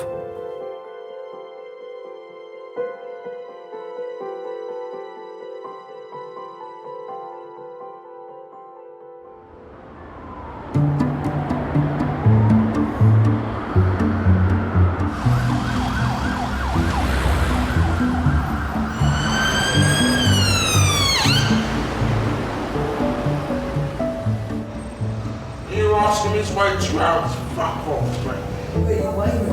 2 hours they're asking me to wait. What do I look like? I'm not. I don't think so. 2 hours. Kiss my ass, man.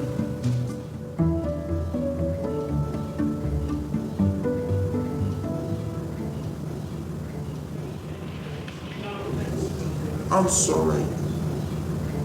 I'm sorry. You remind me of my nan. You look like my nan. I'm not that old, am I?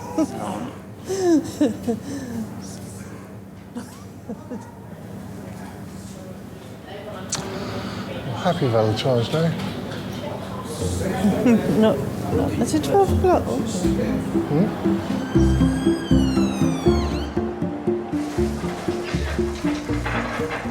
Valentine's Day in A&E will see 307 people treated. Sorry, mate. Thank you. 12 will be red phones. Cool. 6 will have been assaulted. And 3 will be arrested. Valentine's Day today. I have to remember to stop on my way home and buy some flowers because I'm going to be shot. I tried to cancel it, but I'm completely absolved from any Valentine's Day responsibilities. I was lucky. Well, it's not a very romantic place at the best of times, I suppose. We had, a couple of years ago, was a couple that had had a blazing row, and we didn't realise at first that this is what happened, but one of the guys came in and he only had half a finger. And we were like, oh, what did you do there? And it, you know, first of all, I caught it in a door and then, you know, some other story. And in the end, it transpired that his partner had bitten his finger off. Relationships in A&E, it can go either one way or the other, I guess. One, it can bring people closer together because they get a fright and then they realise that some things actually really don't matter now my partner's sick.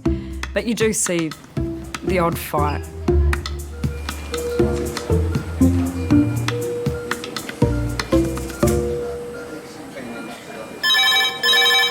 Jenny there? Yeah. A&E, please.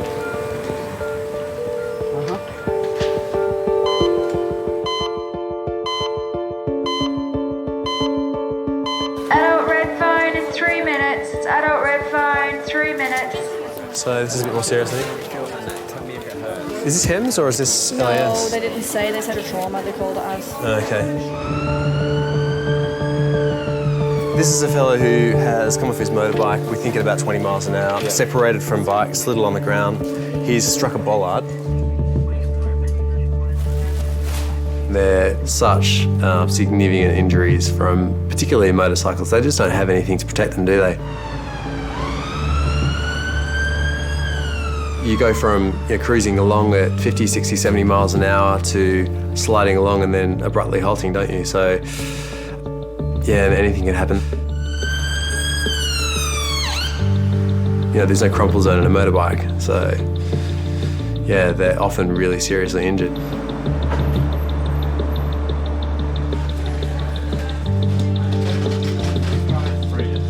John, 53, motorcyclist, low speed impact with a metal bollard, probably about 20 miles an hour. Father of 3, John, came off his motorbike on his way to work. He's basically slid on the floor, right shoulder, right arm has gone into the bollard. So he slid on the floor and then hit the bollard? Then hit the bollard, yeah. He has broken the metal bollard though. Okay. So no open wounds anywhere? No open wounds. The main concern we have is distal pulse. Yeah, that's perfect. Thanks a lot. No worries. Is this all pain or? This is anxiety. Right, okay.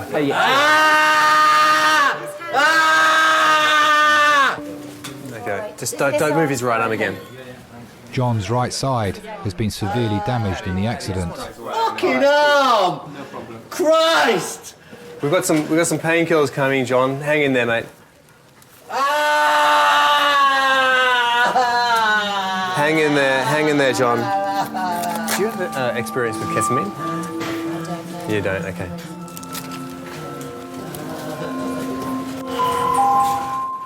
Could Malcolm Tunnicliffe please call resus on 2397? Thank you. My name is John Moran. How do you think your wife would describe you? Chaotic, selfish. Hey, John. I know you're in lots of pain, mate. We've got some pain relief coming, all right? Okay. I'm a psychologist. Some of the work I do is with pain management, and I teach particular skills to my clients. None of those skills were of any use to me at that time. Sorry, John. Guys, can we have a hand just for a sec? Thanks, just to brace him getting off the board. Yeah. Okay, you got it? John, hello, John. Hello, mate. My name's Malcolm. I'm another one of the doctors, John. In a second, I'm going to give you a really strong painkiller that's going to knock you out. Okay, fine. Yeah, all right. That's great. I just need to explain a couple of things to you. Okay. It can make you feel a bit funny. Okay. You can have very funny, vivid dreams on it. Okay, tripping out. But yeah, you're tripping out. It's ketamine, basically. Fine. Okay. So just remember, you'll be in a K-hole. So just remember, you're in hospital. You're quite safe. All right. Okay. We can give you something for it if that's really bad. Okay. Right, John, I'm going to get cracking to start with. We'll give you a little bit to start with. I won't let them do anything until I'm happy you're away with the fairies. All right, Lady? Okay. So, guys, I think we need to be a bit quiet around the bed with the ketamine on board. Well done. 50 milligrams of ketamine, a sedative so strong it's also used as a horse tranquilizer, will knock John out for 20 minutes. Enough time for the team to straighten and plaster his arm. John. Only then will he be settled enough to be scanned for internal injuries. John, can you hear me?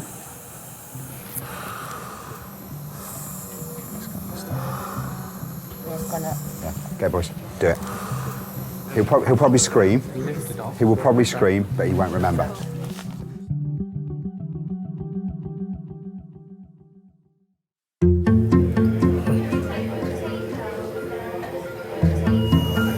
Bloody Valentine's Day, isn't it? But I see not a very nice Valentine's Day. There you go. Happy Valentine's, babes. Oh yeah, Valentine's. Did you get lots of cards? Oh, loads. I got a bunch of roses with a card that said I would. Really? And that's it, Abby, I would. That's nice.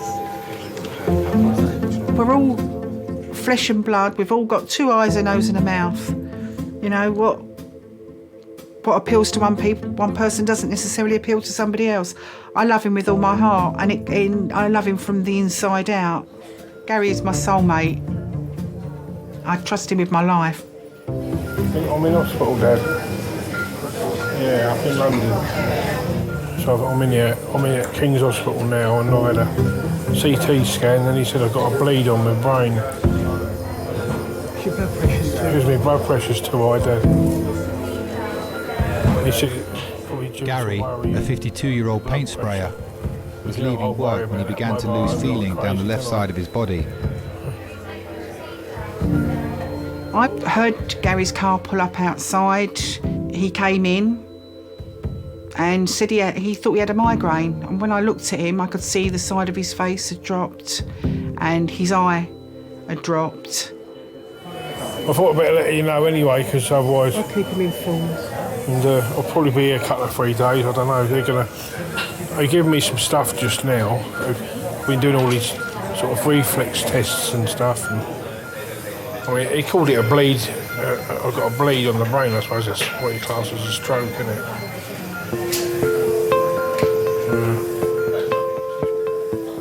Yeah, it is, hang on. Hello? You know what he's like, he didn't want nothing done. As soon as he came in from work, I phoned for the ambulance straight away. I could see... I had to keep my head because if I'd panicked, then I know Gary would have panicked. So I had to sort of keep my wits about me. But deep down inside, I was absolutely petrified. All right then. So I'll ring you tomorrow. Dad feeling all right? Yeah, he said, are you all right? Yeah, he said he's all right, he's a bit upset. Yeah. I met Gary at a bikers rally in Chilham in Kent 10 years ago.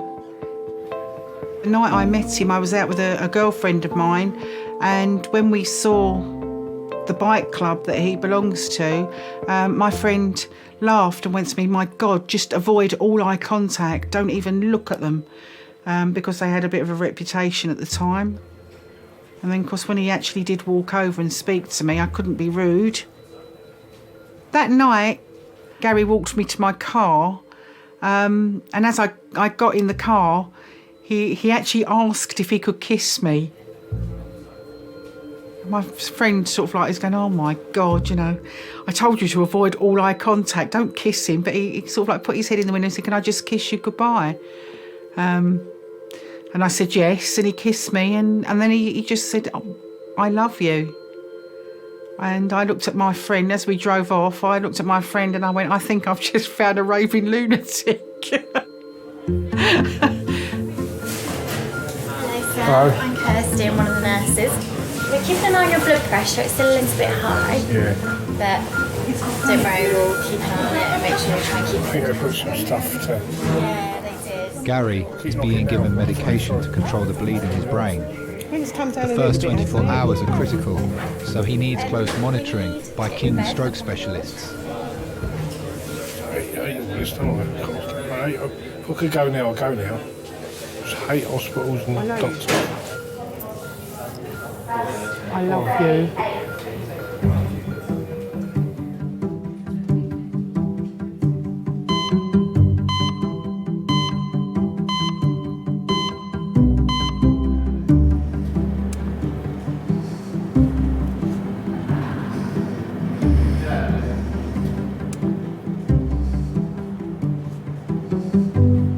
Valentine's Day doesn't mean so much to me now as it did in the past years.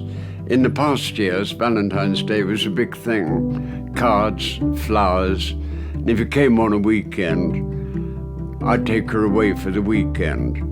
But now it's just another date, really. Unless, of course, if somebody's birthday, if a young lady has a birthday, okay, I might take her for a meal. With a husband, of course.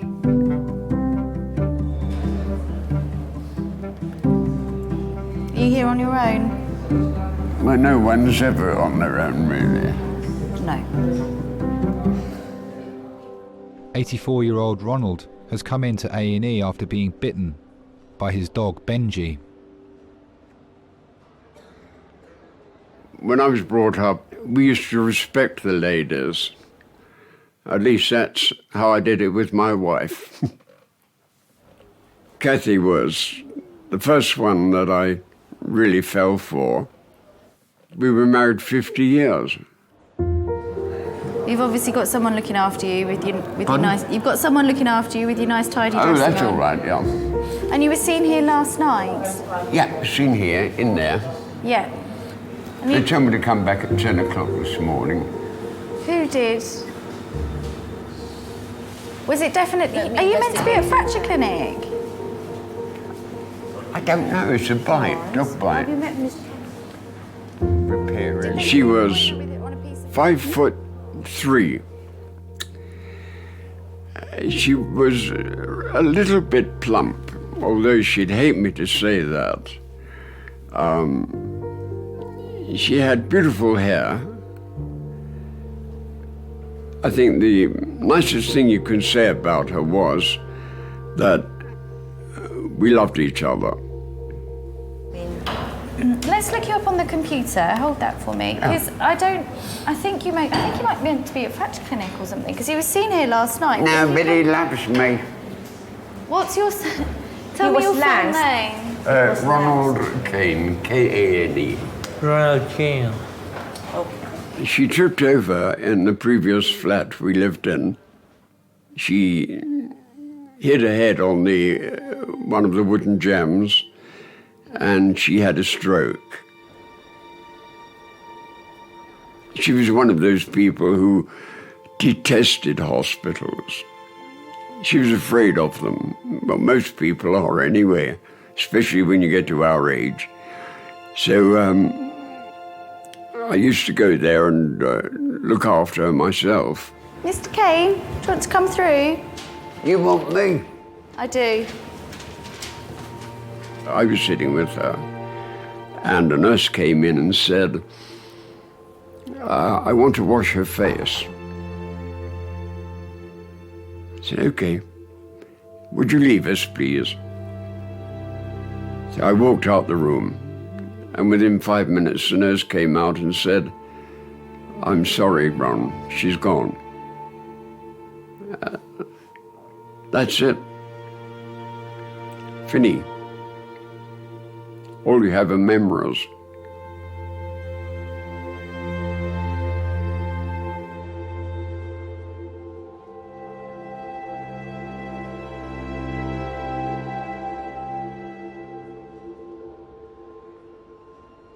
Oh, Jesus.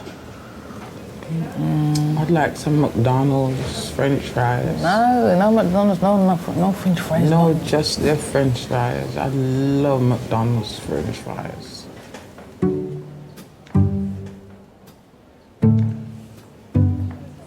I wouldn't mind a Big Mac either.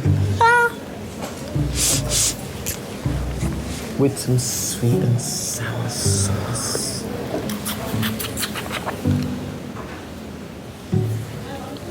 Hello, is that the radiology? Yeah, hello there. We've got a fella in here, trauma. He's Delta for the day. For Valentine's Day, he was trying to climb up the side of his flat and got as high as the first floor balcony and lost his footing. He's fallen backwards, and on the way down, he's managed to hit a retaining wall.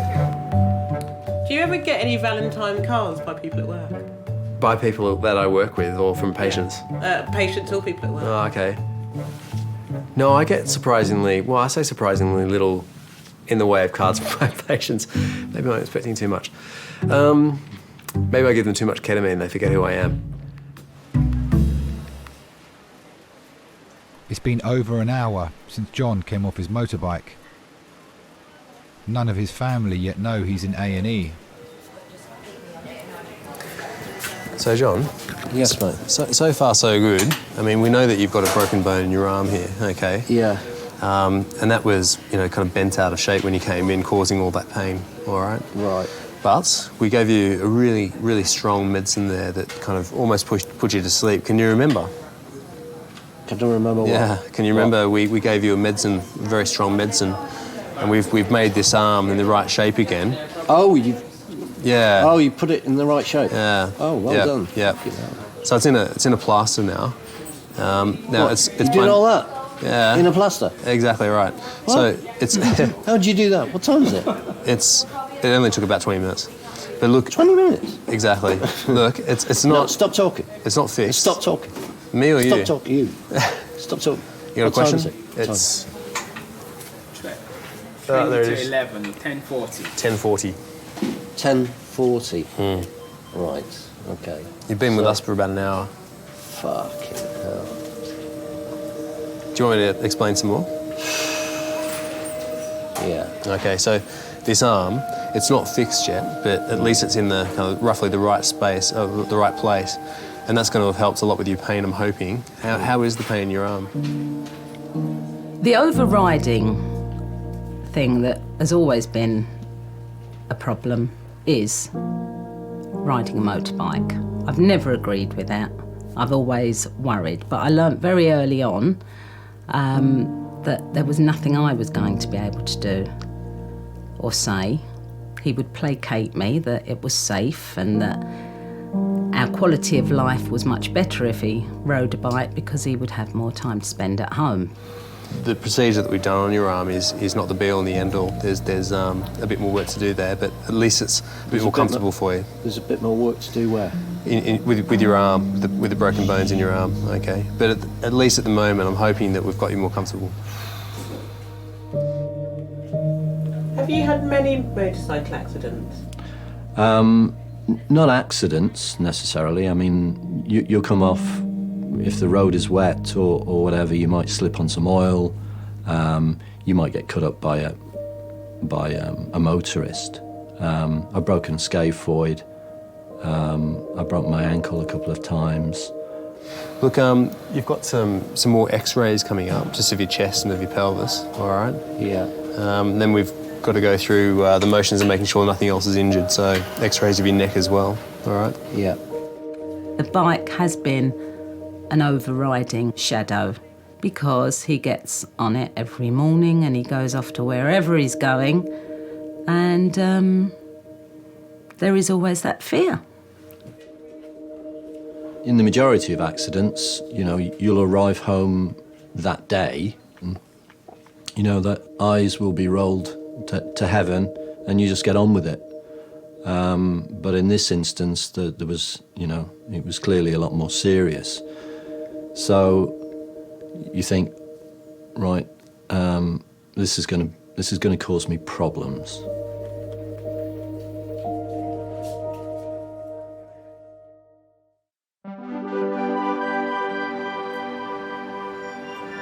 Breathe in.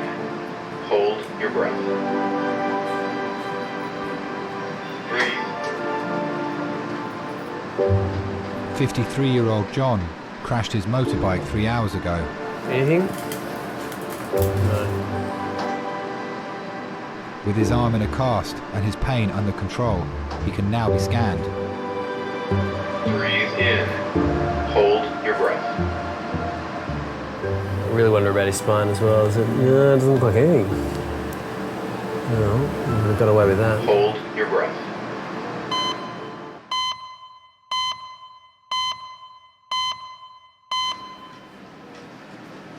Scans show there is no organ damage. I need to see my star sign to see if it's worth waking up today, please. I'm Cancerian. Whenever you want to come down. All right. What are you? I'm Pisces, man. Hey. I'm Yeah? someone See you March. Yeah, February 26th. February 26th. Ooh. Yeah, it's coming Around up. the corner. It's coming up, man. Yeah, what are you turning? Are you? 28, 29. What? You're only 29? It's because of the facial hair. That is stupid. I do worry about getting old because time is going so fast and it's going faster and faster as the years go on. In my older age, I hope I'm one of those elderly little ladies who still loves to wear heels and wear makeup and be all dainty and have some little old man next to me still highly in love, and that's what I hope for because I love seeing the couples that are like that. They're just so sweet. And it's always nice to make an elderly person laugh as well. I had one say to me yesterday, stop treating me so good or else I'll trade my wife in. It's just gorgeous. Mr. Kane. Hello, how are you? Come with me. Let me have a look at your finger. So what happened? Was it your dog that bit you or a different dog? Oh, no, I wouldn't let any other dog bite me. Oh, it was your dog. It was your own dog, that's fine. No, actually what happened is I was at the computer and he's got a ball. Yeah. And it's a rope ball and he jumps up, you know, and then I throw it. Yeah. Well, I was computing and the ball, one of the strands of the ball got caught on my finger. And of course he jumped up for the ball. Got excited. Not knowing. And That's what happened. You're not getting him put down though, are you? Pardon? He's not being put down, no. Put down? Yeah, you're not putting him down. Oh, God, no, it was an accident. He's been very contrite. He's been hiding behind the settee since he done it. He knows. He knows he's in trouble. Pardon? He knows, yeah. He does know, yeah. First thing Benji does, comes down here and looks for his toy. Hello. Then I got to spend the rest of the day throwing the damn thing to him. I've tried to train him, and they say, well, send him to one of these training schools. Well, that's all very well, but I think that would change his personality too much. I'd rather he stays as he is, mad, like me. Ah, what were you in? The RAF and Army. I rode her for 7.5 years, Princess Mary's Nursing Service, and 2 years in Korea with the Army. Do you want to put that in the bin? Pardon? Do you want to put that in the bin? Thank you. Yeah. When you get to a certain age, well, say my age, a lot of people just sit in the armchair and say, well, I'm too old to do this or I'm too old to do that. Well, I don't agree. I read in the paper and on the radio they were having this gay pride parade. So I thought, well, I might as well go along and see that because it isn't a militant one. Everybody was going to be cheerful, so I went down Haymarket, and where I stood there were 3 or 4 young gay chaps there, and we were having a laugh, having a joke. So we just need to clean this a little bit because you've still got bits of cotton wool and gauze stuck in But there. that's what I said. There was something in there, I didn't know if it was Just a bit me of or... fibre. I've got a dressing table. And suddenly this crowd of very large gentlemen came dashing across the road towards me.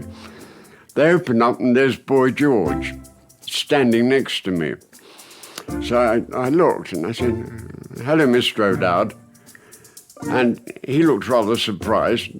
So I said, may I take a picture? He said, I haven't got a camera. I said, I've got one. So he got one of his cohorts to take a photograph of us.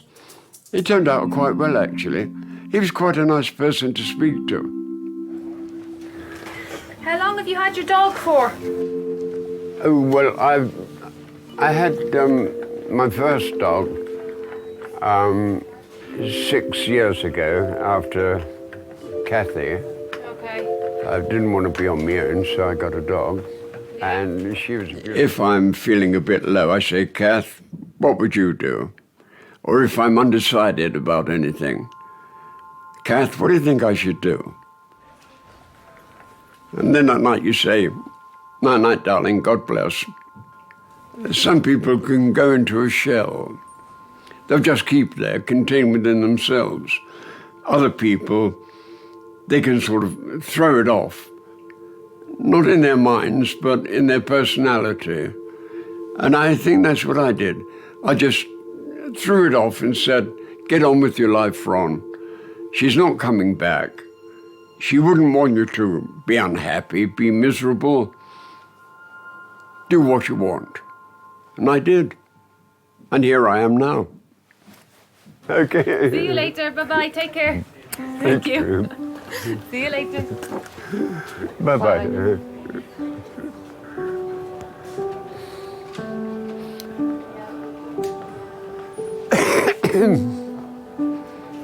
As long as she needs me, I know where I must be. I'll cling on steadfastly. I'm not happy, I'm just fed up being bloody miserable.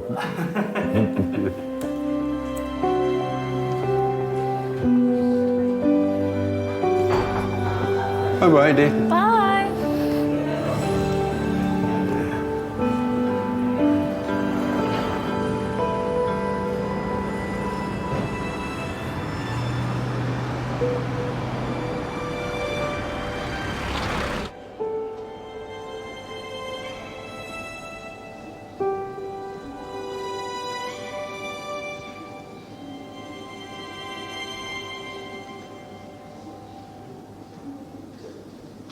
These are my favourite flowers. To have in the house anyway. If you're going to buy me flowers, they're quite cheap, so I'd probably want something a bit more expensive than that if you were going to buy me them. But if I was going to buy myself some, just to brighten the house up. Oh, yeah. See if I've got any pictures of flowers that I'd be delighted to receive. Yep, they would do. I'm not asking you to get me flowers. But if you were going to get me some.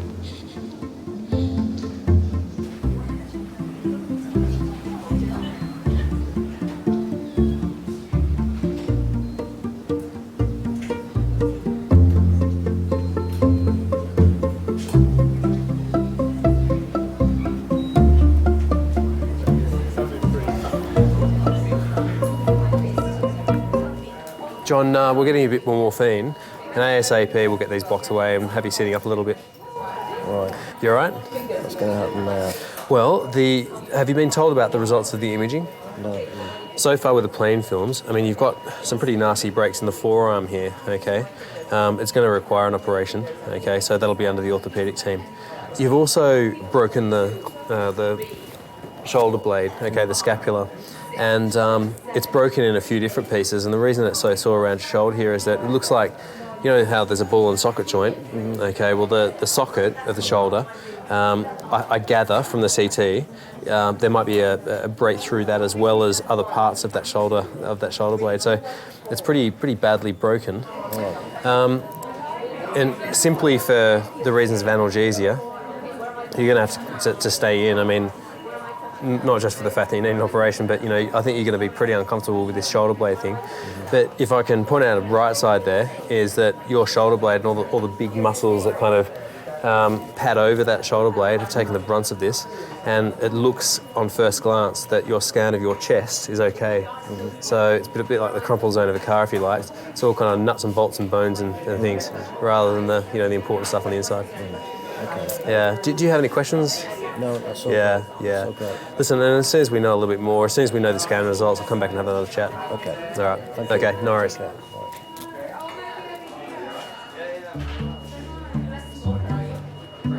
And was hoping I would get away with a cast. You know, the cast would be okay, I could manage that. Surgery, not so good. That means plates and extended periods of recovery and so on and so forth.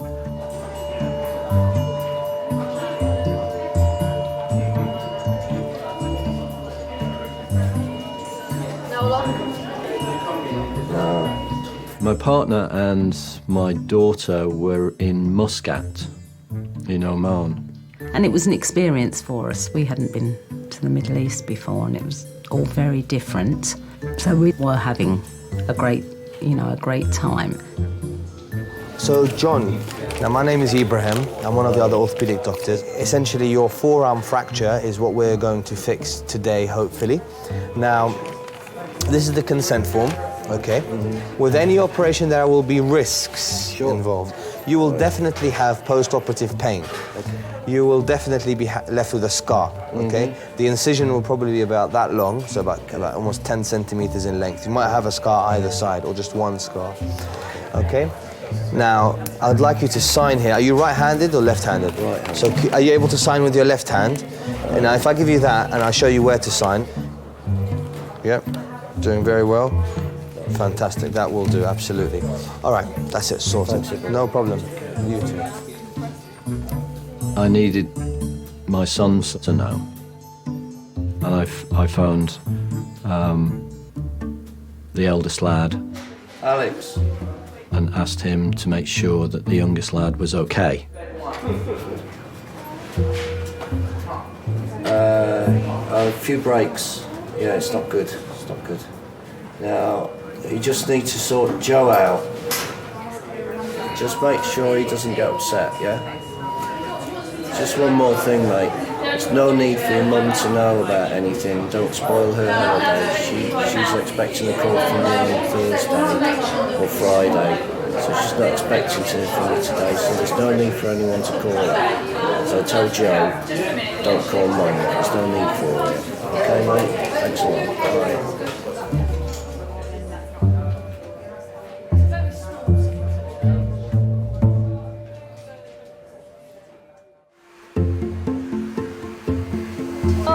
She said yes. She said yes. He got down on one knee, Maggie. He was right in front of us. One knee. He got down on one knee. Oh, and we saw it. Everyone left the pub and we saw it. But he didn't have a ring. No, Maggie. The thought is he went down on one knee and he just said, "Will you marry me?" She had tears in her eyes. It was just... Oh, it was lovely. It got down on one knee and everything. It was absolutely amazing. It was, man. Gary's left side was affected by the stroke. Nose. but his coordination is already improving.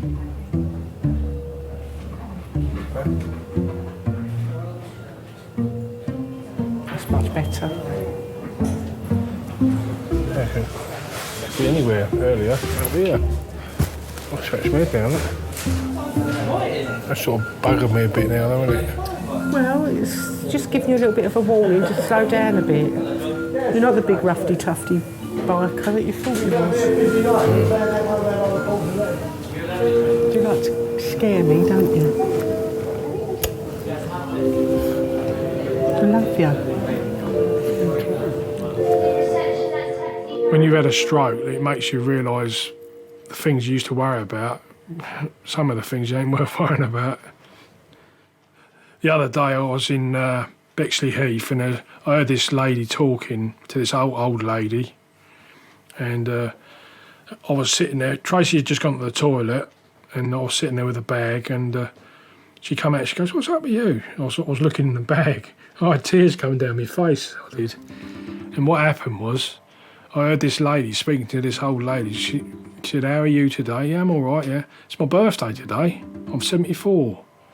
And she said, "Oh, that's nice. Any plans?" I said, "No, I've got no plans." And of course, "All right, I'll see you later." Then she went off, and I thought, that old lady ain't got anyone, that old lady, like. So we walked off, and we got round the corner, and I said, "I want to buy her some flowers." So we bought her some flowers, and I went back there, and I said to Tracy, "Is she still there?" And she said, "Yeah, she's still sitting there." And I didn't know until I got back, because I'd only seen the back of her. When I got round the front, she was blind. So, a bit of joke. So I went up to her and I said, "Sorry, I wasn't here, Wigan." I said, "I just overheard that it was your birthday." And she said, "Yeah, hello." She said, "Yeah, it's my birthday today." I said, "I just got you a couple of flowers, if that's all right." "Oh, thank you," she said. "Thank you ever so much." And as I walked off, I looked back and I see her smiling. That made my day.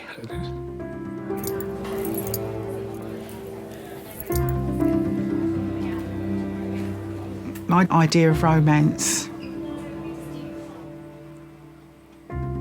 Gary Mitchell, I suppose.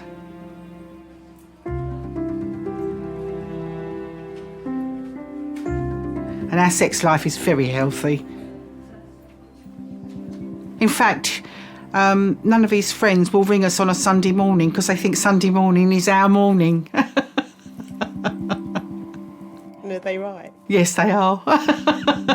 Sod boot fairs.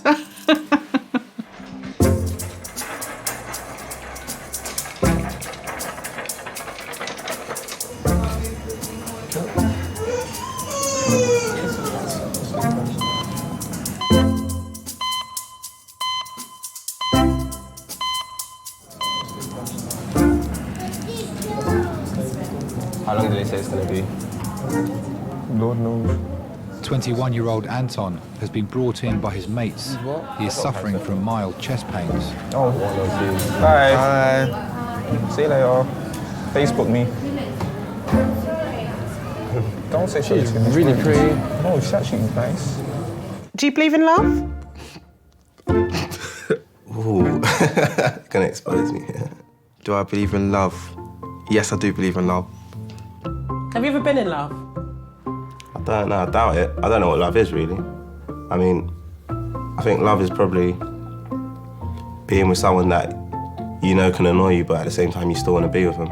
Have you ever been in love? Yeah, I've been in love 3 times. Oh, Maggie, I wanted to cry. It was lovely.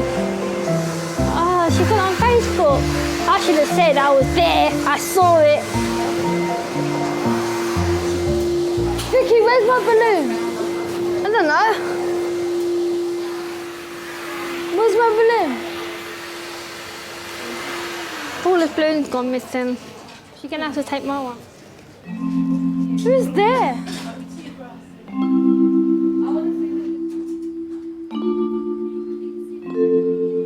Relationships can be very tricky, and they have to be, well, not they have to be, they can be hard work. Just stay nice and still there for the sec. G'day. John is going straight to theatre, Alrighty. where he'll have 2 hours of surgery. Okie dokie. See whether you feel a bit more comfortable. How's that? Is that all right? Feels good, Yeah, nice little change, huh? I genuinely had no idea whilst I was away. I did speak to John on the night of the accident. All the very best, eh? Yeah. Yeah, take care. Very much. Yeah, no worries, John. All the best. I called her from my hospital bed and just said that, you know, everything's okay, but I'm not going to be able to pick you up at the airport. So I just thought I'd keep the artifice going a little bit longer until I got home.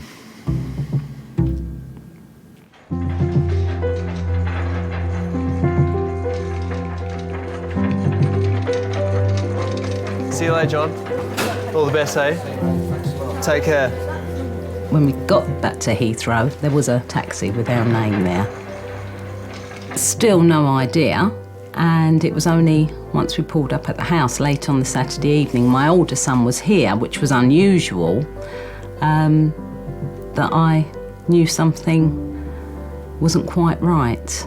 I'd asked the eldest lad to be at home, just in case, you know, Francis was distressed, you know, just to provide support. Alex dealt with it quite well, my son. He just said, no, you're not to go into a panic. So he'd calmed me down, and I had a couple of minutes before I actually came up to see John. And then she came up and she saw me in the bed. I mean, by that time, I'd recovered my sense of humour. So I just thought it was quite an interesting situation. Were you angry? Yes. But living with someone who rides a bike day in, day out, I've always been concerned that one day I was going to get a call that something terrible had happened. And I think my feeling of relief that that's it now. He didn't suffer any head injuries, and there's, you know, that was always there. And he can't go on a bike again. And I don't have to worry about that anymore. I'm one of the fortunate ones that is not going to have to deal with that.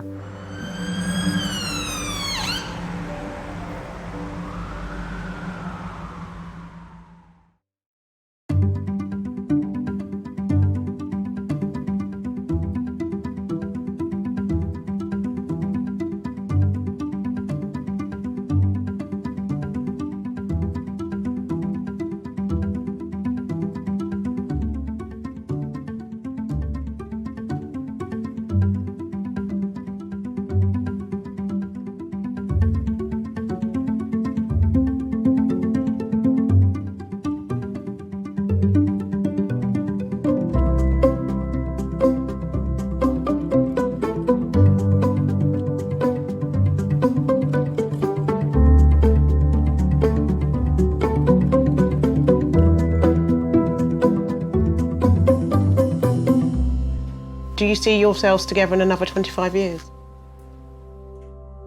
As long as he doesn't ride a bloody bike again. Lovely. Can you remember what happened? She's got a head injury. She's got a head injury. It is a marathon, it's not a sprint once you've had a serious head injury. Do you know where you are right now? Queering a loss of consciousness, she doesn't really be into it at all. And it's the relatives who carry the burden of that. It's gonna be all right.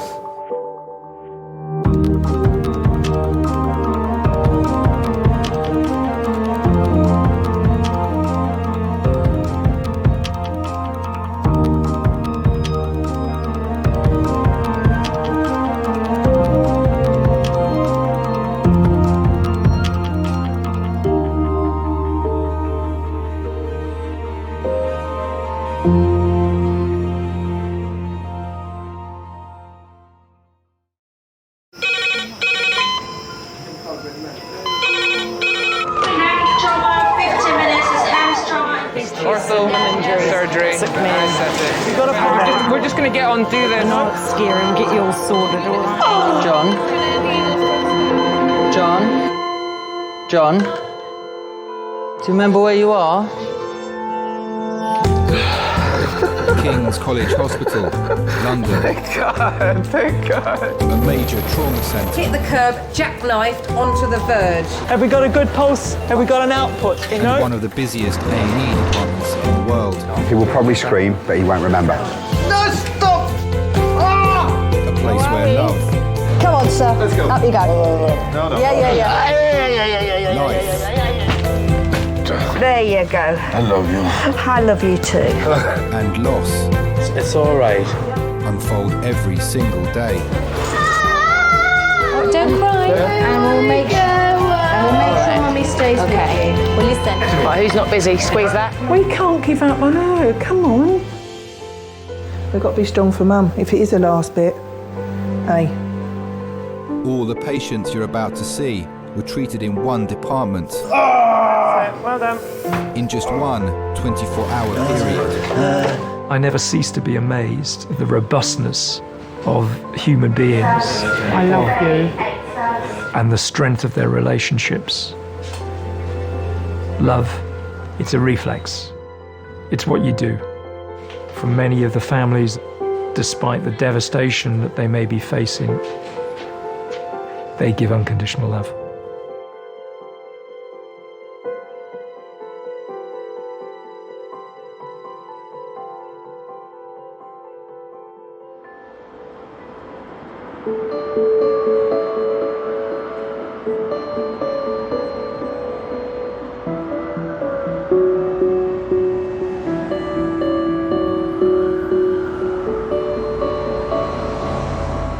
Sorry, matey, watch your back there, please.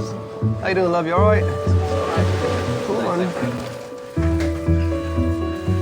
I'm the best driver. They're not gonna like to hear that, but yeah, bring it on. You got to know when to hold 'em, know when to fold 'em, know when to walk away, know when to run. All right, let's get you back around the corner. I like how they drive. Nice and smooth. I walk circles around a lot of my other porters there. I do walk circles around them. So that's just me. You know, I'm very, very, very toned person, very fit. Yes, I am very fit. I say I do about 25 miles a week. Easy. Driver, best one in the world. Best one in King's College. No collision, not even one. Not even a half one. All right, bud, take it easy, okay? All right, thanks a lot. Cool, but probably take you to the ward later on. All right, see you later. All right, man. Thank you very much. No problem, nurse. Stop.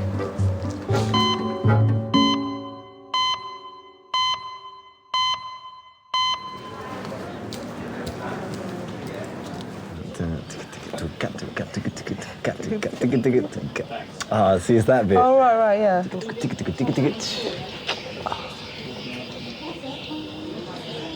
Like, it's tracks like these that remind me of Kill Switch. Yeah? But I screamed. Music That's students my Andre pain and scream Thomasin right there. were skateboarding in the park after dark. If we just decided to stay in this one night. Yeah. Or I just actually got off the skateboard and be like, no, I'm not doing it, not doing that one. But it was gonna happen eventually, either way, I was gonna skate that ramp. She's hurt her ankle.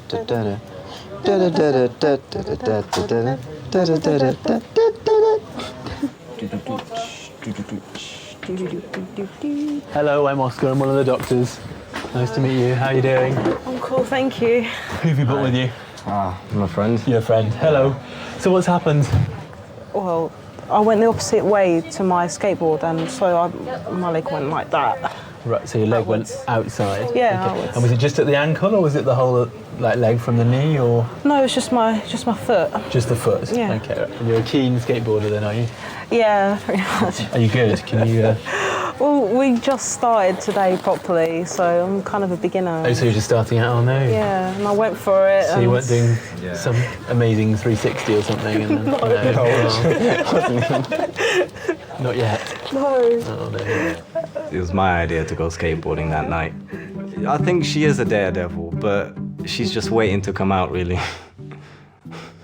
She needs a little push. Any pain down the back? Yeah. Right there. When we got there, the park was closed, so we climbed over a couple of fences.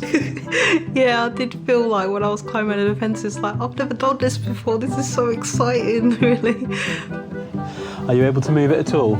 Yeah, I'm able to move my toes. Tom's never done a ramp before, so I was pushing her, not literally pushing her, but like urging her on to go down the ramp. So it doesn't kill you, it makes you stronger, so, you know. Well, I was holding on to her elbows, I was behind her, and she said, no, Andre, I don't think I can do this. And then I said, yeah, just urging her on, saying, yeah, you can. And then I let go, and then it all happened so quickly. She just fell. The fire brigade had to force the park gates open to allow paramedics to transfer her to King's. Can you bring your toes up towards your nose? It's just on the top when I start to bend it backwards. Yeah. It starts yeah. Sure. Okay. All right. It is painful over the bone there, so I think we'll get an X-ray for you. Yeah. Okay. And make sure that there's nothing broken. May well be that it's just a sprain, but I think it's worth getting an X-ray just to be sure. Does that sound all right? Yeah. All right. Thank you. No worries.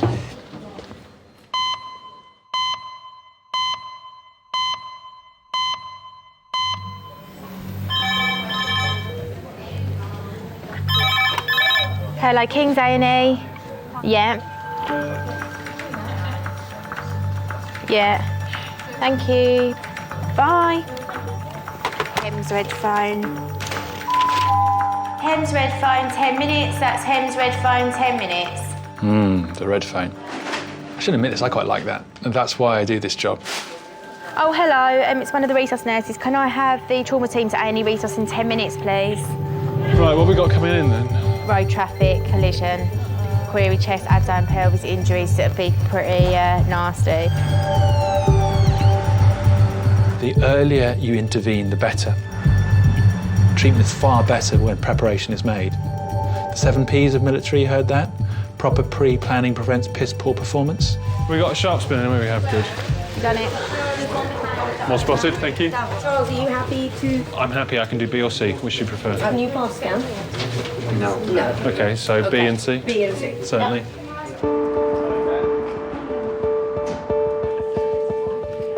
39-year-old Neil was driving a friend's sports car when he was involved in a head-on collision with another vehicle near Canterbury, Kent. Okay, guys. Should we get him over onto the bed first and then I'll give handover? Okay, ready, steady, move. This is Neil. He's a 39-year-old gentleman involved in a high-speed RTC car versus car.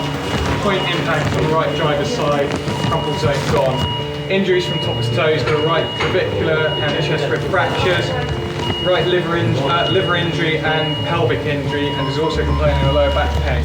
It took 27 minutes to cut him from the wreckage and be stabilised enough to travel 59 miles to King's. Interventions, he was extricated from the car with ketamine, 2 IV access, pelvic splint packaged, tadam, dastron and morphine, stable, and his BM is 5.4. We've already got 2 decent-sized cannulas. Should we get a femoral stab and get those bloods quickly? Can we get some IV paracetamol and some more morphine, please? Right, Neil, let's give you some pain relief now, mate. Okay, take a little while for it to kick in. Sharp scratch, mate, sorry. Airways patent. The specific thing about the head-on collision, you add the 2 speeds together, the vehicles, for the aggregate speed. So often, if that's a dual carriageway motorway, you could be well over 100 miles an hour. You crash at 90, the metal bodywork is going to squeeze on you. The thing now looks more like a tin of sardines than it did a car for 10 minutes earlier. So there's that crush. Okay, just gonna put a scanner on your belly, my friend. The biggest threat to life is uncontrolled hemorrhage. you're zooming along at 95 miles an hour and you suddenly hit the brick wall equivalent. So you go from 95 to 0 in the blink of an eye. Your organs want to carry on going. So it's very common to see shearing type injuries. Internal bleeding is quite an important thing to pick up early in these situations. It's not the easiest scan, but I suspect it's false positive on the top right. I'm getting difficult picking up the kidney, but a lot of fluid looking around it. Yeah. So, okay. Yeah, can we get him off the scoop and have another go? Okay, mate. Just try and keep your head nice and still for the time being, though. Okay, just bracing again, guys. Ready, steady, brace, and down. You all right, mate? I'm feeling a bit tummy. Let me know if you've got any pain anywhere. Right-sided belly pain. Jesus. Oh, God. Okay, Neil, where's the worst of the pain at the moment? Chest and lower back. Okay, out of 10? Chest 5, lower back 8. Okay. We're always very, very careful to assess the spine. Injury to the spinal cord causes nerve injury, i.e. paralysis. I suspect that's what most patients are most afraid of.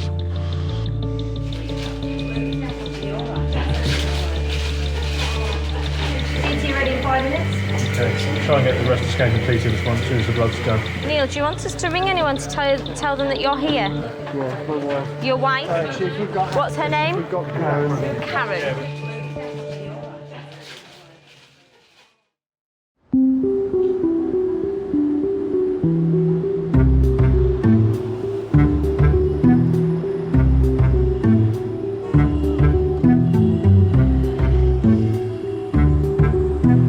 All right, David.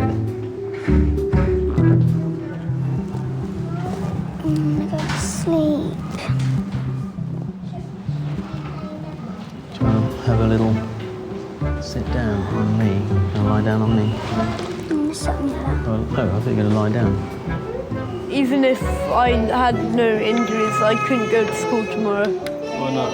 It's just, I would be so tired.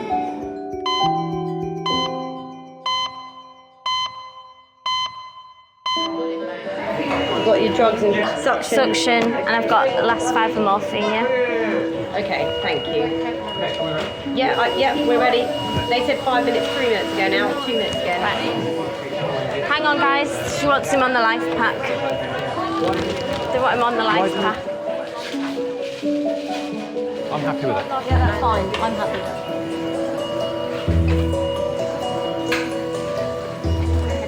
18 minutes since arriving in Resus, car accident victim Neil is stable enough for the trauma team to take him to the CT scanner.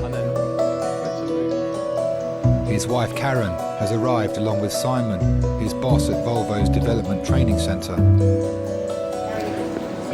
Okay, Neil. Now, we're going to just head into the room in a moment, but we'll keep an eye on you whilst you have the scan. You need to keep your head nice and still, though, okay? You've got the collar on. Until we're sure that you've not got a problem with your neck, don't move your head, okay? It's not worth the risk, mate, all right? As I say, we're just behind the glass here, just watching, all right, mate?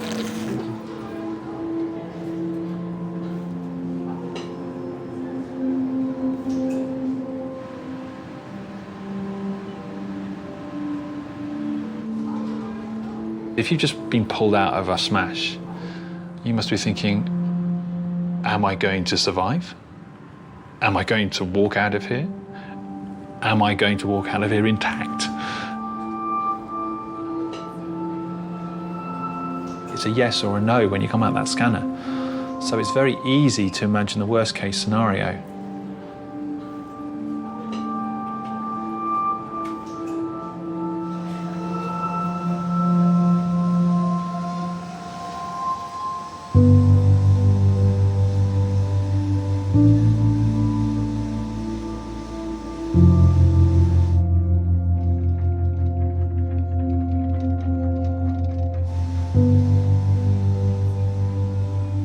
I lost 2 years of my career to sick leave.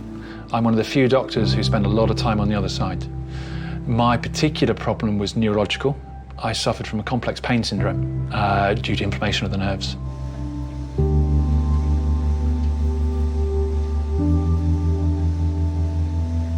Pain that you get from things that shouldn't cause you pain, light touch, One of the very worst things for me was I couldn't wear trousers. I was effectively housebound because I couldn't get dressed. For an active guy who loves coming to work and loves doing things, being housebound was difficult, was very difficult. The main thing that I remember thinking throughout the whole illness is this shouldn't be happening to me. Just me, or was that a very big liver? It was the thought of what does it mean for my career, what does it mean for me, what does it mean for my family. Patients undergoing a CT trauma scan are probably thinking the same. What is this going to show? What is it going to mean for me?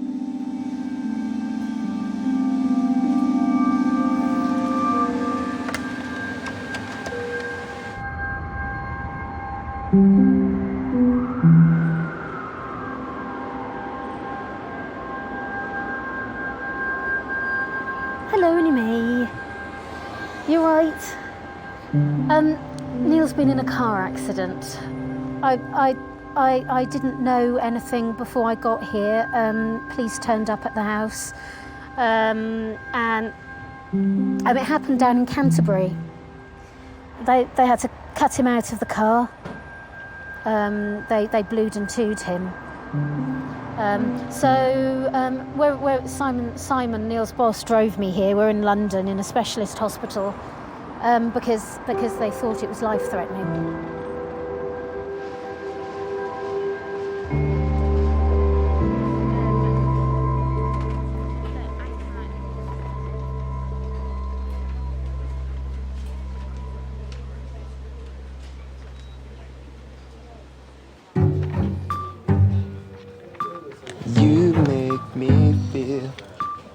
You make me feel like a natural.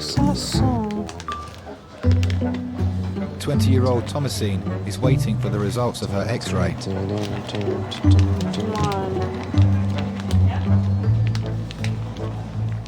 Hello, how are you getting on? Hi. I'm cool. Right, the X-ray's back, and there is a break, I'm afraid. So that's where all the pain and swelling's come from. So what we'll do for you, I'll put a plaster on at the moment for today, and then we'll get an appointment for you to come back and see the specialist bone doctors, the orthopaedic doctors, tomorrow. Home with some crutches and some painkillers, and book an appointment for you for tomorrow. All right then. Does that sound all right? Yeah. And it's going to be no skateboarding for a while, I'm afraid. Nice to meet you. Yeah, nice to meet you too. Bye now. So yeah. It's broken. Oh. At least it's not that bad, like I need surgery or something. Yeah, that's good. Well, he said maybe. I've known Andre for about 4 years. We met in college and we just met through that, and we liked the same music, so we just kind of started talking from there, like talking about music and stuff. That's right, kids. He never fails to make me laugh. I think he does know that. Like, he just makes like face expressions and like silly little things like that, and it just makes me laugh. You've been around me too.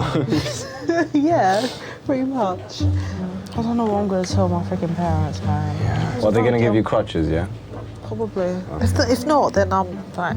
I'll carry you or something. Carry me? Yeah. Idol style. Huh? Idol style. Whatever style. Whatever style. Make me feel special. Yeah. Special for one day. I'm sorry for making you wait, by the way. It's okay, babes. I'm here for you. Really Got your back. Yay. Yeah.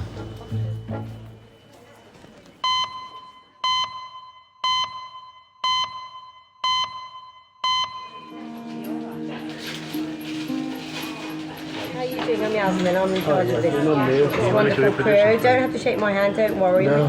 We're looking after you here, trying to work out what you've done. The scan will get a report in a minute. Never had any loss of consciousness during this whole episode? You remember everything? Yes, unfortunately. Okay. And did you have a headrest? Is there a high back seat to this? There's a high back seat. Okay. Did your head go forward and back? Can you recall any of that? I don't remember. Okay.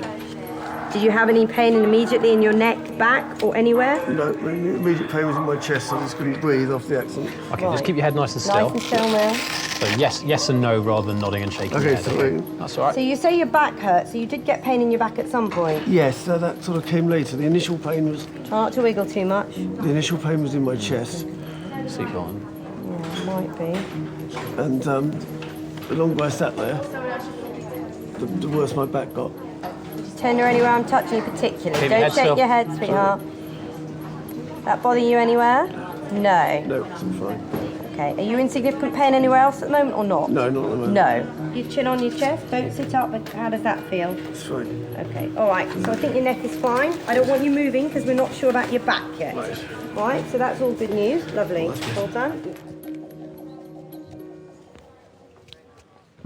I've worked with Volvo for 16 years. I've always wanted to be around cars, and even before I could drive, I had cars at home that I would take apart and do up and put back together. And started my apprenticeship when I was 16 with Mercedes-Benz. So I was straight onto my tools then. And I've just always had a passion for cars and bikes. I passed my test when I was 19, so I've been driving for 20 years this year. I did pass first time. I had 4 lessons, including the day of my test. I've always had a passion for anything with an engine in it, whether it's a motorbike, a car, or even a lawnmower. So yeah, so driving is a big part of my life, and I do a lot of it as well.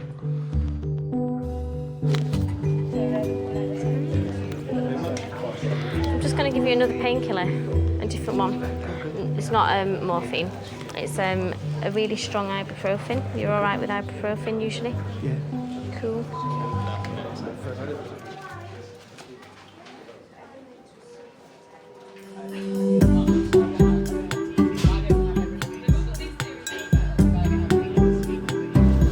But hopefully I'll get out tonight, like, seriously.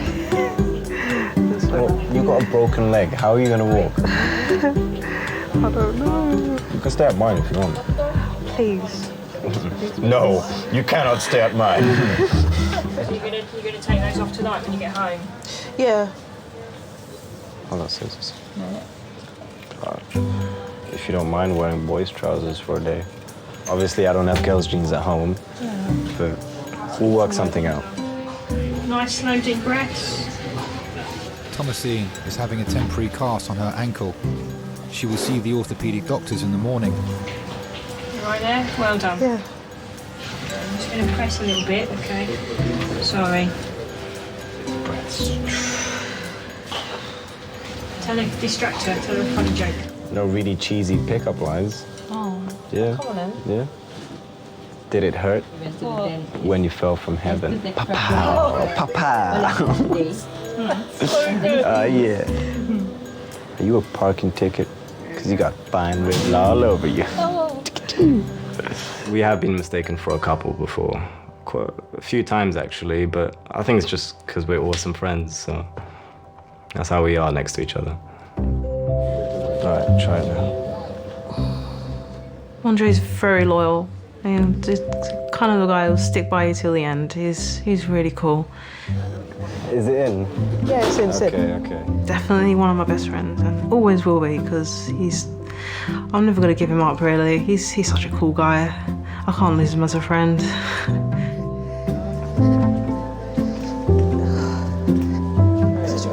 You won't be able to do anything anymore. Yeah. You're like an old lady now. Quite literally. Hannah was all about like taking the piss out of me, like, oh, you're so old and gonna be in crutches soon and can't do nothing.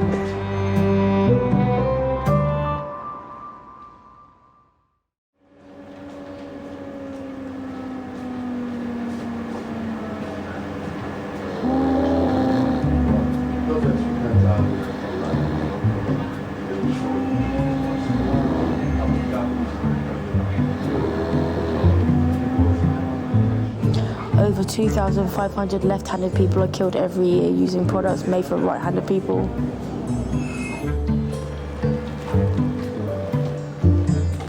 Oh my god. The female orb web spider eats the male during sex, but the male's penis is detachable and it still finishes the job. Still gets the job done. Oh my days.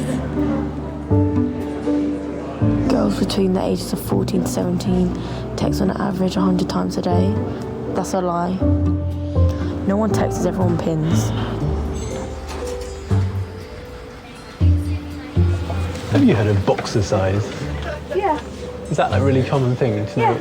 I was like, what? Yeah.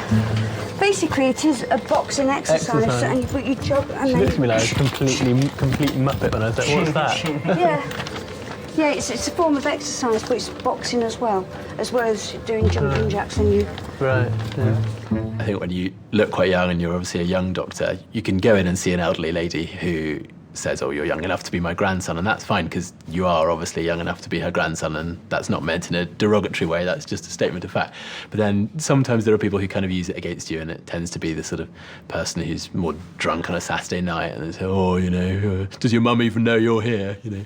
I've had Here Comes Prince Harry. Didn't know Ed Sheeran was a doctor more recently. Matthias, hello. Come on through.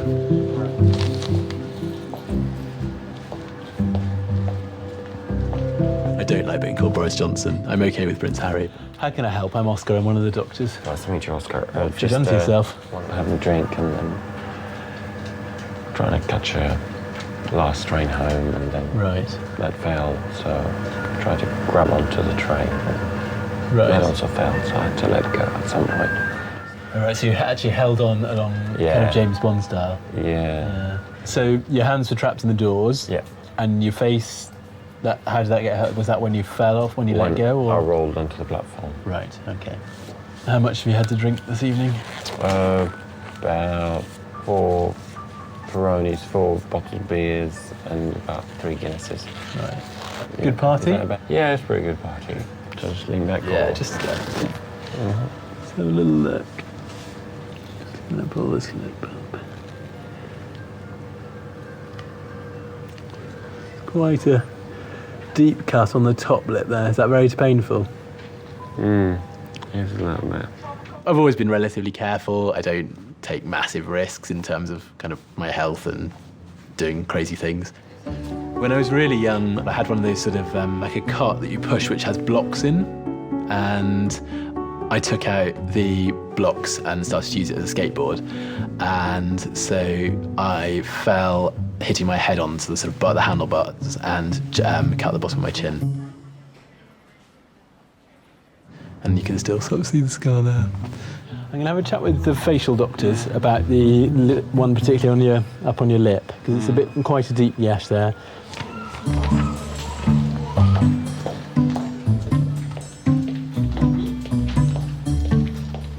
I try not to judge anybody when they come in. I try not to really judge people at all. Everyone has moments of madness in their life and do bizarre things. Hello. We'll deal with the wound up here, won't they? They will do, yeah. Yeah. Is it through and through? No, not completely, but quite deep. How did he do it? Holding on to a side of a train. Like yes. James Bond style. That old chestnut. The last train, the door was shut. Yes. He got his hands into the door and was holding on. Right. And held on until he realised he was coming to the end of the platform, and then let go and smashed onto the platform. Was drink involved? Yeah. That's all right then. Yeah. That's okay. Phew. Thank God for that. Yeah. I don't sort of live every minute of my life thinking, oh gosh, I won't do that because I might end up in A&E, other than the fact that I live quite close by and it would be embarrassing to end up in this A&E department. Hello, sir. Hello. How are you? How are we doing? All right? You got quite a gash in your lip there.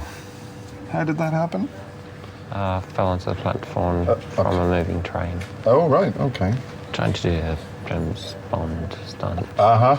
Fine, okay. Well, trying to get onto a train. Yeah, in a James Bond style. In a James Bond. A la James Bond. Happens to me all the time.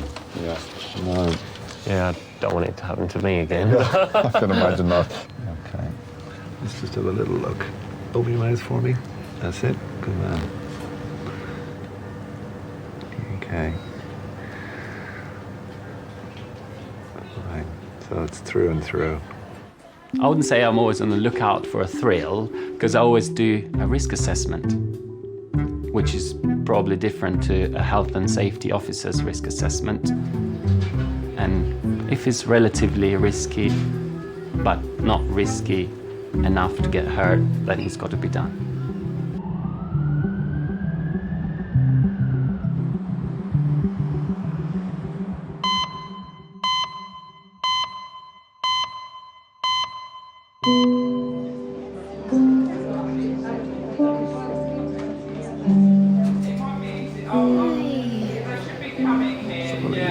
Sorry.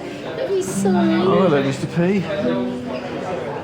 After over 2 hours in resus, Neil gets to see his wife Karen. What the hell happened? You haven't spoken to anyone yet, so... Mark and I were getting on really well today. And he said, do you want to go out on it? I said, yeah, come on. He said, you drive. And we went up the top of the road. And he said, go on, you drive it back. 60 miles an hour, A road, down the hill, round a bend. And an old S40 overtook the bus. And I head on at about 60 miles an hour. I said, nowhere to go, honey. Oh, it was a proper one. Yeah. I remember a fucking great big bang. I remember going up in the air because we hit him sort of offset front. He went over through onto the grass that side of the road. I went up in the air, being much lighter, and then landed nose 45 degrees into a fence this side. So in the ambulance, it was horrible. There's so much pain in the ambulance. It's horrible because everyone talks about you as if you're not there, you're just still here and everything. But of course, the police, want to assess the scene and they close the road, and of course then they ask the question, is it life-threatening? And the paramedic said potentially. Oh God, I don't want to hear that. Stuck in a car.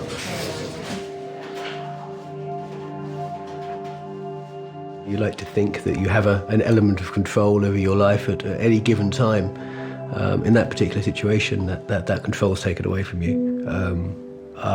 From the moment the emergency services arrived, I had very little control over what was going to happen, and that's quite a strange feeling because you have to put your trust in the other people. Sorry. You're saying sorry, it's okay. Glad you're okay. Nowhere to go.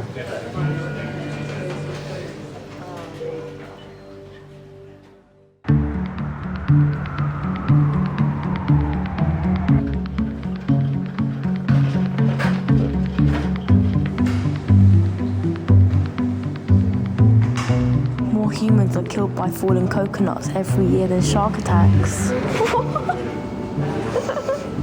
We share 70% of our DNA with slugs. Where do they get these fat things? I don't know. An octopus's testicles are located in its head.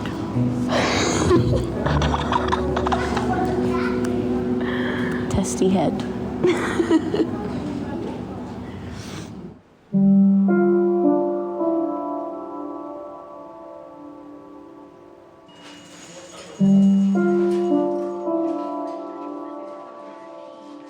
Keep still, sweetheart. Okay, I've spoken to the X-ray doctors. Yes. Okay, and it looks like you've got two main problems. Right. One of them is the pain that's coming from your chest. Yeah. Looks like you've fractured your breastbone. Right. Okay, so that's broken. Yeah. Now, So you can do with that. I don't well, know. generally they don't do much. Yeah. It's going to have to heal generally. You've got some bruising and grazing there, but that otherwise we don't see anything broken down your pelvic area, so that's good. Right. But what is cracked is the back. Right. Okay, one of the little backbones is crushed. So at the moment you have to stay nice and still and not move until we know whether that's going to be fixable by you just having a support around it, or whether the back doctor specialist will want to do any operation if it looks like it's an unstable break. Because your spinal cord runs through the backbone, and if you move too much or you move in the wrong way until we know whether it's stable, you may risk being paralysed. I don't want to scare you, so we're going to keep you like this. I'm not sure how long you'll be here, and I'm not sure what ward you're going to, so those are the next questions. At this stage I can't drink anything.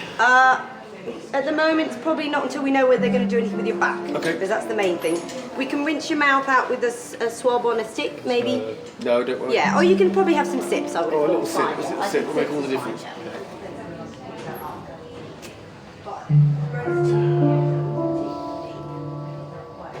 There were three primary injuries. I had broken my foot, and that was the force of the brake pedal making contact with my right foot.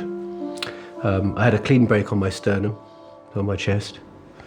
That was a big concern for the hospital staff initially, because whilst your sternum's not particularly important, it's what's behind it, of course, your heart and your lungs, which are a little more vital. But they were very pleased to tell me that it was a nice clean fracture and no splintering. So that was why my chest was so sore. But the primary injury was I broke my back. The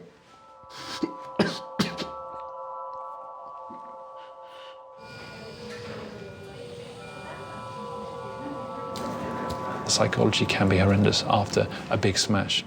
Quite often, a big injury, a big car crash, even when we don't get injured, ranks as a life-changing event. If you're unfortunate enough to be severely injured, you have to get your head around dealing with disability. We specialise in the first few hours of everything, so long-term management doesn't really come into our purview. But you have to be an idiot not to know that an event like this is going to affect somebody's life.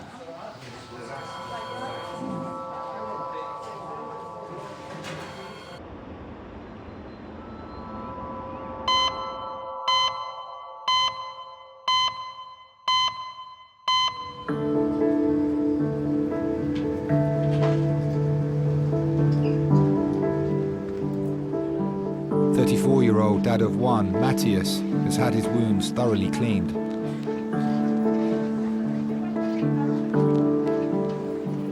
He's waiting to see the facial specialist, who will assess whether he needs surgery on his lip.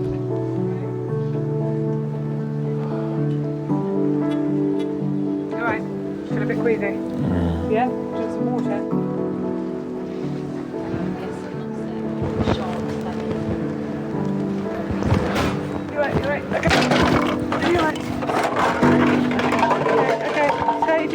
You're gonna go, it's fine. Well done, well done. Sorry. That's fine. That's fine. Just, we'll allow you slowly. It's fine, it's fine, it's just fine. Just let it Stays lie. available, yeah, it's fine. Okay, you're fine. 2 hours after falling from a moving train, Matthias has gone into shock. Okay. As I was going down the platform, and I could see that the train was actually going faster, and the initial thoughts that come into your head is the fact that you could, this is not going to end good, this is going to end in a bad way, and if you are smashed against a train, a tunnel, land on the railway, which are live wires, then at some point there's flashes of your life that flash. Obviously, first thing I thought about my son, and then I thought there's little flashbacks of my childhood, I don't know, beach, me and my parents building a snowman, and it was just little bits that I thought that's strange that those things and those thoughts came into my head. I had the feeling of impending doom. It was out of my control, and I could see the danger nearing, and there was no way out of it. Oh, thank you. Bowl here. Thank you. I'll just pick your stuff. Was it just one bag? Yeah, just a black bag. It was the closest I've been in my life, I would have thought, to death.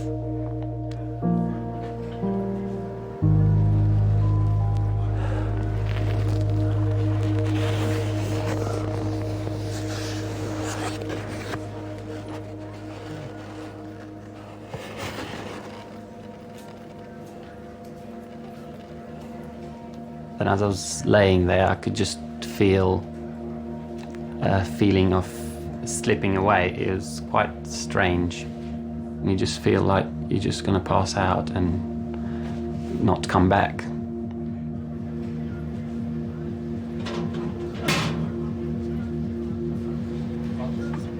As your days start to go backwards, you probably start hoping for an afterlife a bit more and look for something a bit more.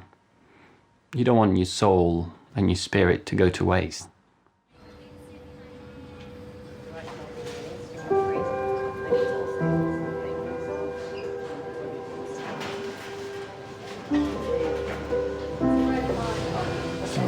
Stop saying sorry, it's silly.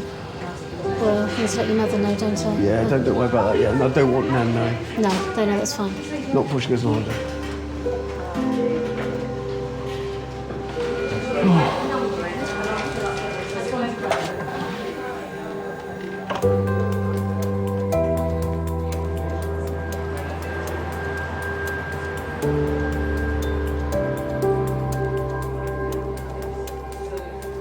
I don't know how long he's going to be in for, but I don't think he's going to be walking for a little while because they might have to operate on his spine. They don't know yet.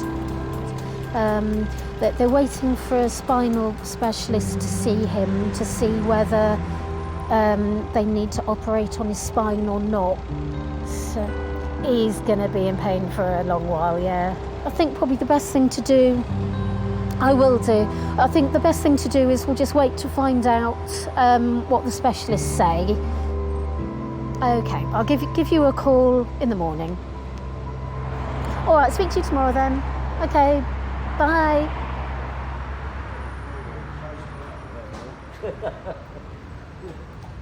You're not going to be naked, we're going to put you in a gown. Honey, your doctor said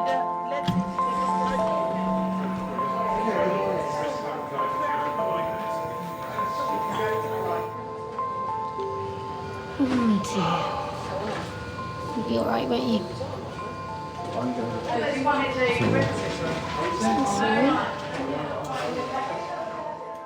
Drive a Volvo. I train safety for Volvo.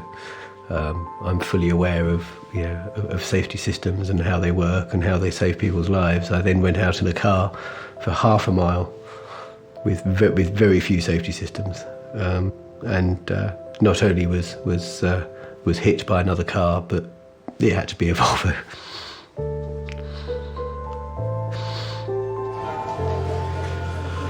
You upset? You're right. Just try not to be.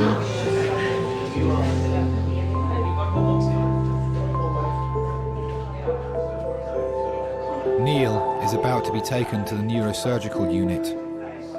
They will assess if his spinal fracture is stable or if he will need an operation.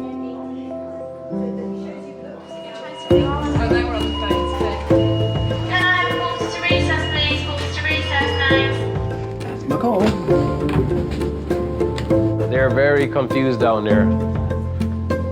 1887, yeah? Sorry. Order recess. No. Should just... Yes, please, yeah.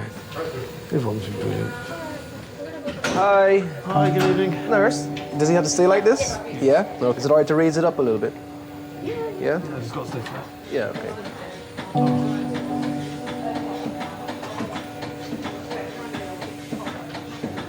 When I was 16, 17 years old, I had a sports car and I was a maniac behind the wheel. Didn't kill anybody, but I almost killed myself.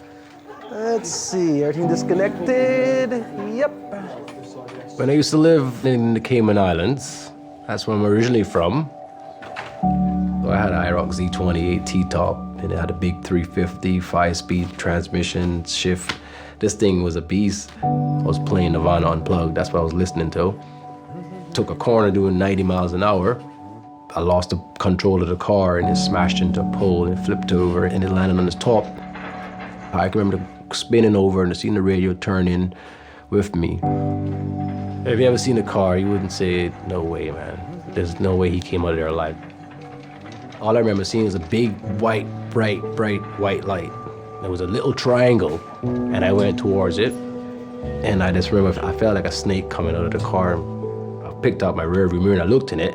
My eyes are humongous. I had a lot of hair in my head as well, you know, a big old afro thing, and I had twigs in it. So definitely God stuck his hand out there and said, it's not your turn yet. It's not time for you guys. There's something else I want you to do first before I take you from here. And he saved me that night.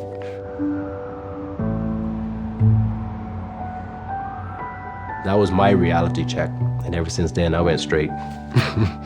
Oh yeah, straight A kid, no problem. Reality check. It does take a reality check sometime to wake a person up.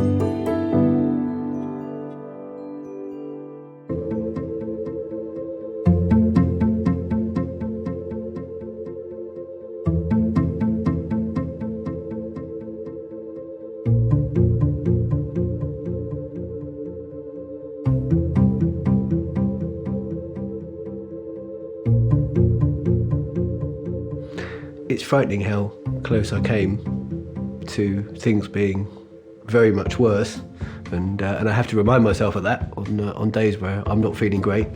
That there were times where they didn't know if I was going to walk, let alone survive.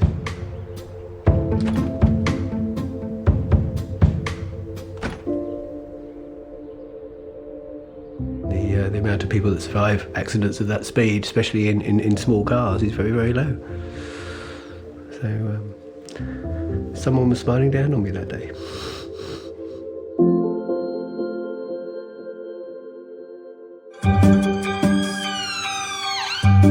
Happy Valentine's, babes. Oh, she said yes. She said yes. I love you.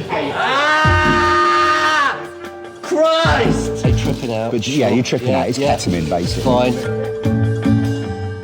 He will probably scream, but he won't remember.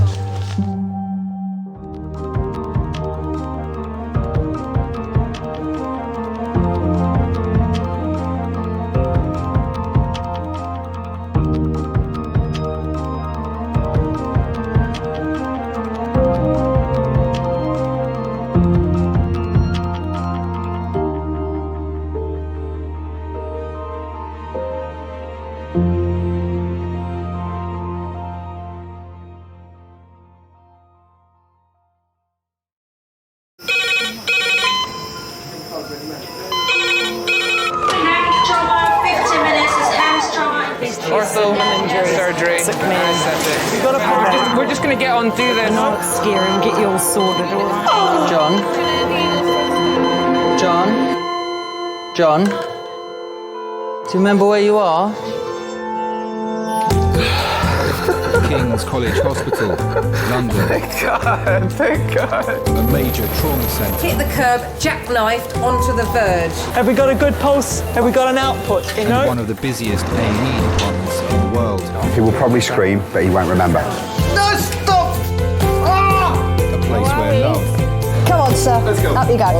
No. Yeah. There you go. I love you. I love you too. and loss. It's all right.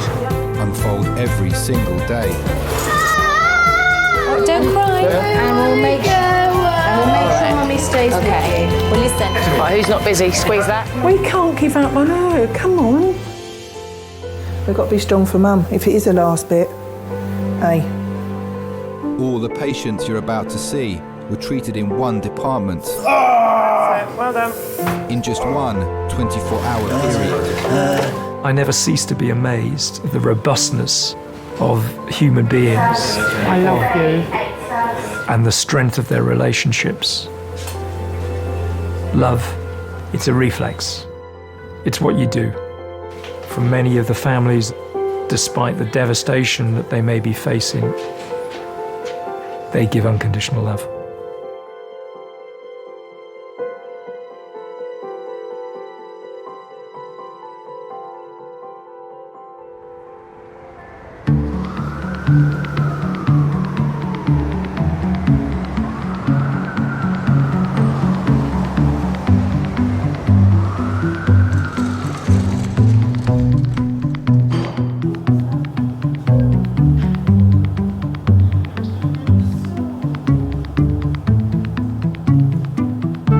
Is that for your car window?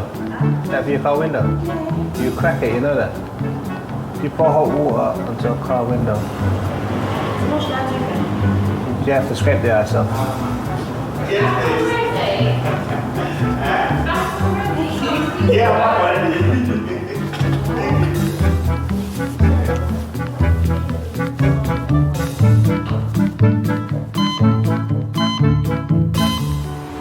Show me the way to go home.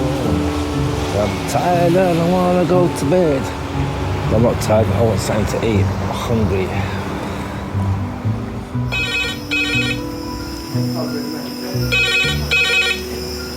King's A&E, how may I help? Adult male trauma. Code red, yep. Head, chest, limb, yep. Okay, good. Sorry, was that motorbike or motorcar? Motorbike. hit a car. Okay, cool. Thank you, bye. HIMS trauma call in 30 minutes. HIMS trauma call 30 minutes. What is it? It's a motorbike versus a car. Code red. Head, chest and limb injuries. Sick man. Do people want to sign in at the trauma team, please? Give it a hand. Because if we're rapidly infusing, someone's going to have to hold blood. No, it's fine. Can you make sure we have a head-to-toe CT plus all the code red bloods? So Consultant Chris is leading a trauma team of 20. They're preparing for a 47-year-old man with life-threatening injuries. Which cubicle are we in? Or you can have 4. 4 is free, let's do that. Good. Chuck it away. So can we just check this is a male, not a female? It's very important from the blood. The patient is being flown 50 miles to King's by air ambulance. You're wondering what the impact speed was, whether the patient was thrown distance, whether they hit the windscreen, what other objects they could have hit when they were thrown off. So we're about 10 minutes away, guys. So we all know what we're doing. Everyone's happy with their role. We keep people around the bedside to a minimum because it's getting a bit chaotic in here and it's just... Okay, I've got an anaesthetist, I've got a B doctor, I've got a C doctor, and I've got my orthopod for... That's all we need. Hi, it's Chris Lacey. We have got a code red patient, which it's multiple injuries. It sounds like chest, head and limb. I don't let myself hope. I think I'm geared up to treat what injuries come through the door. Who's doing bloods? I'll do blood. So you're happy? That's it. Okay. Right. You're doing the abdomen. We're all set. We'll just wait. We'll not go anywhere.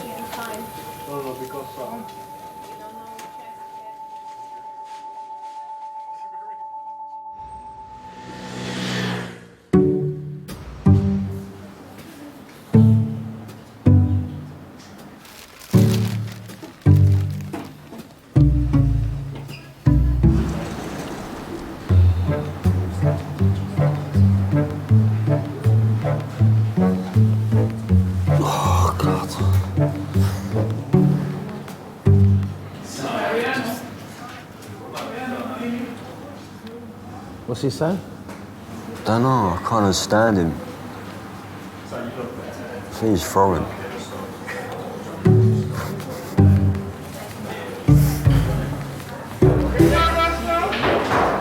Couldn't understand her either.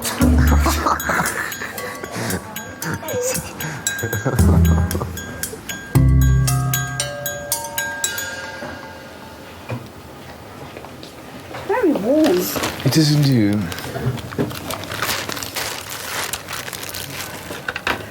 You're gonna put that in my hand? Yeah. Jesus Christ, don't let me see, don't let me look, please. I won't let you look. I've not even done anything yet, and you. He's excited me. 69-year-old Steve has come in with a fishbone in his finger. Right. God, please take your time with me, please. I will.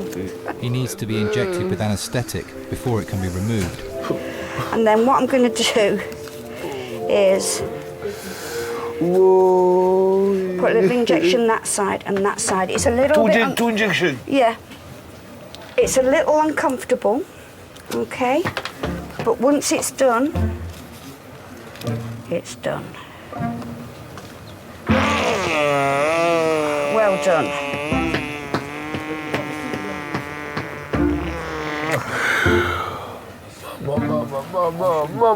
Mama. Sorry, honey. That's one side. That's one side. All right, and now the other side. I was cooking for a lady friend of mine. I was showing off my skill in cooking fish. You'll thank me later when you can't feel it. I'm thanking you right now. I can see you're happy about it. Her being in the background, I suppose I got somewhat distracted, by her beauty, whatever it was, and I just got complacent in it. That's what happened. Nearly finished. Nearly finished. Nearly finished. You're such a comforter. There you go. I love you. I love you too. There we go. Rest it down and I'm going to leave you for a couple of minutes now. Okay. Thank you very much. You're very welcome. You're so sweet, so thank you. I shall back a couple of minutes, let that ma'am, just thank work. you very much. All right. I can you read my paper now, shall I? Yeah.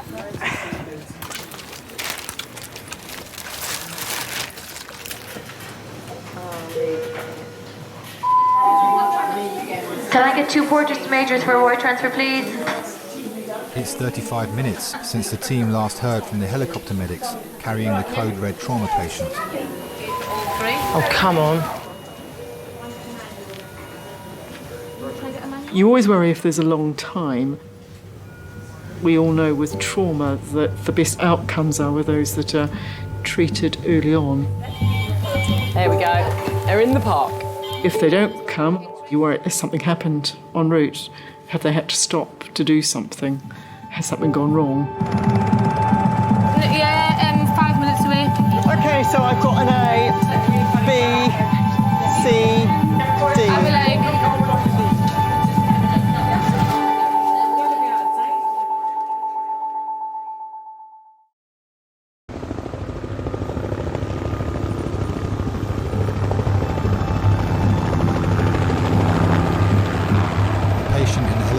Is Gary, a 47-year-old single father of 2. It was during the evening and I received a phone call from the police, and the gist of it was that Gary had been involved in a terrible road accident and that he probably would not survive the night. Laura's running. Gemma's nurse 1, I'm nurse 2. She's doing bloods, I'm doing monitoring. Who's doing airway helping? I remember feeling numb, trembling. It was just an experience that I hope not to experience at any other time in my life. Everything's there, ready to go anyway we've for got the A airway. nurse, B nurse, C nurse. Yes, you have. We're organised. Do they need to need anything? It's 2 hours since Gary was on his motorbike heading home and had a head-on collision with a car. If someone's been hit by a car on their bike, there's no protection. It's literally, you know, the rider versus the impact of the car. If 2 cars collide, you've got some crumple. But if you're on a bike and your car hits you, that's it. Gary is on life support and has been placed in a medically induced coma to reduce the risk of brain damage. Everything consultant Chris and her team do in the next 15 minutes will be solely to keep Gary alive. This is Gary, he's 47 years old. He was riding a motorcycle this afternoon and had a head-on collision with a car. Both the motorcycle and the car were very significantly damaged. Injuries top to toe, he has a head injury, he has a large scalp laceration down to the bone, he has right-sided rib fractures, right-sided femur and an open tib and fib fracture. You're thinking, what will kill him first? You've got quite a lot of information that's flashed in front of you. You've got uncertainty. Sometimes this doesn't quite add up. Okay, as soon as we've done the ABCDE, we're going to CT, guys. As soon as we're happy, we'll go straight to CT. If the blood pressure is above 90, we're going round the corner. We've got bloods? Yeah, like this. We're just getting bloods. I get bloods. We're going to take bloods and we're going to CT. You're always thinking about the chances of survival. Okay, fine. Did we have a temperature? Not yet. It's freezing though. Have we got a good palpable pulse? Like, for some reason, the blood is not running through. I don't know what the pelvis is, so I can't do a femoral stab, Leanne. Can we just hang up a minute? I want a blood pressure. If we're not getting one on the cuff, can we recite the cuff? But before we push any more blood in, I'd like to know what we've got. Have you got a pulse on the groin? No? Have we got a good pulse anywhere else? Have we got an output anywhere else? We need to cut this one. This is probably 3. I can't get a blood pressure. Output. I have pulse in the Yeah, I right can feel his one. heart You've got a beating. pulse on the right groin. I have okay? pulse in the right Okay, one. fine. He's got a SATS trace. Are we happy to go to CT? I'm happy. I'm happy. You're happy? Yep. Anaesthetist, are you happy? Yeah, Okay. Right, do that bit there. Hi, it's Chris Lacey. Our trauma call. Are you happy to us to come round? He's not particularly stable, but we're... Yeah, okay. Thanks, bye.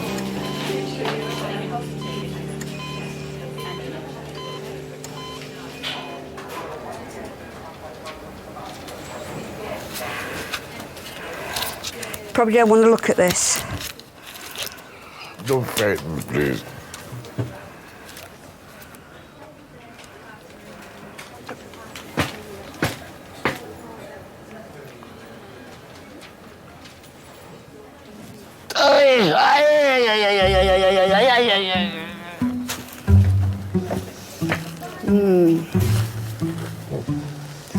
It should have worked by now. I could give you a bit more local anaesthetic. Oh, God, please, whatever. Yeah. I've not even touched you, really. I've only been pressing very lightly. Let me go and get one of my colleagues.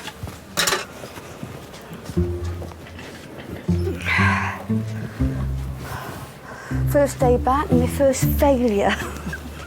I was looking forward to that too because it's really juicy. So, but he's in so much pain when I try. I've given him loads of lignocaine, but it's just got no effect on him. Managed to use a paper, but touch it, it jumps out the seat. So. I would love to get married again. I don't want to face life by myself like this. I would like to get married again, yes. And I'm married to a wonderful woman. But I lost that. I let my wife down. Above all, I let myself down. Life is about change. Life is about growth. And I would like to think I have changed. I think I'm more mature now. I think I'm more relaxed now. I think I have more respect now. And I think I would deal with married life much different from before.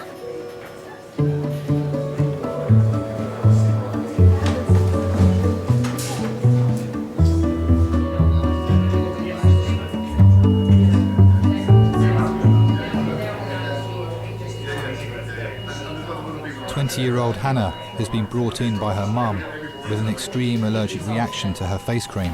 How you doing, missus? All right? Yeah, my face is just very tight now. Still sore? No, it's not sore. It's just very dry and uncomfortable. I'm going to get some kind of, see if we can get some creams, but it's just really excoriated around here, isn't it? What can we put on that, like? And I don't know if it's Vaseline still or...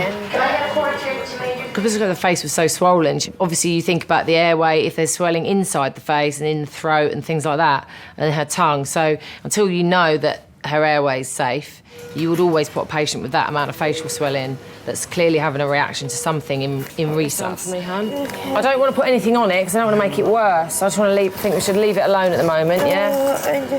I know it's sore, but just try and hang in there. If once the swelling goes down, it won't be so bad. Just got to wait for that medicine to work. I'm allergic to wheat and soybean, nuts, eggs, cow's milk, tree pollen and grass pollen, hair dye, and then a whole bunch of chemicals that are in things like washing up liquid, cosmetics.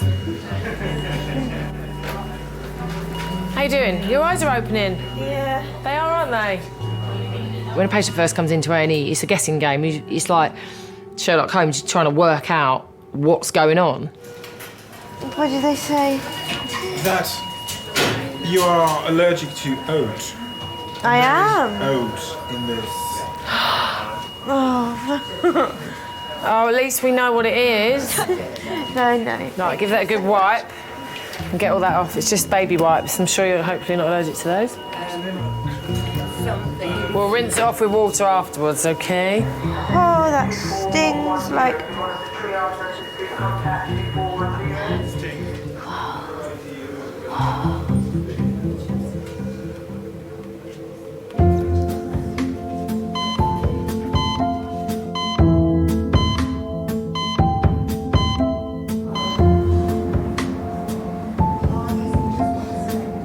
It's busy, isn't it? Do you sweet? We'll have a polo, yeah, please. Thanks, darling.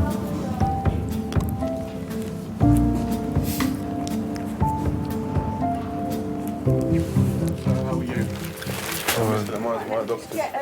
How did you manage to get Fishbone. I was scaling a fish. If you're scaling a fish, how can you get a fishbone in it? I think that's a very nonsensical question to ask, but I'm not going to rebuke you. I'm going to try to answer that question to the best of my own answer. I'm giving you an answer. How can I manage to get a fishbone in my finger? It's very, very simple. Like you get a fishbone in your throat. While you're scaling? It all depends how the bone, how tall the bone is and what type of fish I was scaling. Right. It happened. It happened. I can give you a plausible reason as to how it happened, but it does happen. It happened, okay. That's the best answer I can render. It go in? I think it's a fishbone, sir, because yes. Do you feel me touching your hair? No, no, sir. Do you feel that? No, sir. Do you feel here? No, sir. I'm sorry for my being boisterous a while ago, No, you're not sir. boisterous. You're fine. Very sorry for to be rude. You're not boisterous at all. Thank you. Is this painful for you? No, sir. No.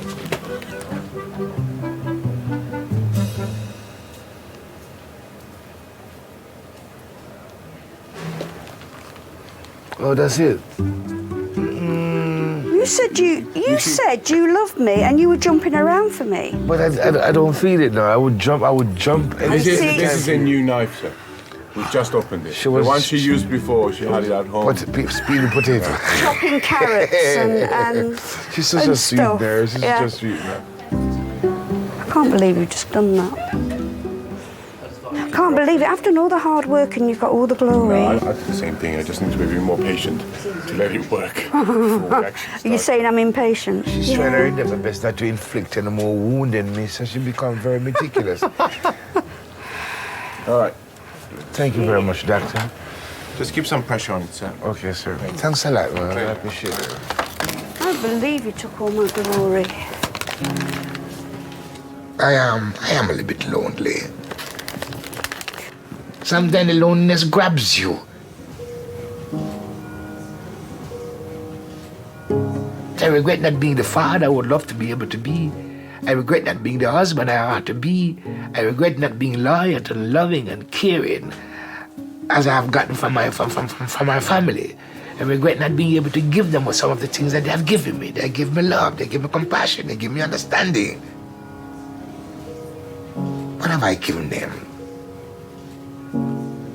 Anxiety and stress, etc. Yeah, I regretted that.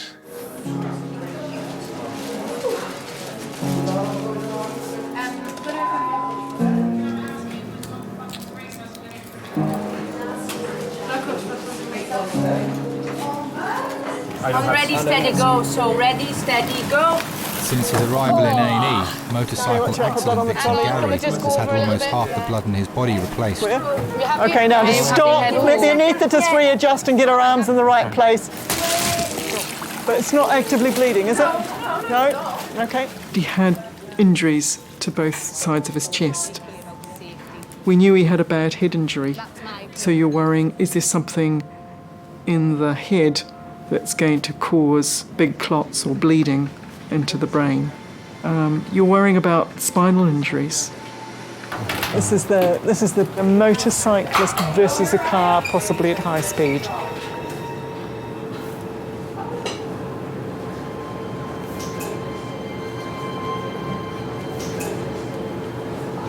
None of us actually know what's around the corner. I didn't spend a lot of time with Gary before. And with hindsight, you would think, gosh, I wish I'd done things differently, wish I'd made more efforts. Pupils reacting. Isn't family more important than all the other things? Shouldn't we make more time to do things with people who are important to us so we don't have regrets at some stage?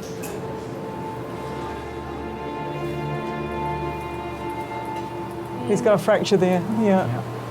And he's not noted to move his lower limbs.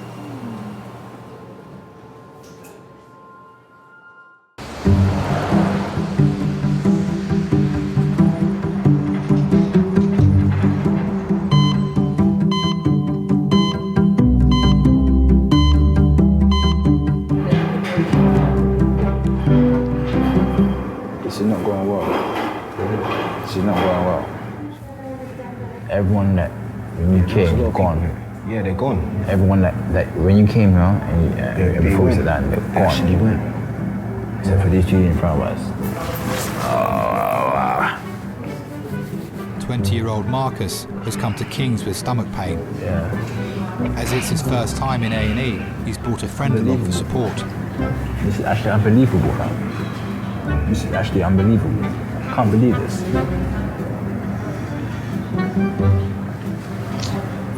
Like, that much of pain. So I need to take painkillers then. No, I'm just gonna walk. Stay cool.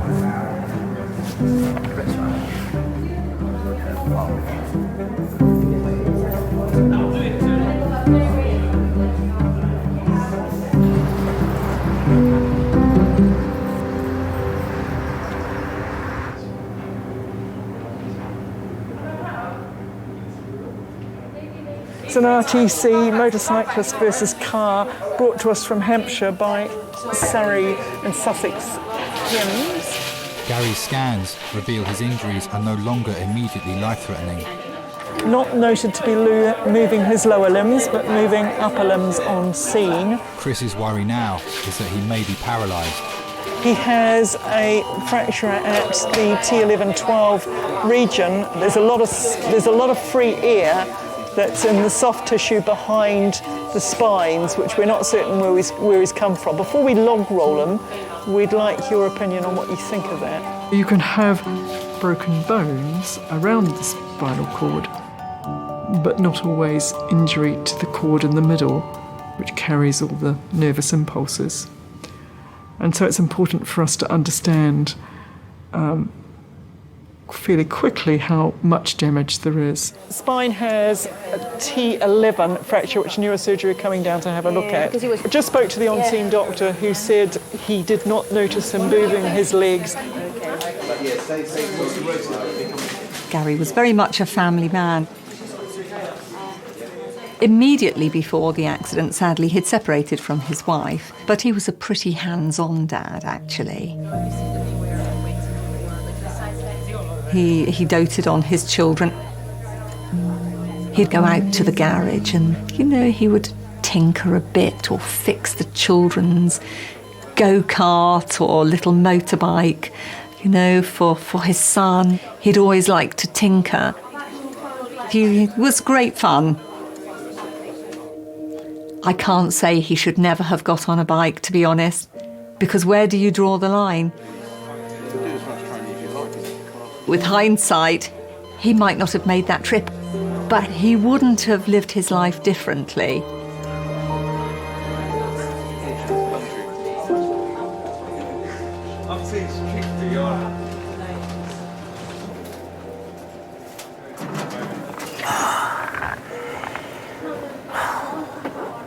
I was what when I was laying down. Yeah, because she has it elevated like I told Oh, God. A year ago, 58-year-old Terry was diagnosed with lung cancer and given 2 weeks to live. I've got to lay down because it's paining me when I'm sitting up.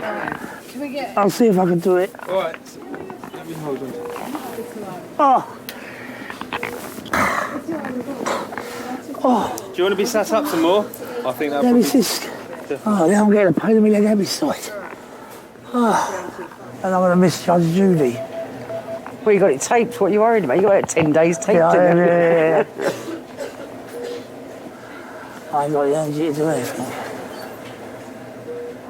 What are you muttering about? I said I ain't got the energy to do anything. Think yourself lucky. At least you can shut your eyes and go to sleep laying and with your feet up. I smoke more now since I've been ill than I ever did because it's boredom, innit?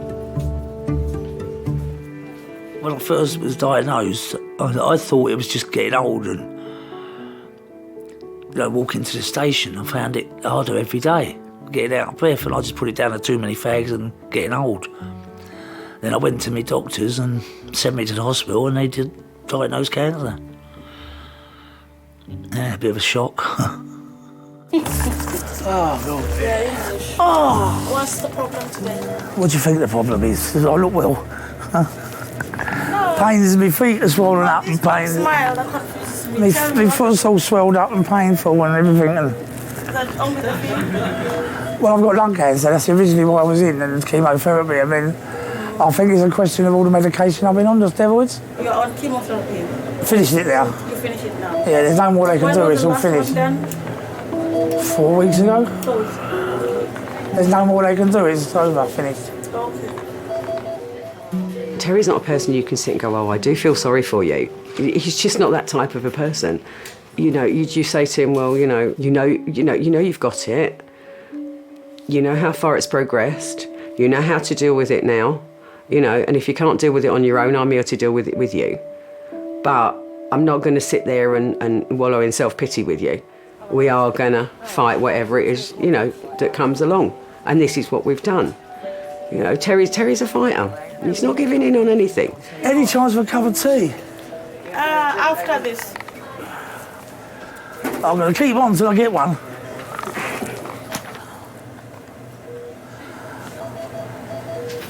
Just as you doze off, someone's going to come in and wake you up, you know that, don't you? And poke you. They wake me up with a cup of tea. At least you had your toenails cut, so that's all right. Yeah. I'm here. Yeah, anyway. And your beard's off, so you're all right. They asked me, it fell out, all right.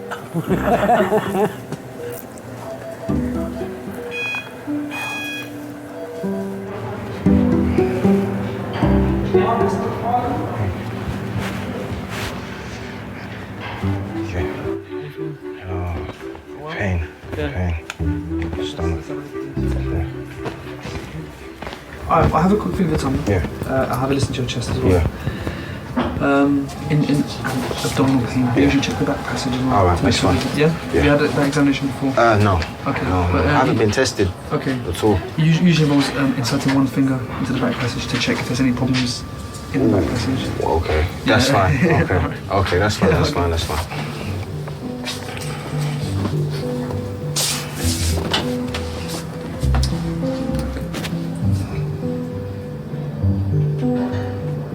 Yeah. Huh? No, not there. Mostly in the middle. In the middle here? Yeah.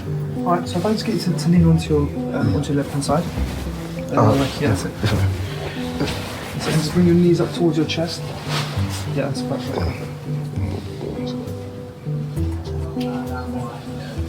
You okay now? Yeah. Oh.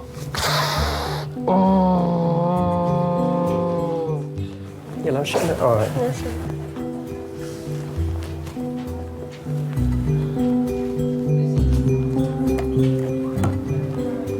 Wait a minute, leave it there.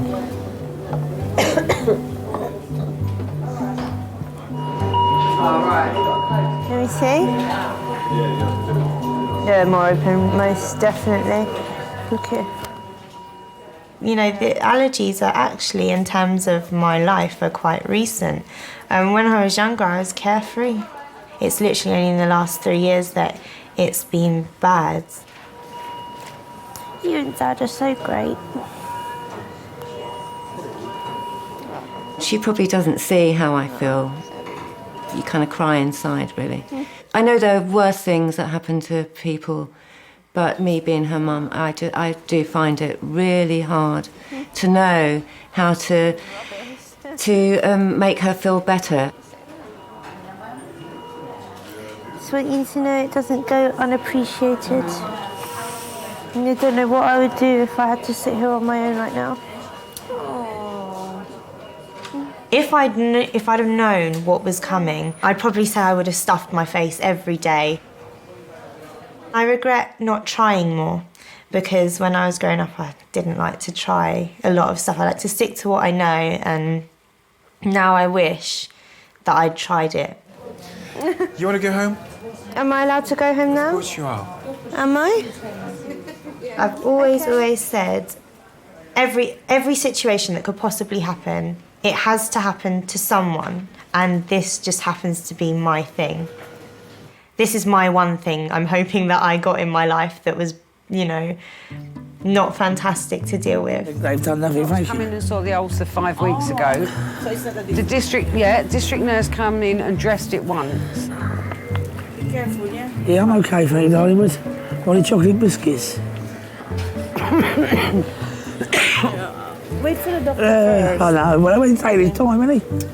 Go and wake him up. Hopefully your second trip is in. Yeah, go and wake him up. He's probably a kip somewhere. He's probably sitting on a chair on a kip now.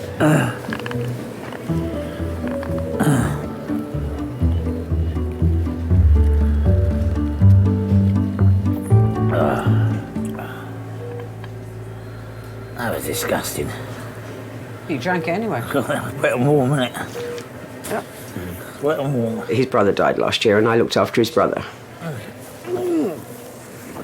I shouldn't have done that. No, you shouldn't have done, should you? No. His brother said to me, if anything happens to me, Terry won't handle it. Make sure he's all right. And you know, you look after him. I wouldn't say we enjoy each other's company. We tolerate each other. But we get on. And because of Tom and what Tom asked, then I now do it for Terry. Yeah, a couple of papers on the way home. Who said you're going home? I ain't staying here. You won't go home, I shouldn't think. They're going to have to give you a massive dose of antibiotics. I can give you the night, but I'm going out tomorrow. Yeah. And not at no 3 o'clock either. Why, is it race time at 3 It's o'clock? racing day I tomorrow. know that's what you was going to say. It's race day tomorrow. Yeah. He likes the pub and racing are the only two things that I know that him and his brother they've ever liked. They love their drink, you know. I've never known two people like drink so much, but they did like their drink, and that was their life. That was it. Can't you look at your newspaper and phone them through to one? I could do, but it's not the same. I'd like to watch it.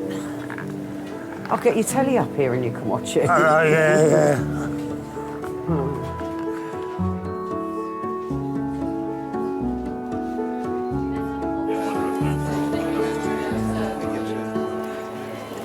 Okay, I've got neurosurgery here with me. Okay, so you say the facet joints are widened at that T11. Okay, and the canal at the we can't tell. I agree. It's just, we won't know. We won't know. Depending on where the spinal injury is, will depend on at which point your function is cut off. And the area that he had fractures would be sort of lower limbs. You need to know for sure, and you can't know for sure until you wake somebody up. It's grim. It doesn't happen a lot, but it's grim. Nothing else we need to do. We're just going by our plane when you're ready. Yeah. When that's written up, the notes are done. The trauma team have done all they can, and Gary will be taken to intensive I'd be care. happier if I had a temperature. His family is being We informed couldn't and get are on round it their because it way. was too cold. He's stable at the moment and he's been seen by a number of different specialists. He's going to go to our intensive care unit. At the moment, we have had our CT scan, which has shown us a number of injuries, none of them which are immediately life-threatening. So I can put your mind at rest there. I think you never want to break bad news over the phone if you can possibly avoid it. But by the same token, you don't want to lie or deceive or lead on a relative. He'll need some further imaging tonight, which is an MRI, which is to look at his spine, to his lower back. So he's had lots of pipes and tubes going into him, but he's doing very well, and he's very stable. Okay. All right. So he's in good hands. Very shortly he'll go round to a ward called surgical critical care. I suppose if I hadn't been expecting that maybe he had died, this would have been bad news that he was so badly injured. But because I'd been expecting to hear, perhaps, that he had died, this was good news. So the fact that he had all these horrendous injuries, but he was alive and there was hope, was wonderful.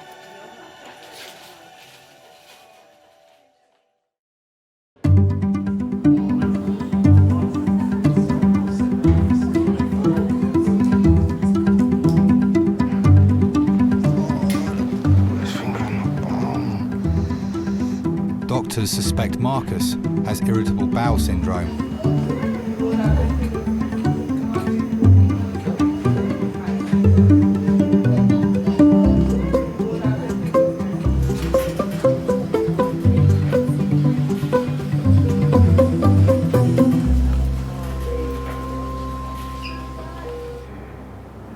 When I walked, cause I walked out like hobbling in that, cause I went, when he done it, cause I was like, oh, cause it hurt.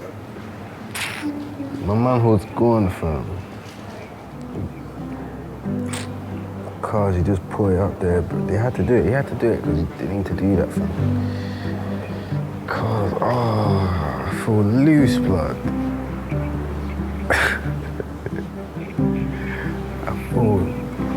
I feel loose.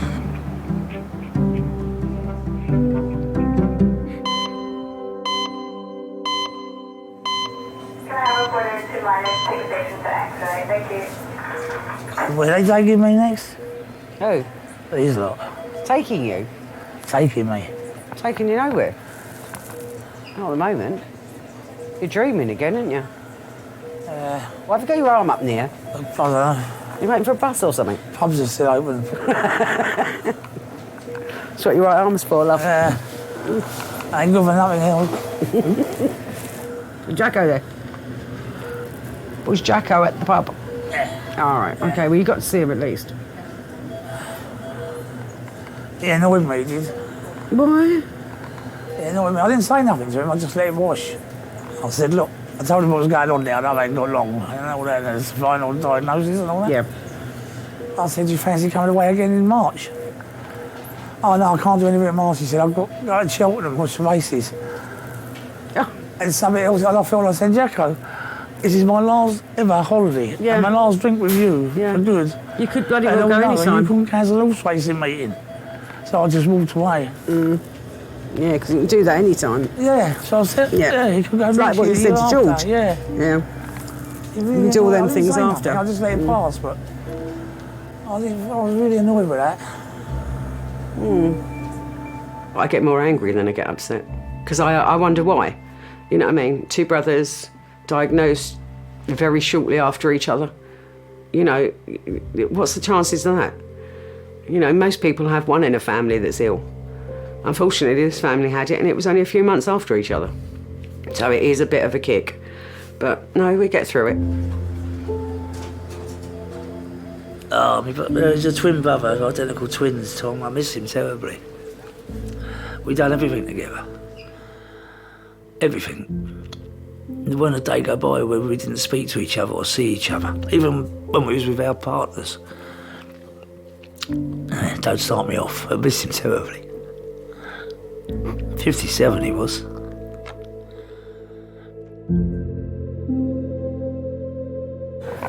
What's this? Same stuff you have at home. Thank you. That's not the same, is it? Yeah. Tastes different. No, yeah, same stuff. Sometimes in a way it makes it not so bad when I think about it.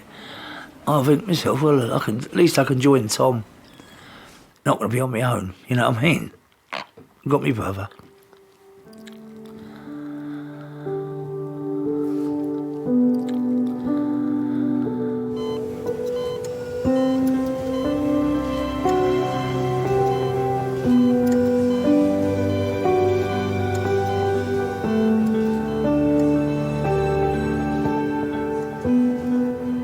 There's a lot of A&E nurses, and the character that we are, people think you're a bit nutty and you're a little bit hyperactive and you're a bit...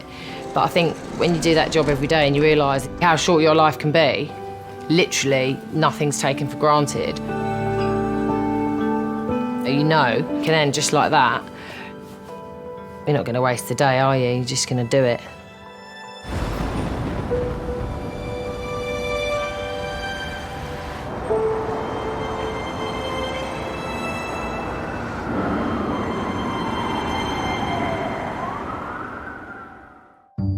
Hello, Gary. He looks really good.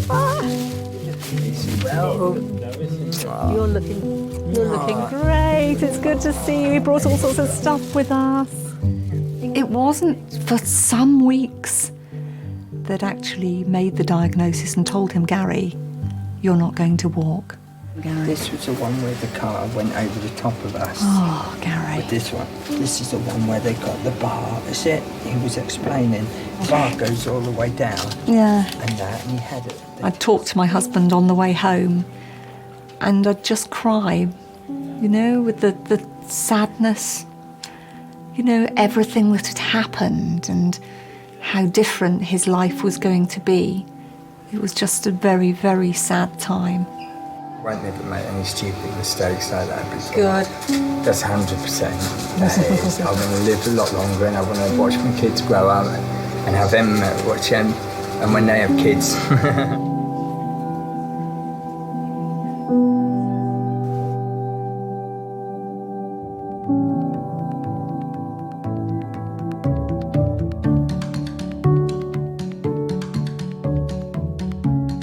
Find me a wheelchair so I can get to that shop. I'm starving and thirsty. You can push me, all right.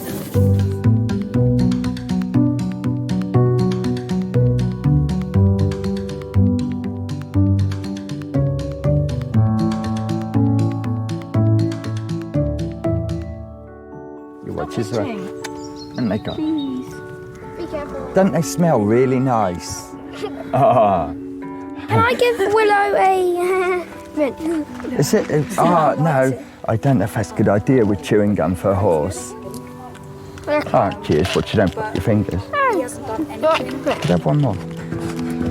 Good girl. Oh, nice one, Jem. You're doing really well. Just go careful, sweetheart. I can do a double one. They're saying you can have an electric wheelchair. If I did have an electric wheelchair, I'd want something which has got some oomph in it so you could so I can pull wheelies on it and have a bit of fun with the kids. I know. How old am I? 48? Or is it 5 years old?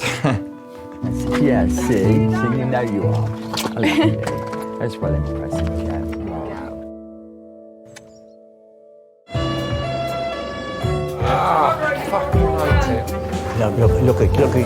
Look it. You weren't particularly attached to those t-shirts, were you? They're the best t-shirts I've ever bought, to be honest with you. Laugh, and the world laughs with you. I know, yes. What I want you to do is get your bottom right up on the chair. Cry, and you sleep alone. They look after me nice today.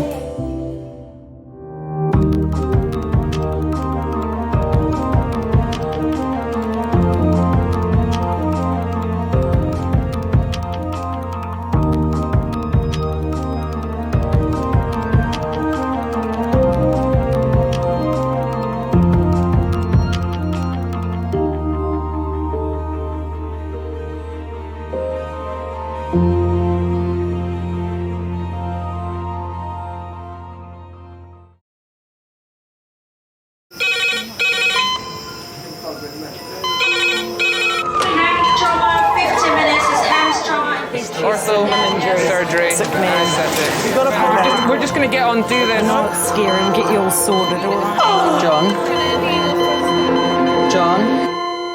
John? Do you remember where you are? King's College Hospital, London. Thank God. A major trauma centre. Hit the curb, jackknifed onto the verge. Have we got a good pulse? Have we got an output? You know? And one of the busiest A&E departments in the world. He will probably scream, but he won't remember. No, stop! Ah! A place where love, Come on, sir. Let's go. Up you go. No. Yeah. life, There you go. I love you. I love you too. and loss It's all right. unfold every single day. Don't cry. And we'll make sure Mummy stays with you. Will you send her? Right, who's not busy? Squeeze that. We can't give up on her. Come on. We've got to be strong for Mum, if it is the last bit. Hey. All the patients you're about to see were treated in one department. Well done. In just one 24-hour period. I never cease to be amazed at the robustness of human beings. I love you. And the strength of their relationships. Love, it's a reflex. It's what you do. For many of the families, despite the devastation that they may be facing, they give unconditional love.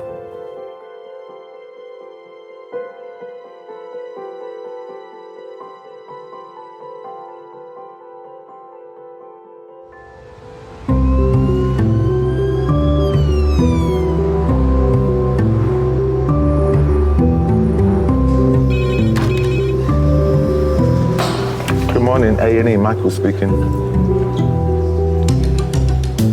Hello. No, this is accident emergency. Okay.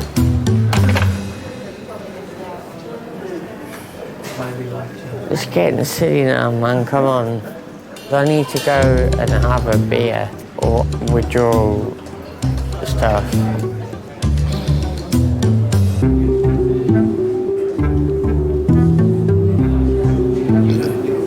Pardon me? The t-shirt. That wasn't bad. That was a tiny one. I was just wondering, could I get something to stop me from withdrawing from alcohol? But you're not actively withdrawing them? No, I've got the shakes, but... Because I think they've seen you. The doctor doesn't think you need any of those. Medically, you're fine. Yeah. Until you show symptoms, so it won't give you anything. Okay, I'll just go back that way. It's gonna be one of those days.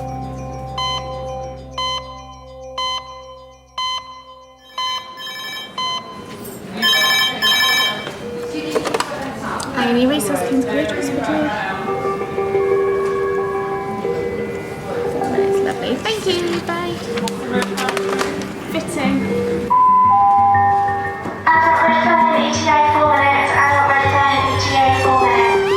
Fitting after head injury. So do you think it's a fit and then fall over and hit the head? Have we got lorazepam, sister, or have we got diazepam? IV access, if that's possible. Just normal saline in case it's a drinker. Hello, King's A&E Resource. Okay, go ahead. Can you say so? 1, 2, 3. Stroke, red phone, 8 minutes. Stroke, red phone, 8 minutes. If you imagine your brain's entrapped in this shell, from a head injury point of view, if you bang your head, it's been shaken quite vigorously. So you're going to be confused, disorientated, and then you've opened your eyes, you don't know any of your surroundings. Hello, Elaine. I'm Dr. Hobbs. I'm one of the accident and emergency consultants. Hello. And can you remember what happened? Okay. Now listen, we're going to have to pop a little line in your arm and take some blood. Imagine how scary and frightening that must be. You right there, John? Can you hear me okay? Yeah. Do you know where you are yet? No. Do you know who I am? No. You're in the hospital now, John. You need a pet sign? I've fallen down the stairs at a tube station and woke up to a doctor who I knew shaking my legs saying, you know who I am, you know I am. And I said, I don't know who you are. I don't know where I am. Where am I? 1, 2, 3. And I was petrified. There wasn't a friend in sight. There wasn't a face I knew. I'd never been so scared in my life. I was petrified. En route, he was quite absent en route, and since the police has no idea where he is, who he is, what he's doing, anything. Okay. Can you tell me your name? Good old shakes. John. John. Do you know where you are right now? No. You're in King's College Hospital. So I know and imagine what these people are going through in their heads. He has got complete right side of weakness. He's got no sensation down his right arm. He's got sensation in his right leg, but no sensation in his left arm. Do you know why you've come here today? No. No, okay. You went to St Thomas's Hospital. You showed signs of a right-sided weakness. So they're querying whether you may have had like a little stroke or something. Okay? Now we're a specialist centre for that, so that's why they've sent you here, so we can get a scan of your head. And if it does show that you've had a stroke, then we have a sort of clot-busting drug to clear that blockage, yeah? And try and get you back to normal again. Are you allergic to anything? Just work. Work. I think I might agree with you on that one.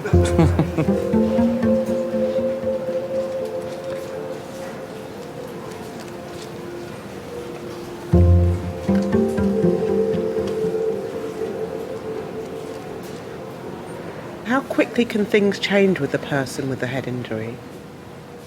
within a click of a finger. You could be asking them their name, then they could be fitting, next minute they're unconscious, next minute they could be dead. So very, very, very quickly.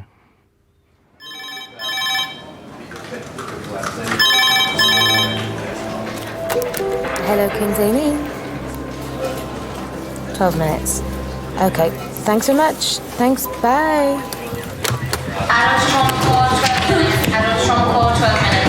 Who have we got? I think we have an orthopod. I think we have a surgeon. All we know is that he's a pedestrian hit by a motorbike, so we need to make a quick assessment.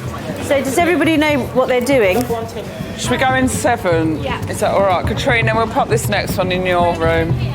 Please, so have a call to the strike and trolley services by 7. Call to the strike and trolley services. Thank you. We're not going to have a good day, are we?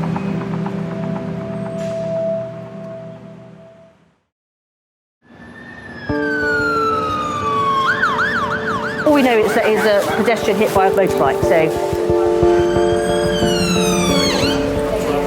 Oh, they're here? Yeah.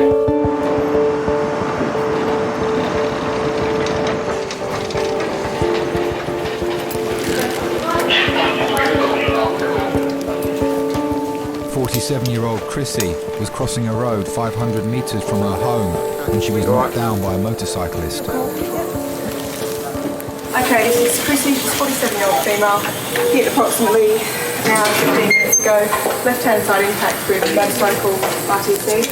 Queering loss of consciousness, she doesn't read the incident at all. She's got impact on the left-hand side of the face. She's got altered swelling to the left-hand side. We'll wrap you all up in a minute, okay? We just need to get some clothes off, okay, lovely?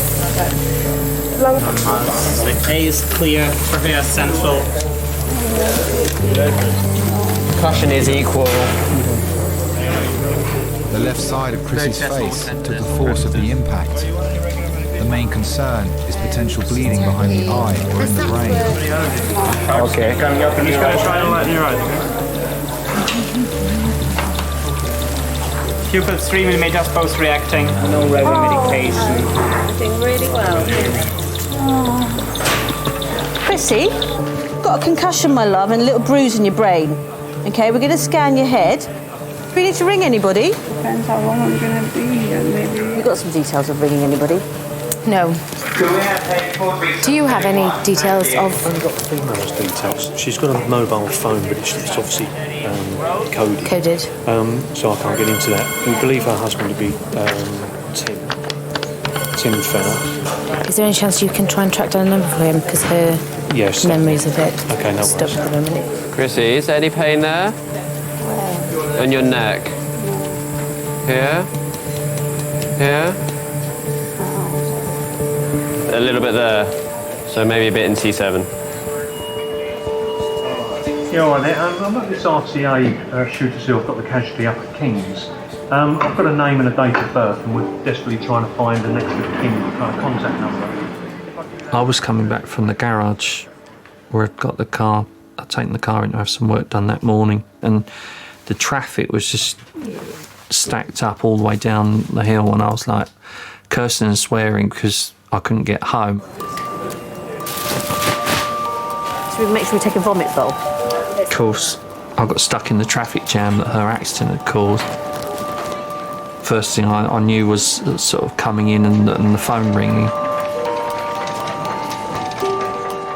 And I've got this guy from the Metropolitan Police telling me that, you know, my wife's been involved in an accident and I need to get to King's College as soon as possible. OK, my love, what we're going to do now is we're going to move you onto the CT scanner. You just lie there and the scanner does the scanning, OK? Sorry, sweetie. It was 20-odd years ago. We started going out together. Ready, brace, roll, slide. We didn't work in the same office as such, but on the same floor. I'm pretty certain it was almost love at first sight. So, sounds a bit corny, doesn't it? But there was an instant attraction in that sort of warmth of her face and the glow that she seemed to give off. And within a matter of weeks, I'd sort of proposed to her and said, well, you know, why don't we sort of make it a go of, you know, a proper go of things and get married, so. She's got a head injury. She's got a head injury. She's got quite a bad bruise around her eye. She's got a black eye here and a little laceration. I think I felt some gravel here, but we haven't really examined her scalp with the collar off, if you see what we're around the back of. But there's no huge big hematoma there. It's all here. I suspect she may have some facial fractures because she's vomited blood en route. But she's very, very sort of drowsy and amnesic. At the GCS-14. 2 hours after the accident, there's the police there. There's still the tape up and everything. And this police constable was sort of more or less gesturing that I couldn't go through, and I'm like, well, you know, I said, well, the accident's actually my wife that was involved in the accident, so I suppose I didn't really ask any questions because I didn't really want to know in a way. I was just focused on the idea of getting to the hospital.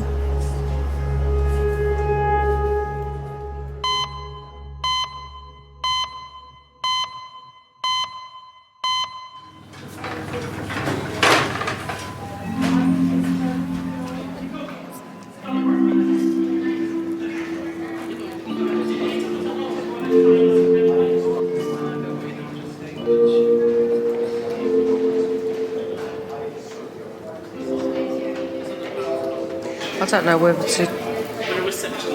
I like even like taking that as a compliment. That everyone always says I look like your sister. That means I look old. No, it means I look young, and I want to look like your mum. That means I look old.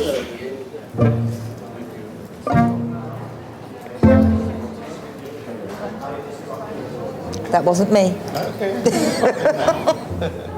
Lacey as well thought he was 19. Who did? Who? Lacey as well. Her mum thought I was 19. So that's embarrassing, Roxanne. She showed her mum a picture back from my birthday and that, and then she was like, how old do you think that girl is? And then she was like, about 19. Roxanne, that's embarrassing more than anything. Hello?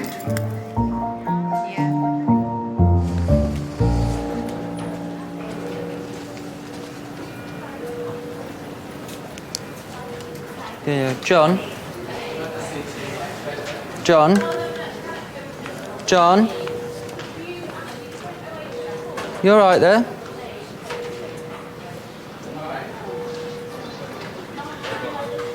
Do you remember where you are? I was just speaking to you. My name's David. You're at King's College Hospital. Okay. Do you remember anything else I said to you? No. No, okay.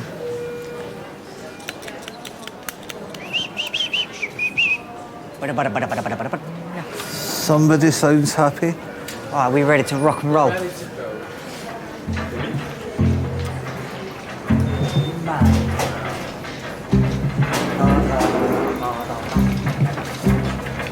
And now the under's knee.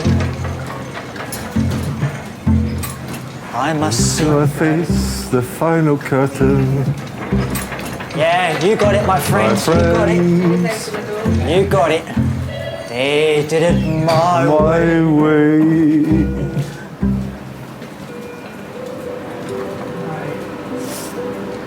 Bit of old Frank Sinatra, eh?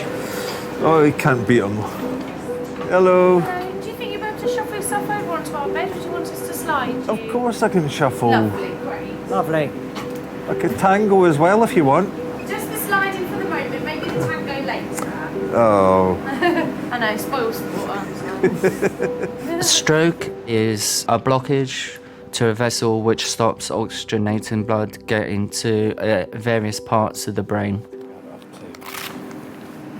If you have a blood clot on the left side of your brain, your right side of your arm and leg will stop working. Whenever you're ready. Okay. I think. No, the leg's not working. Not working. Okay, Let's we slide. can slide you Let's down. slide you across. All right. Why is it not working? Well, We're not sure at the minute, so that's why we're going for the scan of your head, okay?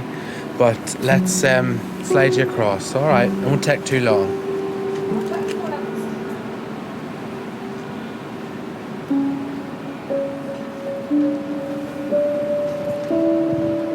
Don't worry, we'll slide you across, John. John. Oh, hold on.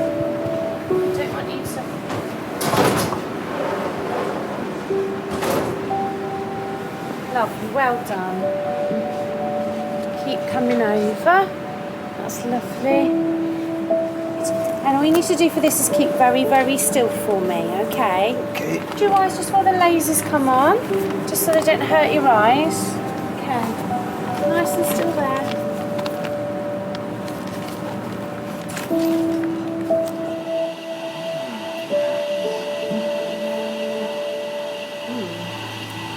Operation for a cyst. That would be it then. Yeah. The scan has revealed a previous operation to remove a cyst in John's brain. It explains some of his short-term memory loss. There is some brain there. Yeah. But there's no blood. So we just carry on and thrombolise. While the doctors have found no significant bleed in the brain, John's history of right-sided weakness means they will still treat him for a minor stroke. Joan, how are you doing? We believe you may have had a stroke, Joan, so we're going to give you some clot-busting medication. Okay. So I'm not going to die yet? Not at all. Don't talk like that.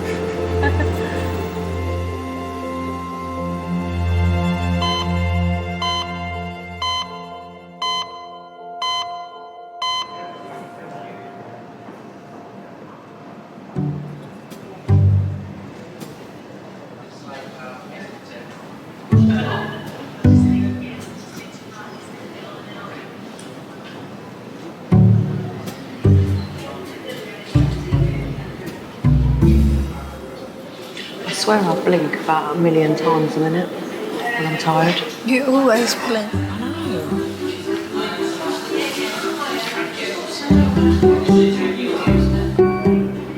I feel sick. Yeah, you feel sick probably because you need to eat. This is what I'm saying to you, Rox. You need to eat. You can't just have biscuits. I've had a cream egg as well. Roxanne, you need a sandwich or something, darling. Shall I quickly nip round then? We're better off going now. Go on then. Yeah, we're going. Go on then. All right, wait a minute. Why are you thinking a minute?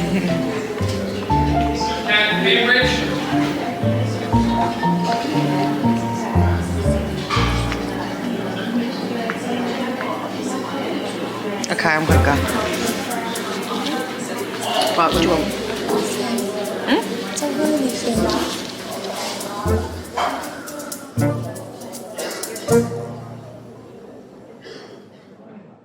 Okay, my love. The scan does show you've got a broken bones around your eye. Sure. That's okay, they get better. And you've got a little fracture in your skull, okay? So you've obviously, when you landed, just landed thump here. These things will fix. That's why you feel terrible, why you're vomiting some blood. The scan shows that you haven't got anything wrong with your brain, so that's good. But you probably do have a bit of a concussion.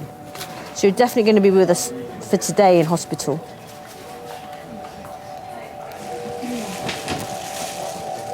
This lady, the whole imaging's been done. Spiros here is her trauma fellows, just making the phone calls to Neuro and Max Fax as we speak.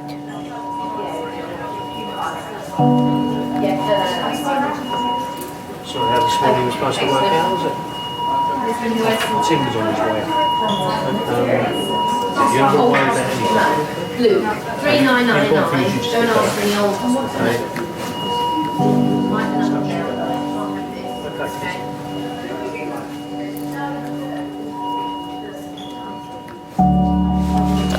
It's a significant accident, and like she does not. Your mother walking past would say she doesn't look right. Yeah. Do you know what I mean? It's not life-threatening. It may be life-changing. When people have severe head injuries, they can have epileptic fits. They can have character changes, particularly the frontal ones. the truth is you're not necessarily back to normal again once you've had a serious head injury. You can affect blood flow to particularly the frontal cortex, where our personality comes from, and our personalities change.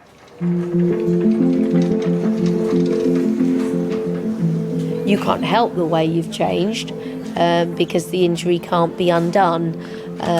But unfortunately, that living has to go on. John, do you know where you are? No. No. You're in King's College Hospital, okay? Do you know what month it is? No. No. It's March. Oh. Okay. And what year? Springtime. What year is it?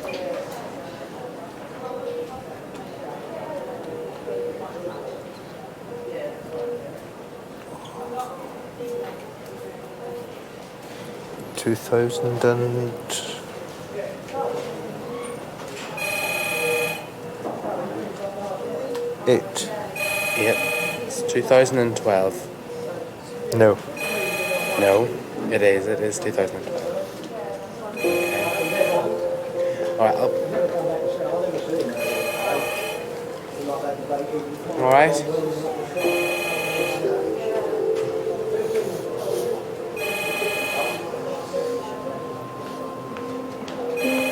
Don't worry, okay?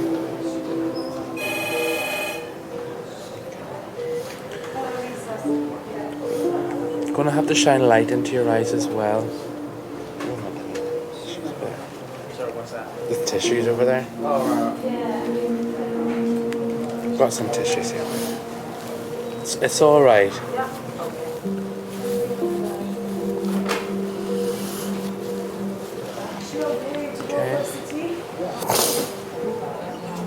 Yes. It's gonna be all right.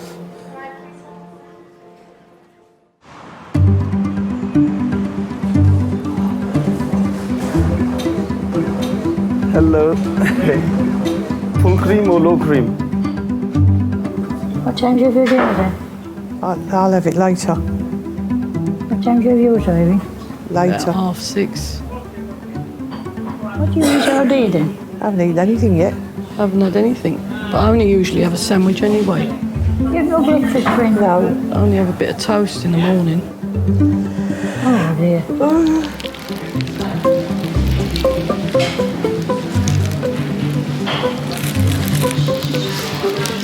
Picnic in A&E waiting room. This is a picnic, just a sandwich. What did you do about your dinner? Marion, she's talking to you. Aren't you hungry?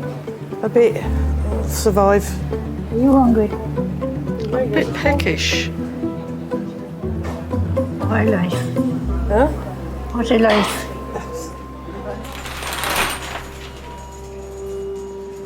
Oh, hello, Eye Clinic. Sorry to trouble you. Can I speak to the ophthalmology registrar on call, please? It's a lady who was crossing the road who was hit by a motorbike. In her left orbit, she's got a fracture of every single wall.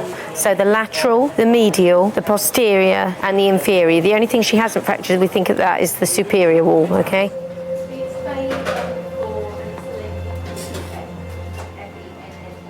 I met Tim when I was 21.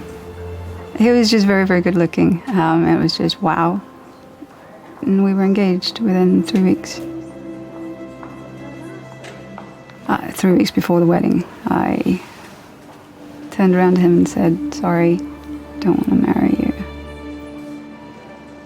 To Tim, because I said those words, I don't want to marry you, he just sort of switched off. For me, I thought he was just moving out to just think and just get himself together, and that he was, going to come back, and then we'd ever talk about it, but he never did. Hello, Mr. Fenner. I'm Dr. Hobbs. I'm one of the emergency medicine consultants. Your wife is able to speak to you in there, but she has had a head injury. I don't need you to do anything apart from sit there and hold her hand. And then about 4 years ago, I I wrote to him and I said, you know, would you want to get in touch and so we could just sort of have some closure, because you just disappeared and there was no closure, and for me it just was left hanging for over 20 years. She'll be better for seeing you. Yeah.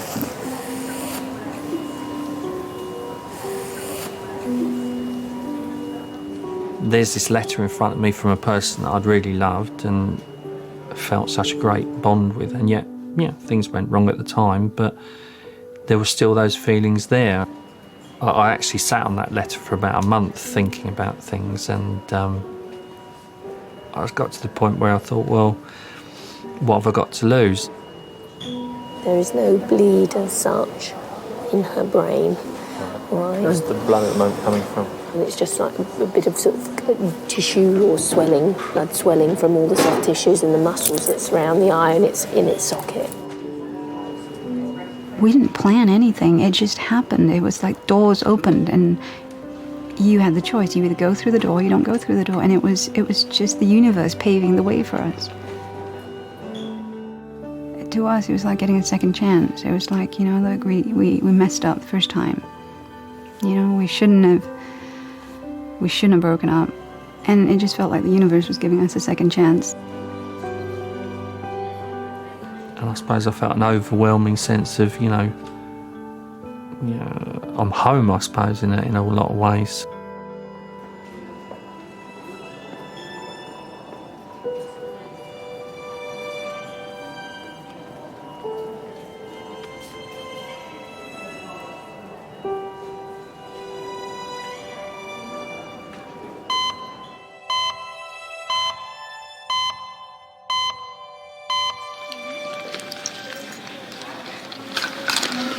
Seriously.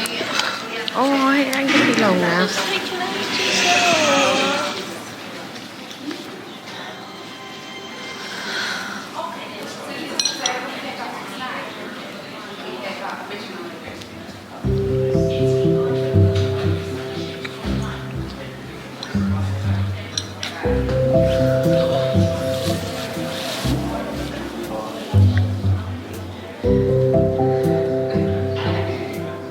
What have we got to wait for now? For him to arrange the scan. A scan or an X-ray? A scan. That's where they put the jelly on, isn't it? I think so, yeah. Like a baby scan. Yeah. They put the jelly on to scan it. What did I wait for? Jelly and custard. Very funny. What time do I get me dinner? We don't It get won't it be here. long now. Won't be long. Hey? We try and get you a cup of tea in a minute. We've got to wait for him to do the X-ray of your Just foot. waiting to go down for an X-ray. I don't wait all the time for my dinner. No, we'll get you something, Mum, because... because... then you can have your dinner when you go home. Yeah, but by the time she waits We've got to wait till I go home for my dinner. I think so, yeah, but we'll get you something to keep you going. Do I get my dinner here? No, you... God, just tell her We're yes. gonna- Yes, I'm you gonna- do. Yeah, in a after. minute, yeah. They're cooking it now. And I get my dinner? Yeah, they're cooking it for you. What would you... He's going to ask you what you'd like. What would you like for dinner? What would you like for dinner? Roast dinner. Requests. Roast dinner. A roast dinner. Yeah. Right, no problem. Oh, you got to go and buy it somewhere? No, they're going to do it for us after that. You can't eat before the scan. You're not allowed to eat before the scan.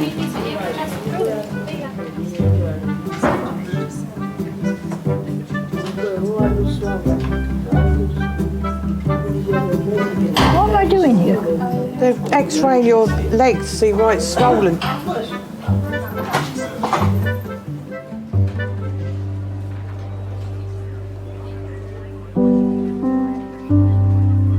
22-year-old Benedict is back at King's.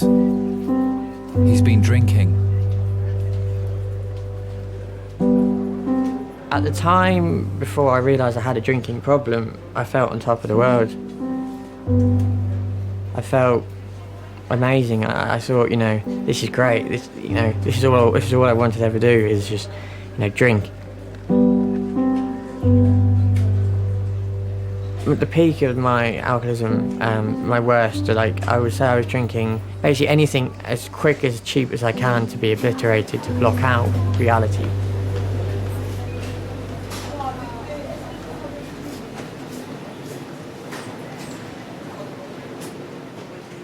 I was just in my own little world.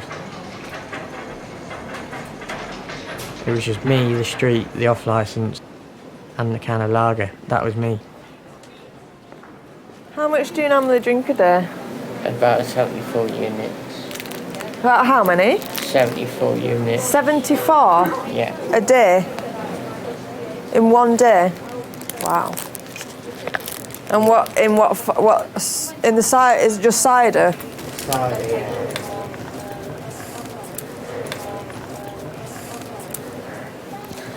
No, I could easily have up to 9 litres of 3 litres of white ale. Wow. 9% cider? 9%, yeah. What made you start drinking in the first place? I don't know, you can tell me. Do you regret it? Yeah, of course I do. You're very pretty. Thank you. That's nice of you to say. Make me blush? Really? Nah. It takes a lot to make me blush, really. I think I was about 6 years old, just starting out primary school, and we all got brought into the main hall. This guy stood up and he said, well, this is what we call the trumpet. And he must have played something really cool, like the Pink Panther, or something really cheesy theme tune. And I said, from that day onwards, I said, that's what I want to do. It's letting your emotions free. It's my voice. If I can't say something, I'll let you know via the trumpet. I'm just sick of the withdrawals and the fits. So, And then you drink to stop you feeling like rubbish. yeah, I don't enjoy it. I hate it. It must be hard. Yeah, Hard work. Stop you feeling rough. Yeah. There were some times if I left the house, I would have my trumpet case with me, but there wasn't a trumpet in there. There was a big bottle of cider. I couldn't stay sober enough to sit through one rehearsal. The drinking had really messed up something that I've always wanted to do.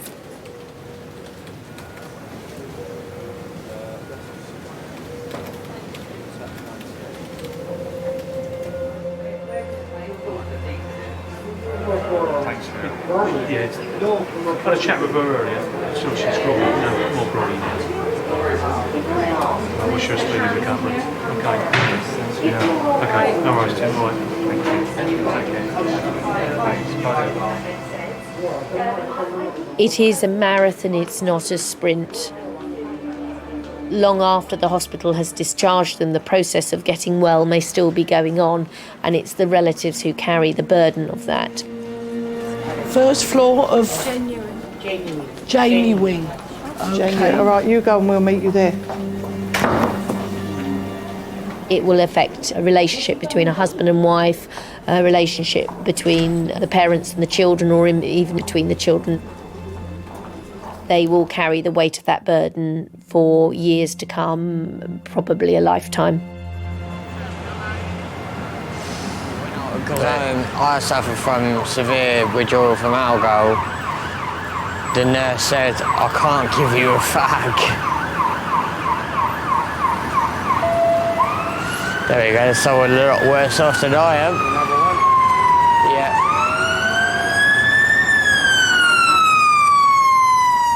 I had 3 children. Simon is very political, which I enjoyed. Emily went to my college and did English and drama, and I love English. And Benedict took up the music, and of course that was my first love and first profession. I'll see you in a sec. I'm very proud of Benedict.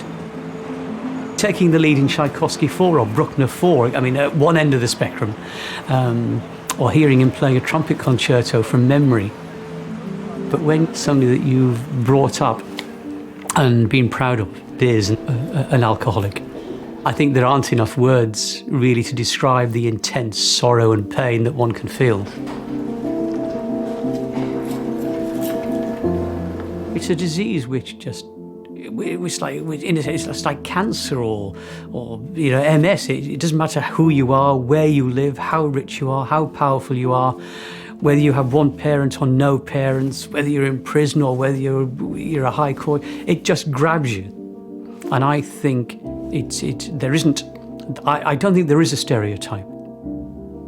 It can happen to anybody at any time.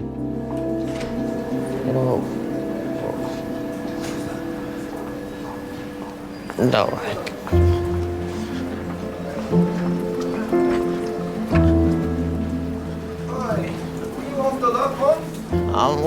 mate. Right. Yeah, where you going? I've got a bed. You got a bed where?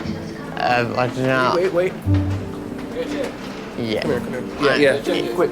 Yeah. Where is it? Yeah. Yeah. Put it away. Sorry. Yeah. He's just getting back to his walking back slowly. Yeah? Yeah. Walking back. Is it? No, need a chair. No. You're gonna fall, mate. Yeah.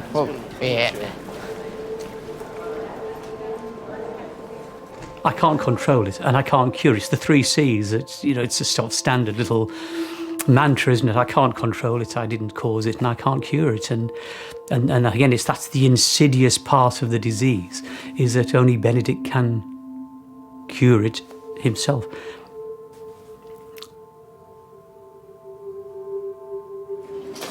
Yeah. All right, cool. Thank you, bro. Ben, what are you doing outside? I fag. Did you tell the nurse you went outside? No. You should have told the nurse.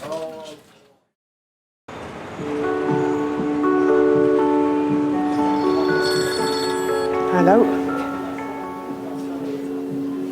There's no blood clot. Oh, and everything's all right. Oh, so where are you now? On your way back?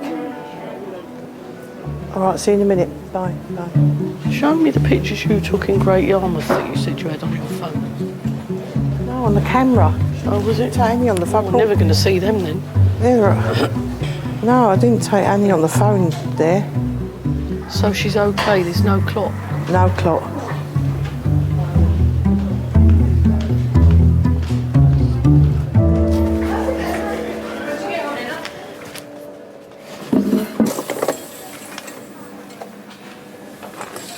Hi, Benedict. Hi, it's Emmanuel from Mental Health. Yeah, I remember. You remember me last night, isn't it? Okay. What's happening? I had a withdrawal fit.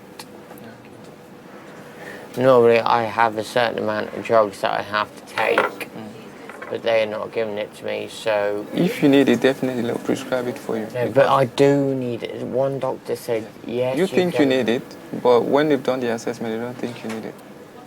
It makes you feel sick to the stomach that I actually became a compulsive drunk alcoholic liar. I was that guy. I was the guy. I was like, I'm not him again, Here we go again. It's the same routine. I wanted the attention. I wanted the care. How best will you describe your mood at the moment? Out of 10, about 1.5. And how long have you been feeling low for?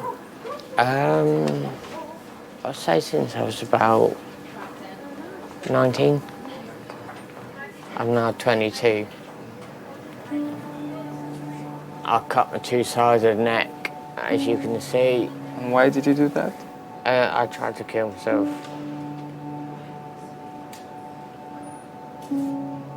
I was going to go for here, but I didn't have the balls to do it, so... When I say the balls, I didn't have the guts to do it, because I was dead scared of what could happen if I did it. So. There have been many times when I've said to myself and to others, something has to happen here. This cannot go on. Do I kick him out on the street? Do I spend thousands in a private rehab? I cannot handle this anymore. Do you still feel like you want to hurt yourself? No, not at the moment. No. I just want to have a beer. Because I know that's the one that's going to stop me from feeling the way I feel. You know what I mean? Why haven't you kicked him out? Why do you think you haven't? I love him too much.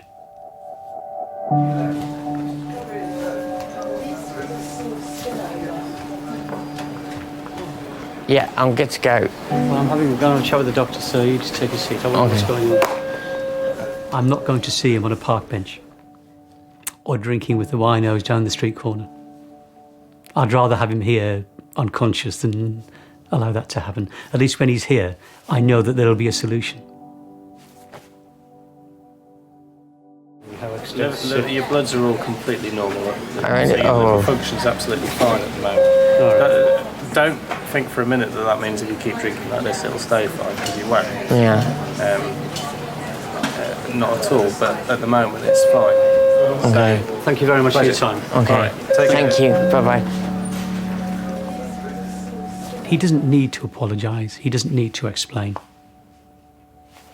Because when he's not drinking, he's my son again, and we just move on. I forgive him. Full stop. He doesn't even have to say sorry.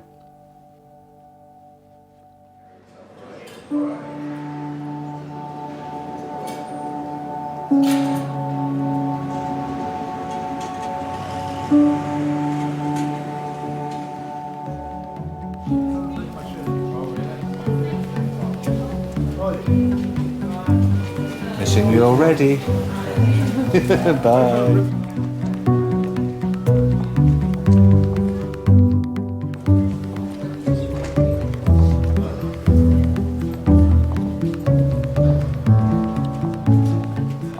I'm not very good at being romantic or anything else. I suppose that's the one good thing that's come out of the accident, is the fact that it's woken me up, and hopefully I think she sees that I actually try harder now. Couldn't imagine life without her, really.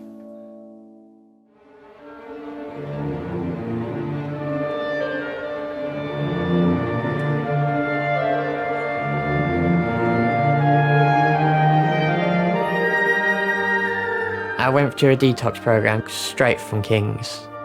I was there for 3 days. It wasn't easy, obviously, because I was the youngest there by about 30 years. But I did it.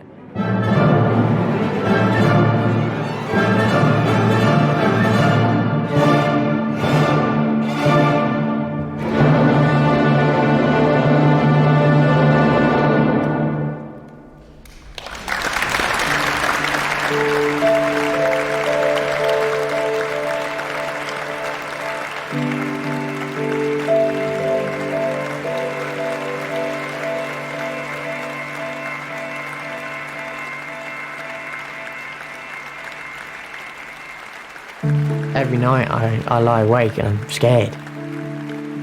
Dad, he was powerless over my addiction and my actions. You know, the one thing he said to me was, I'll always have a roof and a plate of food. But I didn't realise how grateful that I should have been at the time, you know, to have a roof, a bed and a full stomach every night and every day, you know. To this day, can't thank him enough.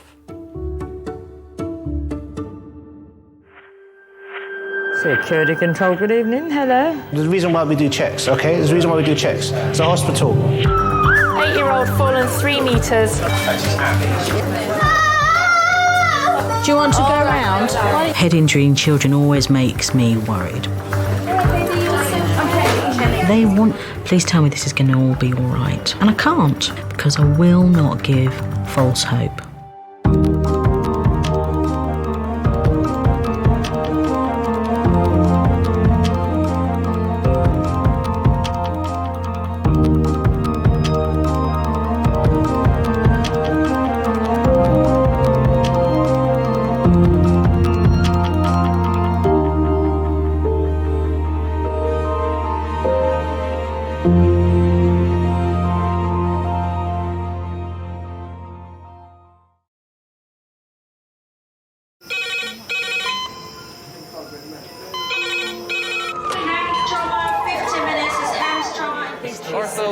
Surgery.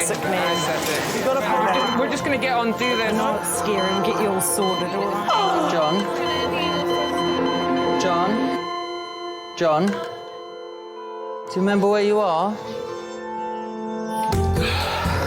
King's College Hospital, London. Thank God, thank God. A major trauma centre. The curb, jackknifed onto the verge. Have we got a good pulse? Have we got an output? And one of the busiest A&E departments in the world. He will probably scream, but he won't remember.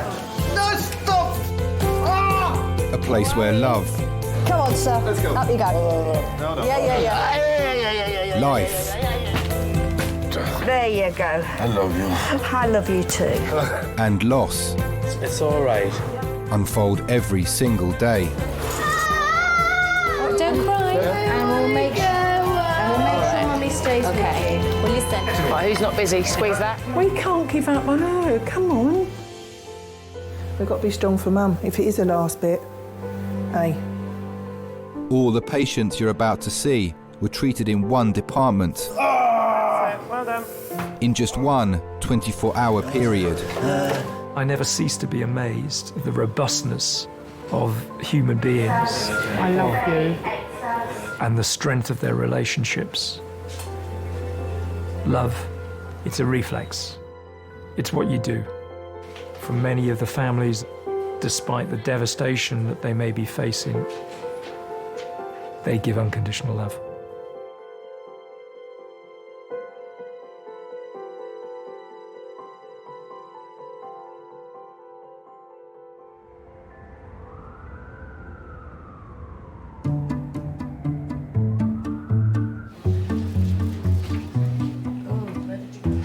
What was I doing when it happened? American friggin' football, right? I've got to go home and keep it in a sling and keep it elevated all the time. 7% of patients come to A&E with fractures, breaks, or dislocations. And there's some codeine as well. Some more medicine, sweetie, to make you better.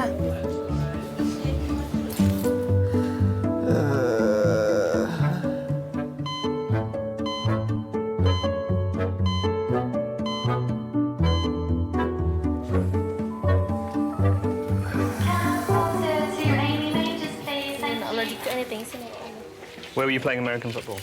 Burgess Park. 28-year-old Ahmed dislocated his shoulder in a game of American football. He's gonna give you some anti-sickness first. Yeah. Apparently in London, you guys have a few parks, so the parks are Just pretty a few. big, though. Where are you They're from? Pretty big when you get to them, so Canada. Whereabouts? Toronto, Niagara Falls region. T-dot. T-dot, yeah. I've been here this is my 3rd year now. Okay, you studying? Studying pharmacy. You've got different methods of putting shoulders back in. You kind of have the discussion with your seniors or your colleagues beforehand, say, I'm going to use the Cocker's method, I'm going to use the modified Milch method, or I'm going to use all these kind of methods. When in the end, it's kind of like, and then you just pop it back in. Yeah, I can feel it, I'm just talking about nothing. Right, you ready to have a go? Yeah. Okay, let's put this on that side. Have you got the collar and cuff? All right, I've got you.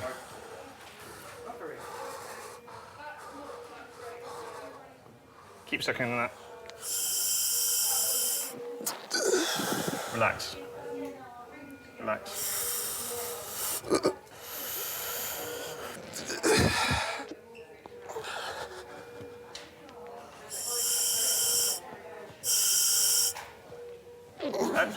Keep taking nice big deep breaths on that.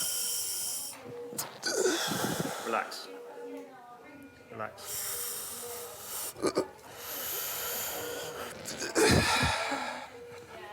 How's the pain? All right, do what you need to do. Yeah? Just keep taking it. Keep taking the thing.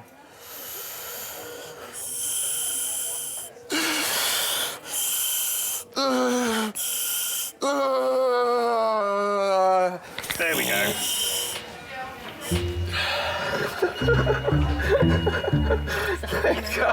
Thank God. Oh my God, that's the best feeling in the world. Really? Yeah, no. You can't think of anything better? Well, right now it's all right. Okay. When you hear the clunk of a shoulder going back in, you're like, yes. I felt it just roll into place. Thanks a lot, man. No worries. It's like scoring a goal when you manage to get a shoulder back in. Or winning £10 on the lottery.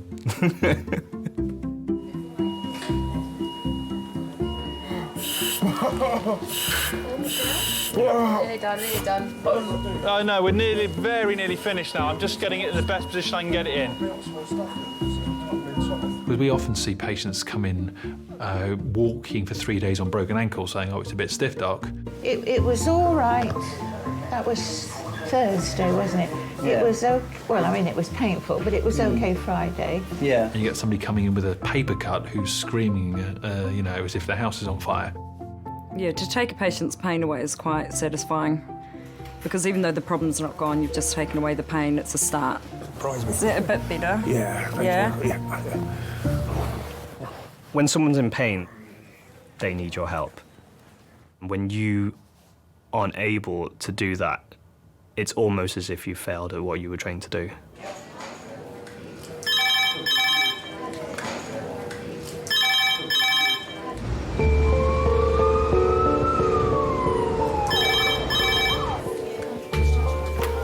Hello, Kingsley. Yeah. Okay, so just you had morphine and... thank you, bye. The paramedics are bringing in a 24-year-old man. This is his third admission for chronic pain in the past 2 months. Red phone 9 minutes, red phone 9 minutes.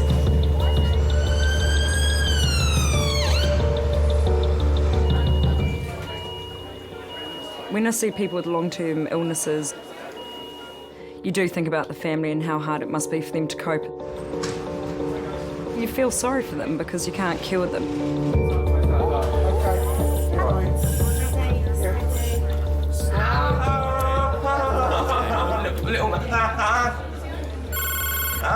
Hi Malcolm, it's Rubiel. I've got a 20-odd-year-old chap who I'm going to refer to the medic. He's got Behçet's disease and it's quite complicated.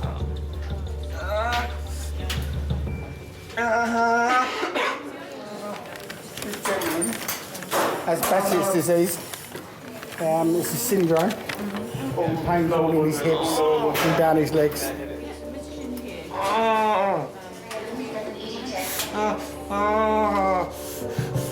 20 milligrams of morphine. Lee was diagnosed with Behçet syndrome, a disease that affects the immune and nervous systems 6 years ago, when he was 18. All right, Pulled it so up and went good another Lord. 10. You should have seen him when we got there. You can see the pain he's in now. And that's after all that. He's been through so much. And he's in so much pain, every now and then he'll just go out.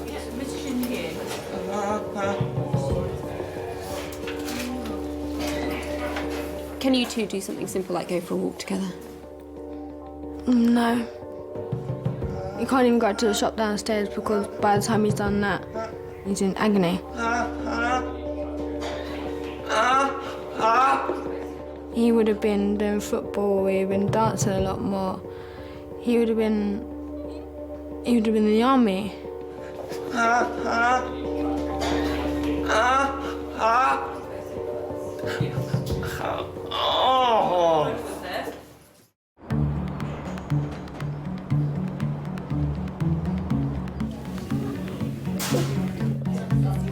Well done. Just got to write your notes, okay?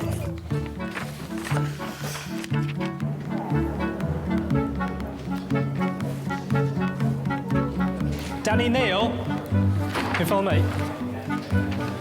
Hi. Dad of one, Danny, has come in with a swollen toe. Can I take a seat? Yeah. Hi there, my name's Chris. I'm one of the doctors. What can we do for you? Well, I put my foot through my son's bucket just under 2 weeks ago now. When you say through the bucket, actually? He had a plastic bucket. I got dizzy, I banged into a bookshelf and an ornament fell, knocked it across in the path of when I was stumbling. Okay. And my foot went straight into it, crushed the bucket under my foot. Okay. Barefoot. And for the first few days, the whole of my foot underneath was all swollen. Okay. But my big toe, which actually at the time, thinking about it, was the most pain I had. And have you seen your GP about it? No. Okay, why not? Because I just thought, look, I just bruised it a little bit and it'll get better, but it hasn't. So what made you come in to the emergency department today? You've had it for 2 weeks. What made you come in today?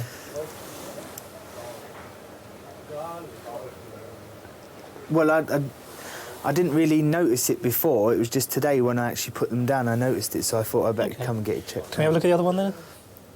Okay, let's have another look. So that's fine there. Yeah, but when you get down to where the ball bit is, it starts hurting. How about there? No, not so much. There.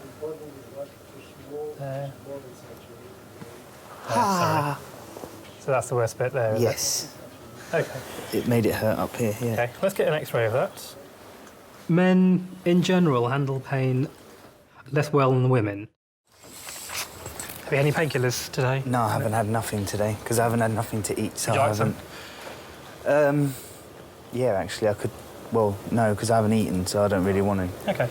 I don't know if that's because we get mothered by our mums as little boys, whereas girls are left to get on with it. All right, the X-ray's fine. Yeah? Yeah, there's no fracture, no break, so it's just bruised. Okay. So just simple painkillers. All right, thank you.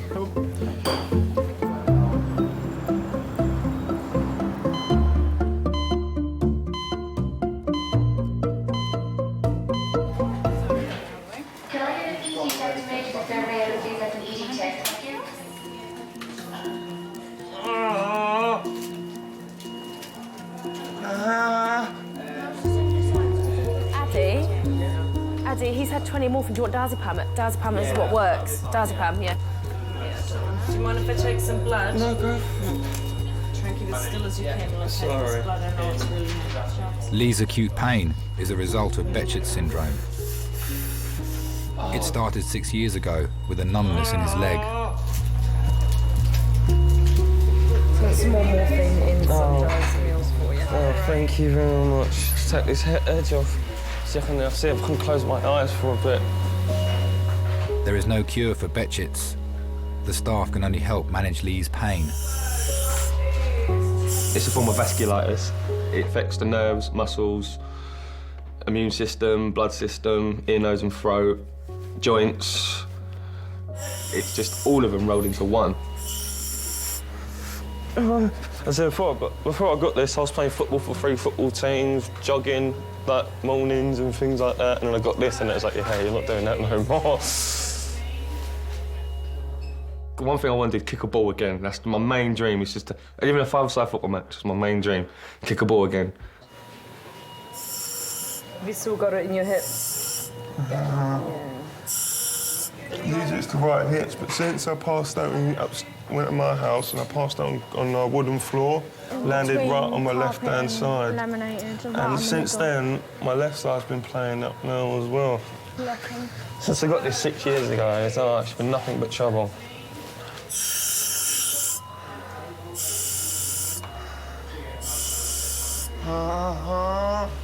When I go past grass and smell of fresh cut grass, that's one thing that gets me still to this day. It just brings me back memories of back when I was playing before I had Behçet's. I love that smell. I could sit there and just smell fresh cut grass all day and just be happy.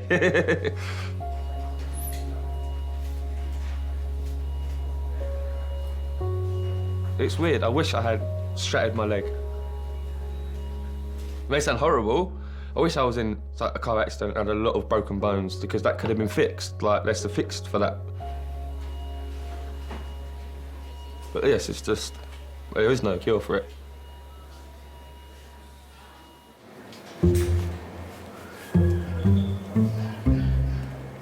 Man, I was more drunk last night than I have been in, like, several days. Yeah, but you think for most people that would be weeks. Yeah, should be weeks for you and all. Yeah.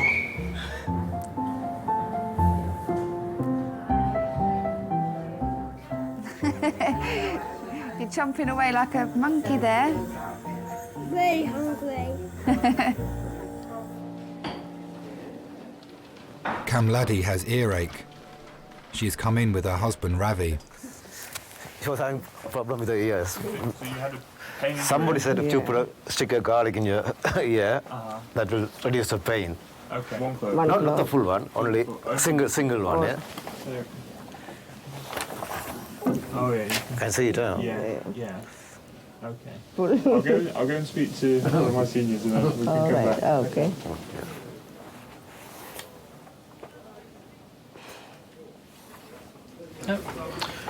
Garlic clove in her left ear. Sorry? Garlic clove. She's got no hearing loss from it. I'm sorry. I'm sorry. Okay, right. But how long's it been in there for? a day. Okay. Do you want to take it out? Yeah. Come with me.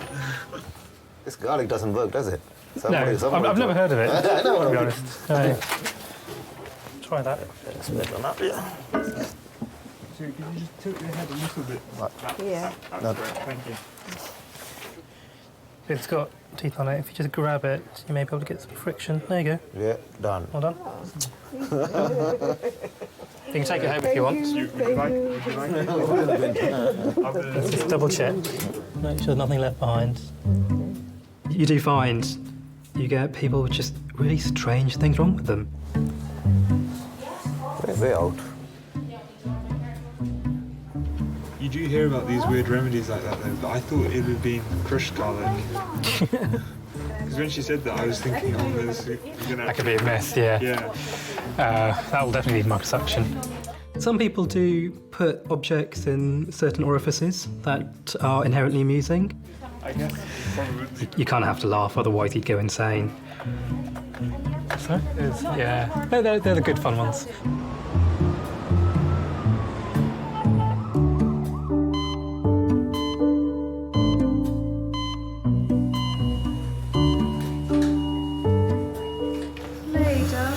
Mum's here. Do you want her to come in? Yes, please. Right,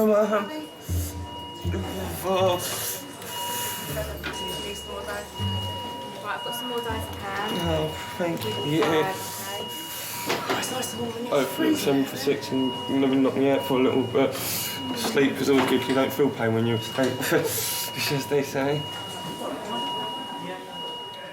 Lee, when he was younger, he used to be in a football team, do training, just started work as a doctor's PA. Yeah. Very outgoing, happy boy, always out. Hey, get my socks on, please. My feet are really cold, get my socks on. You know how to do it, just roll. Oh, God, I can't even get pronounced words properly. This is getting ridiculous. Roll your boat. Yeah, rowboat. Don't you done? Stream. Well, let's start kicking in a minute, mate. And then one day in work, he couldn't feel his legs. And we rushed him to King's, obviously, to try and find out what the problem was. Kept him in for about 3 weeks and eventually got to the point where we found out it was Bechet's. It's not cold feet.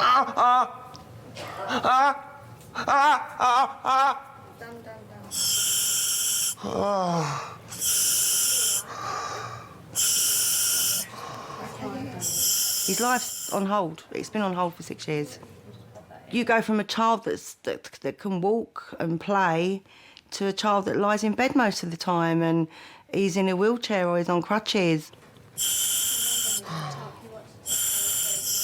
fighting something so hard that there's no answers to. But I mean, he gets days when he's really bad, but I've got to cry, sorry. He gets days when it's really bad, but you just got to be there for him. You just got to deal with it. Great memory. You can go for a fag if you want. OK, we will do. We don't need telling twice. Leave me alone. You OK? You cool? Right. You might get McDonald's breakfast this week. This week? Today. You going to treat me to McDonald's breakfast? You've been a good boy. All depends what time. Are you going to treat me to McDonald's Yeah, I breakfast? bought you McDonald's last week. You're going to treat me to it? Well, he has been good taking his morphine, and I did say All right, then I will. I'd let him have something. Oh, see, I'm so happy.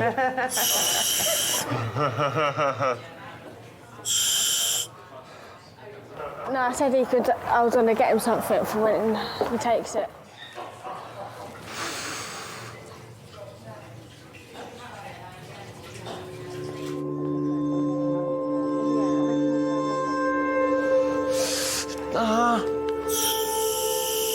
No. Can't relax yet. I'm painful. The weekend we decided to go up to Nick's. I'll wear heels.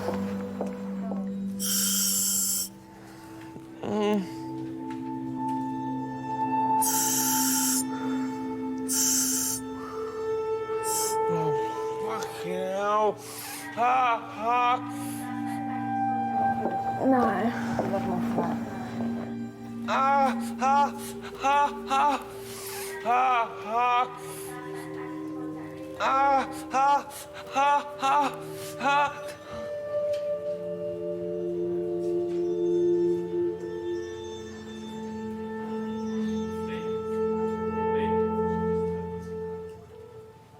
Lee? Lee? Lee? You alright?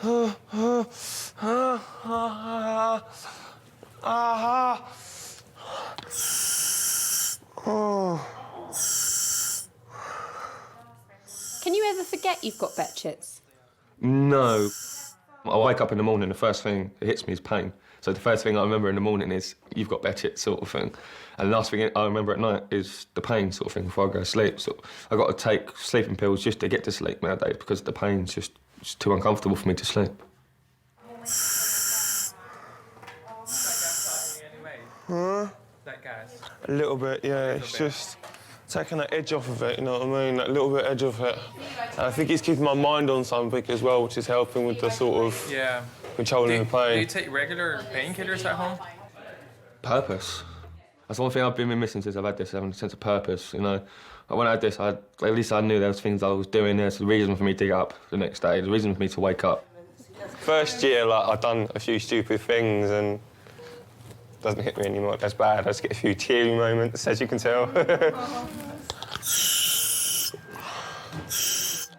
When I was just about to turn 20, I just thought that was a burden to everyone. And at that point, I was just like, well, I can't do anything. It's just the point of me being here. He just was really bad one night, and he called me and he said, like, he's got no life, he can't meet any friends, he can't get out. I just felt worthless. I'm just wasting air, really, you know. Might as well just get rid of that. Get rid of it, get rid of that, get the trouble out of people's lives. So we lived 3 floors up and I was sort of looking down at the window.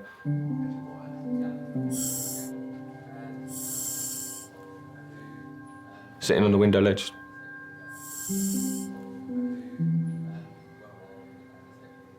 Just back to sort of lean forward and just go onto the concrete. Mum saw me at the window. She just dragged me in and went, that's it. We'll get to take you to a shrink. Head back. And he's going to go sleep your head back. That's it. Back a bit. Make sense?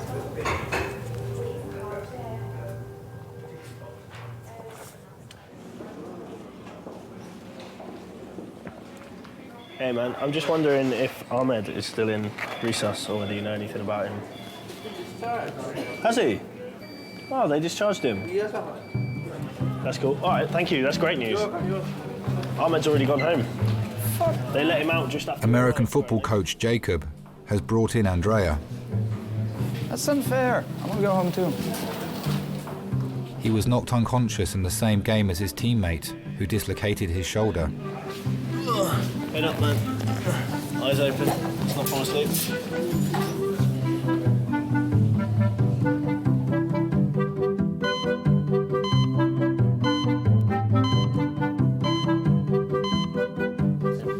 So Okay, usually let's now get it comes your over the top. first. Lift your hands up. Hands up to heaven. Oh my God. Okay. I'm very sorry. What happened? Bent from my sins. Yeah. Yeah. You got a nice young nurse looking after you. Yeah, it's and unfair. you, I'm very hit her. sorry. I was very concerned about having He said he didn't want to take it off in case it stank. You've got to make up to this pretty young girl now. I'm very sorry. I'll pay you a coffee if you want. Oh, you're okay. You're fine. Cheers. You stink, by the way. What? You stink. I got perfume in my bag, Coach, if I stink really too. You're fine. I'm joking. It's my Irish sense of humour, don't worry. Are you Irish? Now you're gonna... You've only just realised. I'm not from here. How can I recognise the accent? I'm stuck with you, unfortunately, for a while. Unfortunately? Yeah. C'est pas très gentil, ça.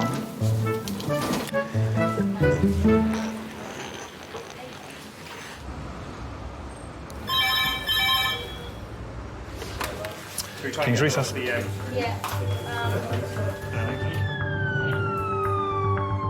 paramedics are bringing in a 30-year-old dad of 4.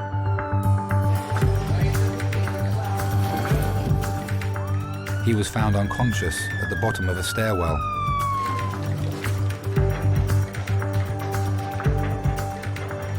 One, two, three. Cole. Hi, this is Simon. He's a 30-year-old gentleman. Tonight he's passed out and fallen down about 7 steps. He's complained of C-spine pain and tenderness. He's had a relationship breakdown on Valentine's Day, and since then he's not eaten or been eating and drinking. And this afternoon it's probably all more emotional, and he's apparently passed out at the top of the stairs and fell down about 6 or 7 steps. He can't remember what happened, and his partner's just broken up with his children at the time. It was always quite a stressful situation. Hi guys. How are we doing? My name's Charles. I'm one of the docs. What's our friend's name? Simon. Okay. So Simon, we call this a log roll. We call it a log roll because you pretend to be a piece of wood, basically. You just lie still. Jackie, the boss there, is just going to, when you're on your side, is feel your back, give you a few pokes here and there. We need a yes for pain, a no for no pain, no nodding and shaking of your head. All right? Ready, All right. steady, roll. Sorry, Simon. My kids saw me go downstairs. And they're crying their eyes out. All they were saying was, Daddy, Daddy's hurt, Daddy's injured. Okay, is that your scapula that's hurting, the shoulder blade? Yes. Okay. Is it? Right scapula is a point of tenderness. Okay. What about in the middle here? No. No. No. No. No. Can you feel me touching there? Yeah. And there? And just squeeze your bottom. Okay. Happy? Okay. On your call? Ready, steady, down. All right. You've got inline still? Okay. Okay. Simon, without trying to beat around the bush, because of your builds, it's possible that we won't be able to get the X-rays that we need to get, because we have to see the bone at the bottom of your neck. But trouble is, Simon also has a very small, we think, subdural MRI from a previous fall, so we may wind up doing a head and neck CT, but we'll cross the bridge when we come to it. My whole body just melted. I said to her, there's your Valentine's card, there's your flowers and that, and she's just shouted it from the top of her voice, I don't love you no more. Did you knock yourself out at the time? My girlfriend and... Do you remember falling? No, I passed out before I went down. So it wasn't so much a fall as a faint? Yeah. OK. Your background health? Asthma, diabetes, kidney problems? I'm fine. Regular medications? Fine. All right, OK. Simon and his partner were together for 10 years. They have 4 children. I feel like my heart broken, smashed them into pieces. I didn't know what I've done wrong. That's why I ended up in A&E, because I wasn't eating for like 4 days, solid. All right, if you keep as still as you can, Simon, I'll do a quick heart tracing. Did you ever think you would lose her? No, never. Never in a million years, no, never. He doesn't want us to cut his clothes off, Claire. It was a broken heart that led him to get a physical injury. For a male to come in and physically be, you know, well, stop eating and being unwell over a woman, I can't say I've seen that a lot. Squeeze both my hands as hard as you can. Harder, harder. Try and hurt me. Come on, you're tougher than that. I know it's scary. We'll get you all sorted, all right? Doing a tissue. Have you always loved Cassie? Yeah, always, yeah, from day one. From day one when she moved around the estate. I see her walking up and down the street with her sister going to the shops. She'd be in her boob tube and miniskirt in the summer, right? Like, and I was just like, wow.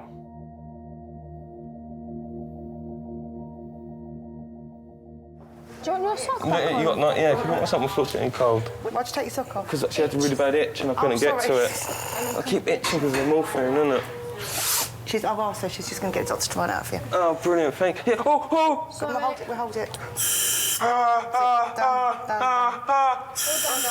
Lee, do you think you need some more morphine? Lee? Oh my God. Wakey, wakey. Wakey, wakey. Where am I? Hospital. What? You're in the hospital. You're right. This doesn't look like King's. It is King's. It's not guys, is it? No, it's Resus. Resus. It's the new bit, remember? They brought you into King's. Right. I'm just going to get... Let me get you some tissues. No, leave it. It dropped. It dropped. Lee used to have loads of girlfriends years ago, and then this big blot in his life for 3 years where he's not been able to go out, he's not met anybody, and then all of a sudden she comes along and it's just attraction straight away. You can't have it yet because the gas it drops on the floor. Oh, I hate the way it hits you like that. I know. They're just meant for each other. Deep breaths. Yeah, since he's met Megan, his life has changed. It drops on the floor, innit, so you don't want to... Yeah. Megan and Lee met 7 months ago at a party. I saw him as he was coming downstairs, as I was coming up, and it sort of clicked from there, really. Just drink. So you liked him from the moment you saw him? Yeah. He lets people shine. If you can't shine yourself, he'll help you. I think I'm just lucky. Just luckiest girl in the world, really.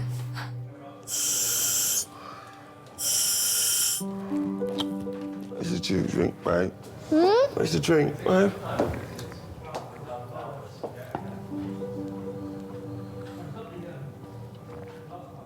The first time I had an attack was about 2 weeks into our relationship, and she slept on this little tiny chair, just didn't want to leave me, did not want to leave my side, and I was like, wow, it's the one.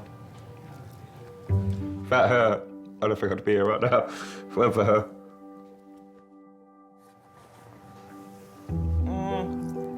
My head was getting back to a point where I was in a place where it was getting bad again. And she sort of just cut me at the right point. Oh, sorry. I'm really itchy, morphine.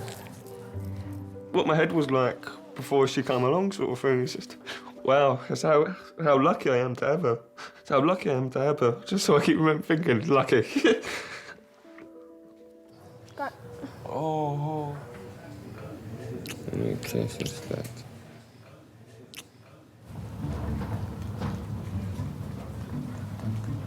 His eyes are hurting him. Yeah, he's not doing well for us. Thank you He hasn't very hit you much. again, has he? Not yet. I think he probably wanted to. Are you all right? He didn't hurt you, did he? No, I'm fine. Good. You do stink, though, you know that? No, that's good. That's the smell of success. Yeah, well, I'm playing Sunday anyway. What? I'll be down to Coach Ramos. No, I'll get clearance. Hi guys. Good evening. How are we doing? Do you mind if we turn some light on? Yeah, he's a bit sensitive to the light at the minute. All right. Do you reckon you can cope with it for a short while? Jolly good. Andrea, Mr. Gabus, is that how we pronounce it? Yeah, you're good. Okay, my name's Charles, one of the docs. So, American football, hence the pads. Now. I don't need that anymore. No, you don't. That's fine. From a head injury point of view, Yep. No imminent risk of concussion. OK, the slight light intolerance is a bit unusual, but I'm sure that'll settle. I'd avoid contact sport, unfortunately, until it settles down. To when? Until you've been pain-free for a while, Right, all right? Can you just sign it so I can play Sunday? I can't sign anything to say you can or you can't. The advice would be not to play until the pain is resolved, all right? Okay. All right, hold fire there. We'll get you some painkillers to get you on your way, OK? So that's cool. That's great news. There you go. All's good. Yeah, I was faking it, probably. Thank you. I'm Take sure care. you'll see another Bye-bye. one of the team sooner or later.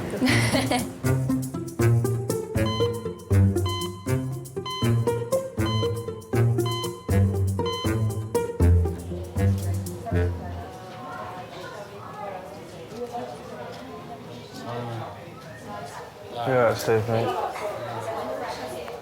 Simon's workmate at the recycling plant, Steve, has come to his bedside. Yeah, what happened, didn't you? I got the gist of the story. I don't know if you can do this to me. Don't worry yourself about my ex-player. Just concentrate on getting you better. To get you out of here, we'll make sure that you get well. Make sure you get better. But I love her. Take care of yourself, Simon. All right? I'll see you when you finish. All right, cheers. All right. I'll wait here for you. Yeah, literally just feel like that. Feel tiny. You think, hang on a minute, you know, big as I am, the world's crashing down on you, and you feel like a little mouse. You know, you ain't as big as you are no more. As soon as that woman says that, it's game over. Yeah.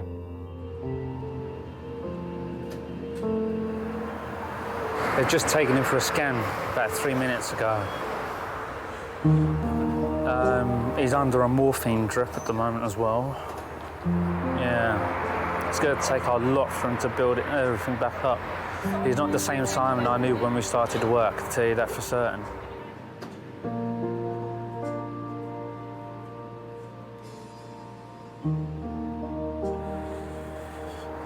Trying to keep Simon's spirits up, but even that's bloody hard.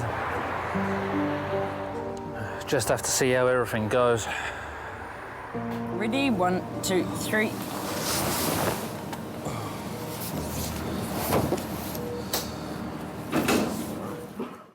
He's back from CGM. Fantastic, thanks very much.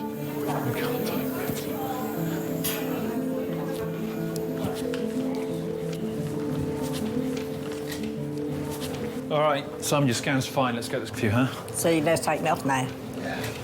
There we go. Now, I don't want you to start turning cartwheels or anything because you've been flat for a little while. Oh, man, that's better. OK, I'm just going to sit you up a little bit, all right? Simon's nan has come to take him home. I'm just going to sit you up a little bit, just let you relax, all right? And then I want to come back and re-examine your back a bit now, let me know your neck's fine, and see if I have to order any more x-rays or not. 20 mils Gaviscon, yeah? OK.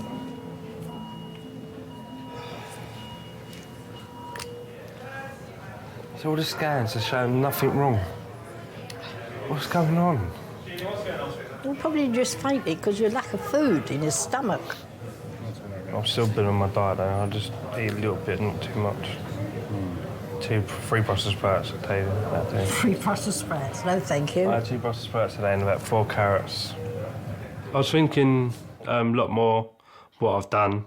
If I should have done what everyone was saying. The whole family and friends said, get on with it, move on. You know, what she's done, she's done. She's trying to move on herself. But if I've hurt myself in the long run, how's my kids going to feel? That's basically my main priority. Nah. Simon, the other thing to say is I think you fell because you fainted, but sometimes when there's been a fall and you can't remember, there's always the risk that could actually be a type of concussion. And so if you get any signs of delayed onset concussion, sort of vomiting, eyesight problems, all those things, come back and see us again. I don't think it's going to happen, otherwise I wouldn't be sending you home, but just so you know. But he's not eating either. He's not eaten since last Tuesday. Right, is there any reason for that? Well, what he's going through at the moment. Just finished a 10-year relationship. Right, 4 okay. kids. You are eating something, you're not starving yourself. Nothing at all? You're drinking? OK. Just fluid. Just fluid, as in hydrating rather than alcohol, I meant? Yeah, I don't drink, yeah. OK, that's fine. You remember that? It's always difficult to see somebody suffering, whether that is physical or emotional. And emotional suffering is more difficult to deal with than physical. All right. Charlie, good. All the best, my friend. Take it easy. All right. Any problems, give us a shout in terms of the neck injury or anything like that, but take care of yourself. Right. Nice to see you. Look after yourself. I would not want to go through what Simon went through. My wife means more to me than I can actually say. Losing her is not something I want to think about.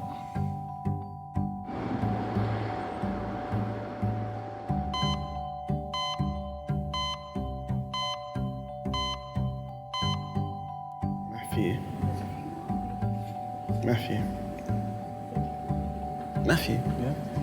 Would you pay £711 for flight and hotel to New York? No, too expensive.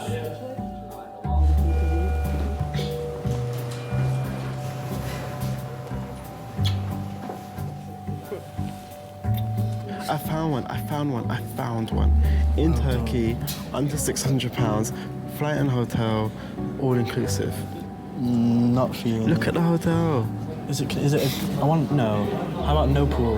We just use the beach. What do you mean no fucking pool? Is there a beach in Turkey? Where is Turkey? It's near Greece, yeah? Is your pain getting any easier with this one? Yeah, a lot. The cause of Lee's Betchits is unknown. Some sufferers grow out of it in middle age, but for many it's a lifelong condition.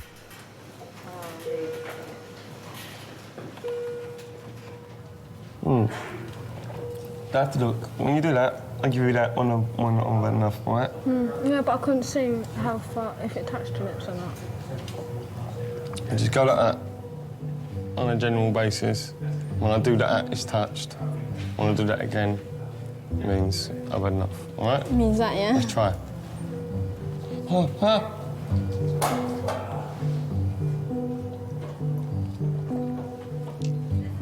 It worked.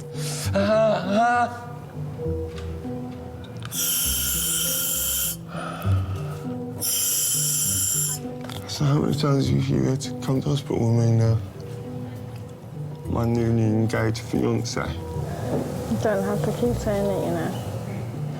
Yeah, but you're my newly engaged fiancé. Yeah. My beautiful fiancé. Do you like saying the word fiancé? I love it. Fiancé. I love saying it. I do. I love showing. I love showing her off. It's just one of those things. I love showing her off. I'm just happy. Gaston, why have you taken it off your finger? Please be annoying me. Put it on that one then. Okay. Do as you're told. I don't like it. It annoys me. Oh, shut up. Okay, it's like we're a married couple already. Stop moving.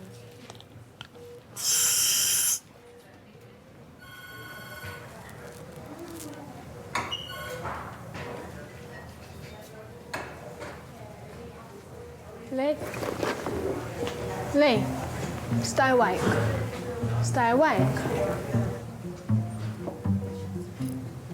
I'm going to take it. It's enough. Because you are very, very, very challenging. Yes. I want to get married when he is fine.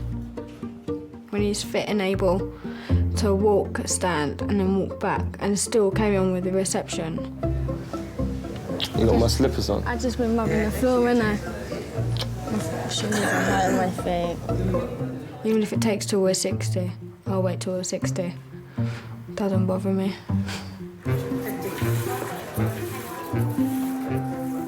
This is really hard. But I'm not going to lose this. It's not going to beat me. Nothing's going to beat me. There's only one thing that's going to beat me, and that's me missus.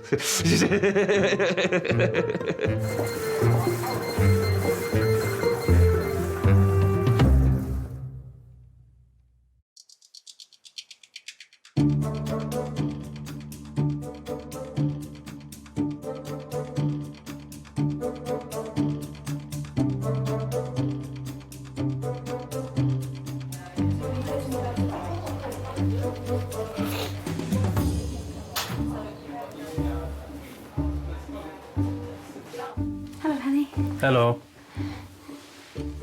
As you can see, I've got my girl back. Best woman in the world. Lovely.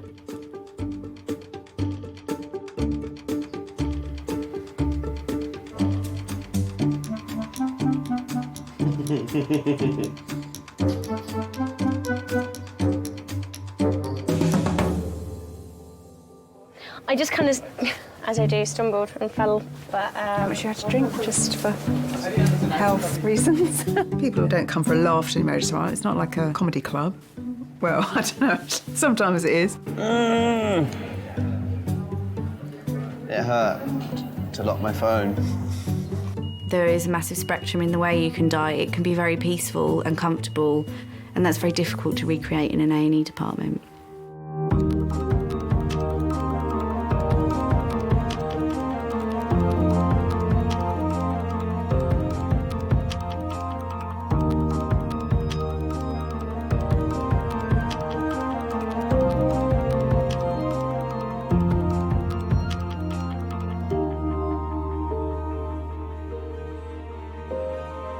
you.